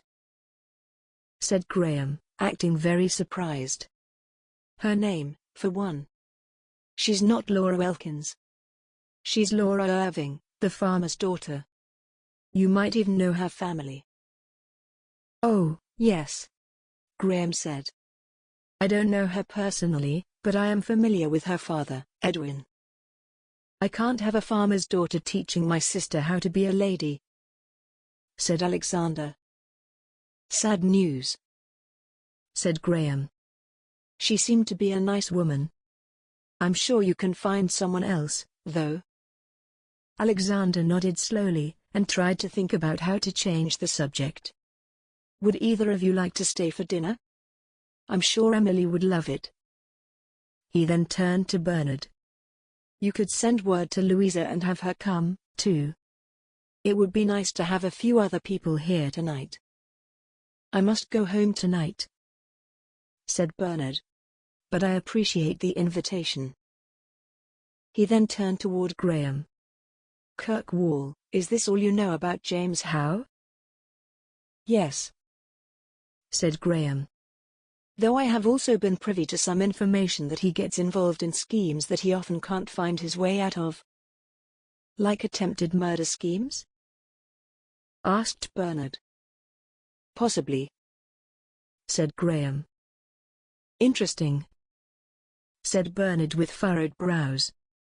He glanced at the clock and then announced, I'm sorry, gentlemen, but I must take my leave now. I must stop in at the brewery before going home. Kirkwall, it was lovely to see you, and Farnworth, I plan on seeing you tomorrow. Bernard left the sitting room, and then Alexander turned to Graham. You are planning on staying for dinner? Like I said, Emily would love to see you.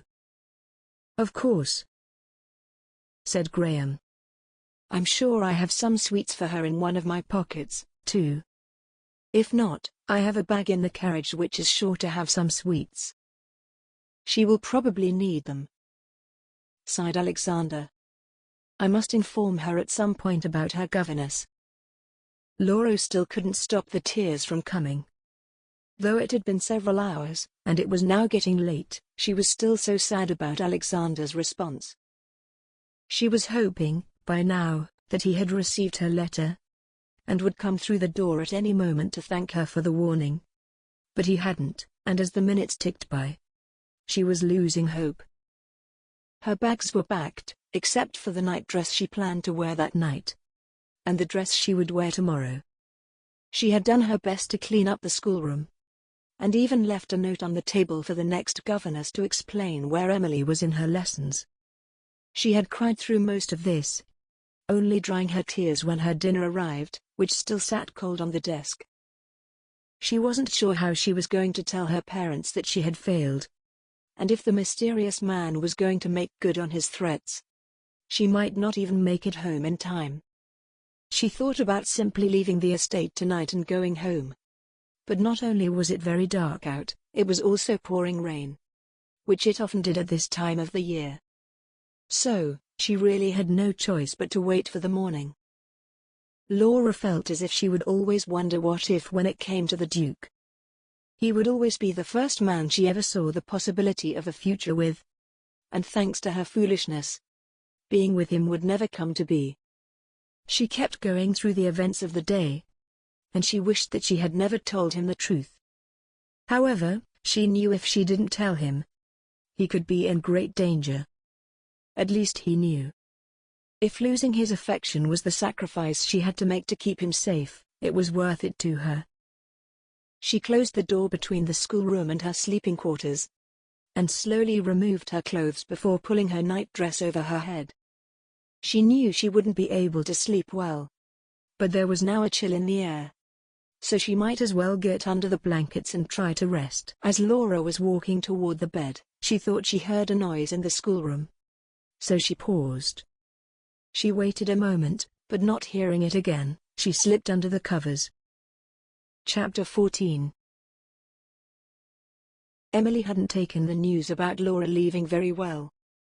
She saw Alexander as the villain, and there was really nothing he could do about it. He couldn't tell his sister the real story about Laura, that she was here to kill him, so he had to just tell her that it wasn't working out. Thinking back on it, there were many things he could have told her, but in the moment, it was all he could think of. She had left dinner quickly after he gave her the news, and she had refused to see him since. So, there he was, in the sitting room once again, with a fire and a glass of wine, mostly feeling sorry for himself. Graham was still around somewhere. He presumed trying to talk to Emily, who he saw as his special niece, and Alexander was hoping he would come in to keep him company. It could be lonely being a duke, and though he was always surrounded by people, and not technically alone, he felt lonely when he wasn't with someone he cared for. Bernard had left hours ago. Emily refused to see him. Graham was nowhere to be found, and Laura? Well, Laura. He shouldn't think of Laura any longer. Alexander asked the footman for more wine and continued to drink. Though he normally wasn't one to overdrink, tonight he felt he deserved it. Your Grace? Robert came through the door. The Earl of Kirkwall to see you. Of course, mumbled Alexander. Robert opened the door wide and Graham walked into the sitting room. I won't stay much longer, but I wanted you to know that Emily is going to be fine. She's simply upset because she really liked Miss Elkins. That's not her name, said Alexander, annoyed that they were talking about Laura once again. Yes, Miss Irving, then, said Graham. Emily is tough. I dare say she will have more losses in her life to deal with, too. Alexander was a bit confused by that statement. But as he was so much older than Emily, it would only seem obvious that he would pass before her. Perhaps that's what Graham was talking about. Can I tempt you to stay for one more glass? Alexander asked Graham. It's been a hell of a day. Graham looked at the clock, and then at his empty glass. Yes, I think I can have one more. I do have to leave shortly, though. Important task to do tonight. I should be heading to bed soon, myself, said Alexander. After the attack this morning, the revelation about the governess, and Emily not speaking to me, I am ready for this day to end. Oh, and I can't forget the incident with one of the maids who was passing notes. Frances told me about that after dinner. She was disciplined, of course. What could possibly have been so important that she would risk her job over it? Graham settled into the chair next to Alexander holding a full wine glass. We have responsibilities, I suppose. Though it seems as if your responsibilities have been enormous, lately. That's certainly the truth, agreed Alexander, taking a long sip of wine and feeling it warm his body. But this is the duty we were given at birth. Very true, said Graham. Tomorrow is another day, though. Alexander just nodded. The wine was certainly getting to his head. But he had been drinking it during much of the night. The warmth of the fire and the wine was tiring him quickly. And he knew he would have to retire to his chambers soon. He took his last sip of wine, and when the footman came to refill the glass, he shook his head and placed his hand over the glass. He was done. Well, Graham, Alexander said to Graham, I think it is time for me to bid you good night. Feel free to finish your wine before you leave. The men nodded to each other, and Alexander walked through the open door into the hallway.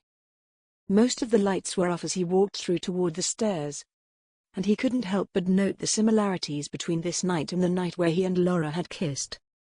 It was dark, he couldn't see well, and he wondered about the chance that he might pass her in the night once again. He walked slowly, trying to make the walk to his chambers as long as possible. But he got to the door to the schoolroom faster than he thought, and he had to stop himself from opening the door and walking in. Alexander continued to walk down the hallway and soon got to the door to Emily's chambers. He paused outside and could hear her speaking to Sarah, her lady's maid.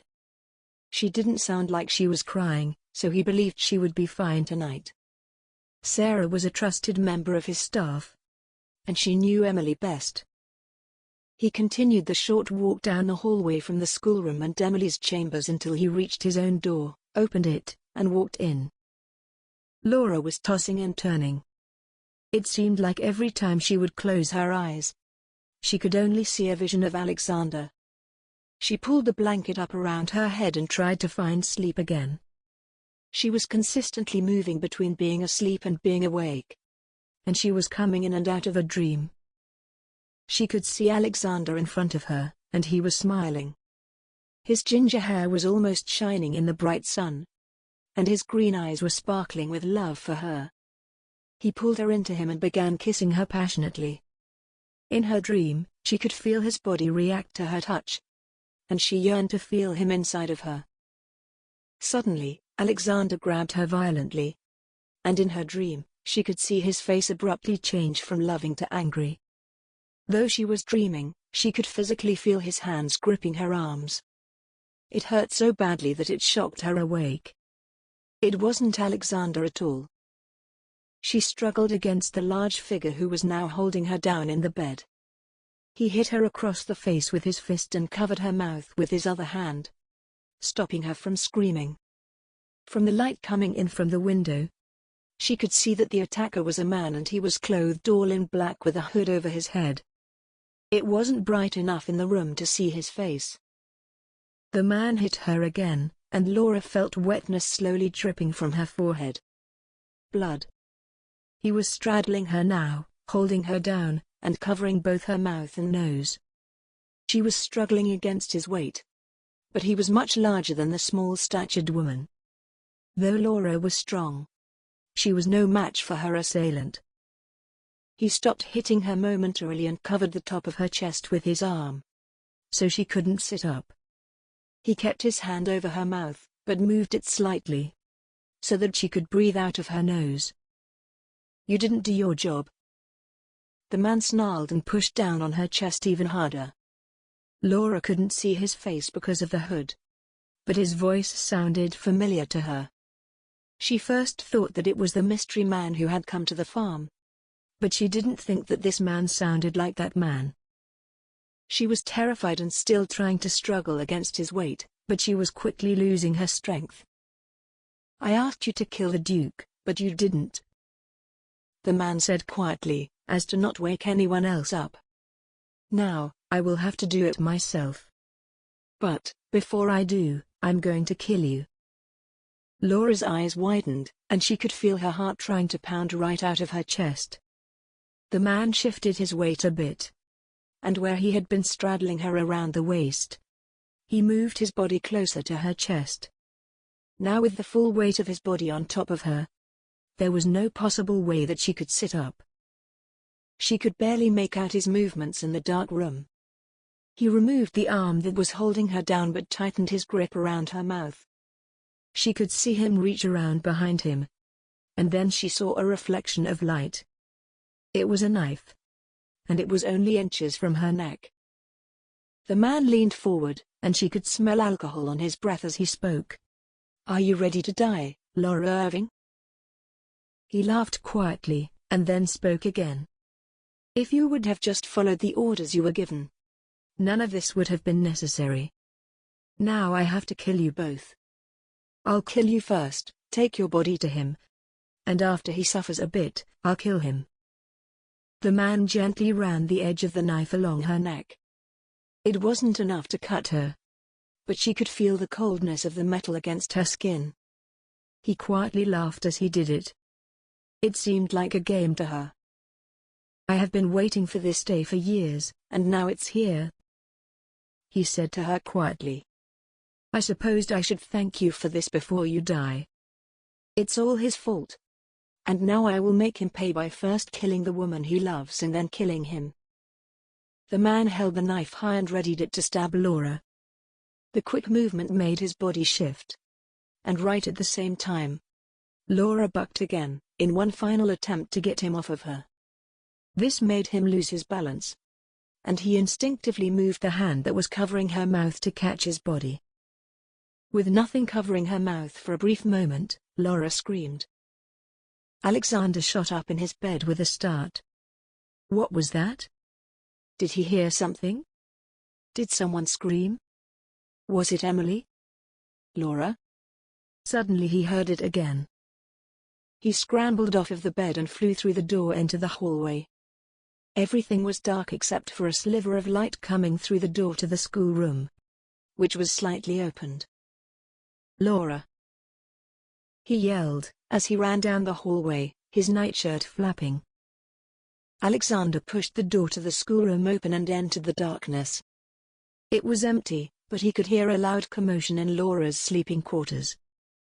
He opened the door, and thanks to the light coming in from the window, he could see the back of a man in black on top of Laura, and he was holding a knife ready to stab her. Forgetting his injuries, Alexander leapt onto the attacker's back and pushed the knife out of his hand. Since Alexander had the element of surprise at his disposal, the man was momentarily stunned. Alexander took that opportunity to pull the man off of Laura and pushed him to the ground. He knew that he was strong, but he felt some type of extra strength coursing through his body. The man was now lying on his back on the floor, and Alexander began punching him with all his might. The man was fighting back, and Alexander struggled to keep the upper hand. He didn't see Laura in the bed anymore and hoped that she had run out. Though he was doing his very best to keep the man down, one of the assailants' random punches made contact with Alexander's cheek, and he was stunned. There were stars in front of his eyes, and the man's face was now exposed, as the force of the punch shifted his hood. Alexander could barely make it out because his vision was blurry. The man punched again, this time lower on Alexander's face, and this was enough to make the Duke lose his balance and lean over to the side. The man pushed Alexander off of him, and then was able to get another punch in. Alexander was struggling to see what the man was doing, but he could see that he was feeling around on the ground. The knife. As much as he tried, Alexander could not focus his eyes on what the man was doing. Perhaps he had taken too many punches to the head, but he had to stop this. He pulled himself up, and once again lunged at the man. He landed directly on top of him, and the man shifted his elbow quickly and directly into Alexander's face. He fell backwards and tried to pull his vision back into focus, but everything was swimming in front of him. He felt a sharp pain in his nose and felt blood flowing down his face. He was sure it was broken. Suddenly the room was filled with lamplight and several people began shouting. There was a lot of commotion to his side, and he could make out at least 3 people punching and fighting. One of the figures fell to the ground, and the other 2 fell on top of it. Alexander blinked a couple of times, and his environment came back into focus. Robert Hardy, his butler, and Francis Grove, his steward, were holding the man in black down on the ground. Laura was standing in the doorway with Sarah, Emily's maid, holding a bloody cloth against Laura's head. "Hold him down," Alexander yelled to his most trusted staff members. He wiped the blood from his face and nose and pulled himself up into a kneeling position. He crawled over to the man being held down by Robert and Francis and pulled away the hood. "No!" Alexander shouted. He was looking into the face of his best friend in the world, Graham. Graham looked at him and smiled a wide smile. "So, you win again, friend," he said. "Tie him up," Alexander said as he pulled himself to his feet. He immediately turned to Laura and started walking over to her. He took the bloodied cloth from Sarah and held it in place on Laura's forehead. "Are you all right?" he asked. She nodded, and he could see the tears welling up in her eyes. "You are going to be fine," Alexander said, gently stroking her cheek with the back of his free hand. "I'm never going to let anything like this happen to you again." Her tears were flowing freely now, and he turned to Robert and Francis, who had tied up Graham with pieces of sheet from Laura's bed. They also had a tie around his mouth so he couldn't speak or yell. "Take him downstairs into the sitting room and be quiet. I don't want to wake Emily." The men immediately pulled Graham up to his feet, and Alexander corralled Sarah and Laura into the schoolroom so that the men could lead Graham out of the sleeping quarters. Alexander then turned to Sarah and said, "Please go check on Emily. If she's awake, tell her I will come speak to her soon. If not, which is what I hope, make sure she stays in her room." Sarah nodded, and said, "Yes, Your Grace." And she walked out of the room followed by Robert and Francis leading a tied-up Graham. Alexander looked at Laura and said, "I'm so sorry, I don't know what else to say."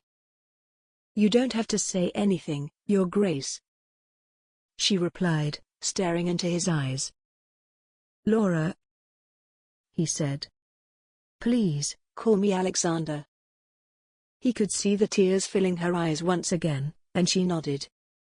"I have to go talk to Graham, and I want you to go down to Mrs. Cook. She will look at your injuries and bandage you. Before you go, though, you have to know something." Laura looked at him with her big hazel eyes, and every ounce of anger he had felt for her over the last day left his body. "I am falling for you, Laura. And I want to see how far this relationship can go," he said. She began crying harder and said, "I feel the same, Alexander." Now he could feel a lump forming in his throat. He took her hand with his free hand and pulled her close to him. He leaned in and kissed her gently, considering his broken nose and her injured forehead. He took her hand and placed it on the bloody cloth he was holding against her head. "Go to Mrs. Cook," he said. "I will come find you when I finish with Kirkwall." Chapter 15. Alexander walked into the sitting room holding a cloth against his throbbing nose. He had stopped in his room to pull on some trousers and a different shirt, and he found a cloth to further stop the slow flow of blood from his nose. Graham was sitting on a chair flanked on both sides by Robert and Francis.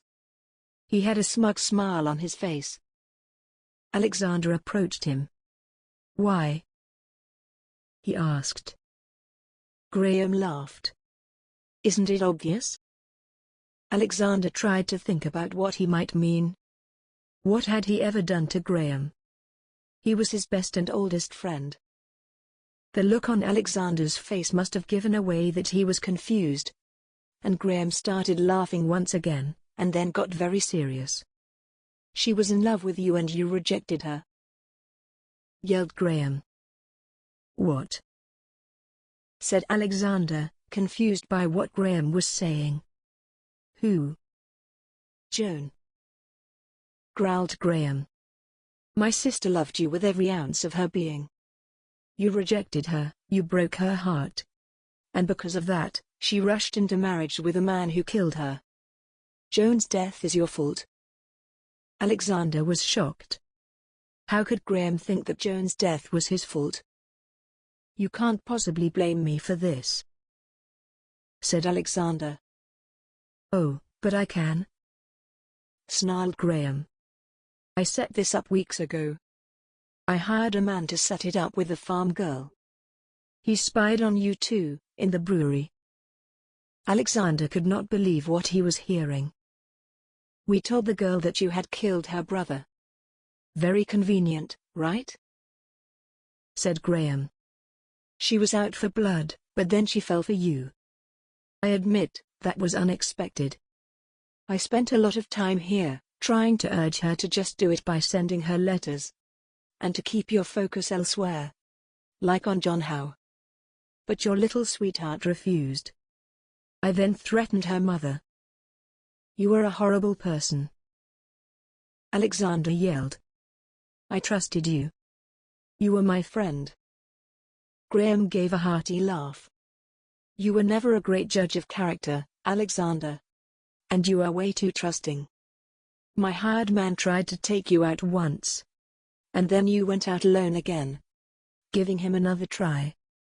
He failed once again, and that's when I knew I would have to do it myself.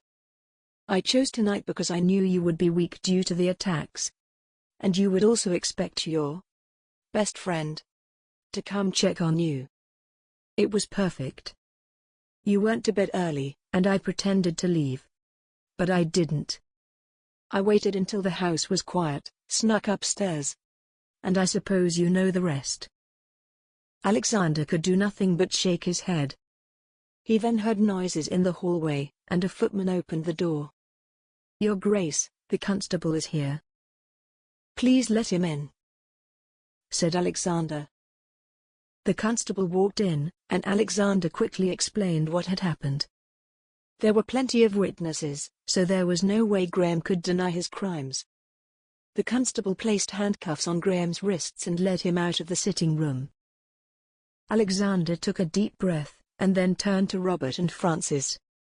I cannot thank you enough for what you did for me and for Laura. I will forever be in your debt. You are welcome, Your Grace, said Robert with a nod. Thank you, Your Grace, Francis said, and then added. I suggest you see Mrs. Cook to look at your nose. She will know how to fix it. Alexander nodded. Yes, I will go to her now, and then I have one more thing to do tonight. Laura was laying on her bed, holding a cold cloth against her head. Mrs. Cook had cleaned her wound, bandaged it, and gave Laura some medication. The housekeeper also advised her to rest and keep a cold cloth on her face where she had been hit. Rest was the last thing on Laura's mind. Every sound she heard made her jump. And it was impossible to settle herself down. She also kept replaying the words Alexander had spoken. I am falling for you, Laura. She wondered where he was now and what had happened with the Earl of Kirkwall. She assumed that he had been arrested. But she guessed that she would have to wait until morning to know for sure. She shifted in her bed, and tried to find a comfortable place to sleep. But she couldn't. Just then, she heard a light rapping on the door. She sat up quickly and could see light coming through the cracks. Whomever it was had a lantern. She jumped out of bed and opened the door slowly. Alexander, she said happily.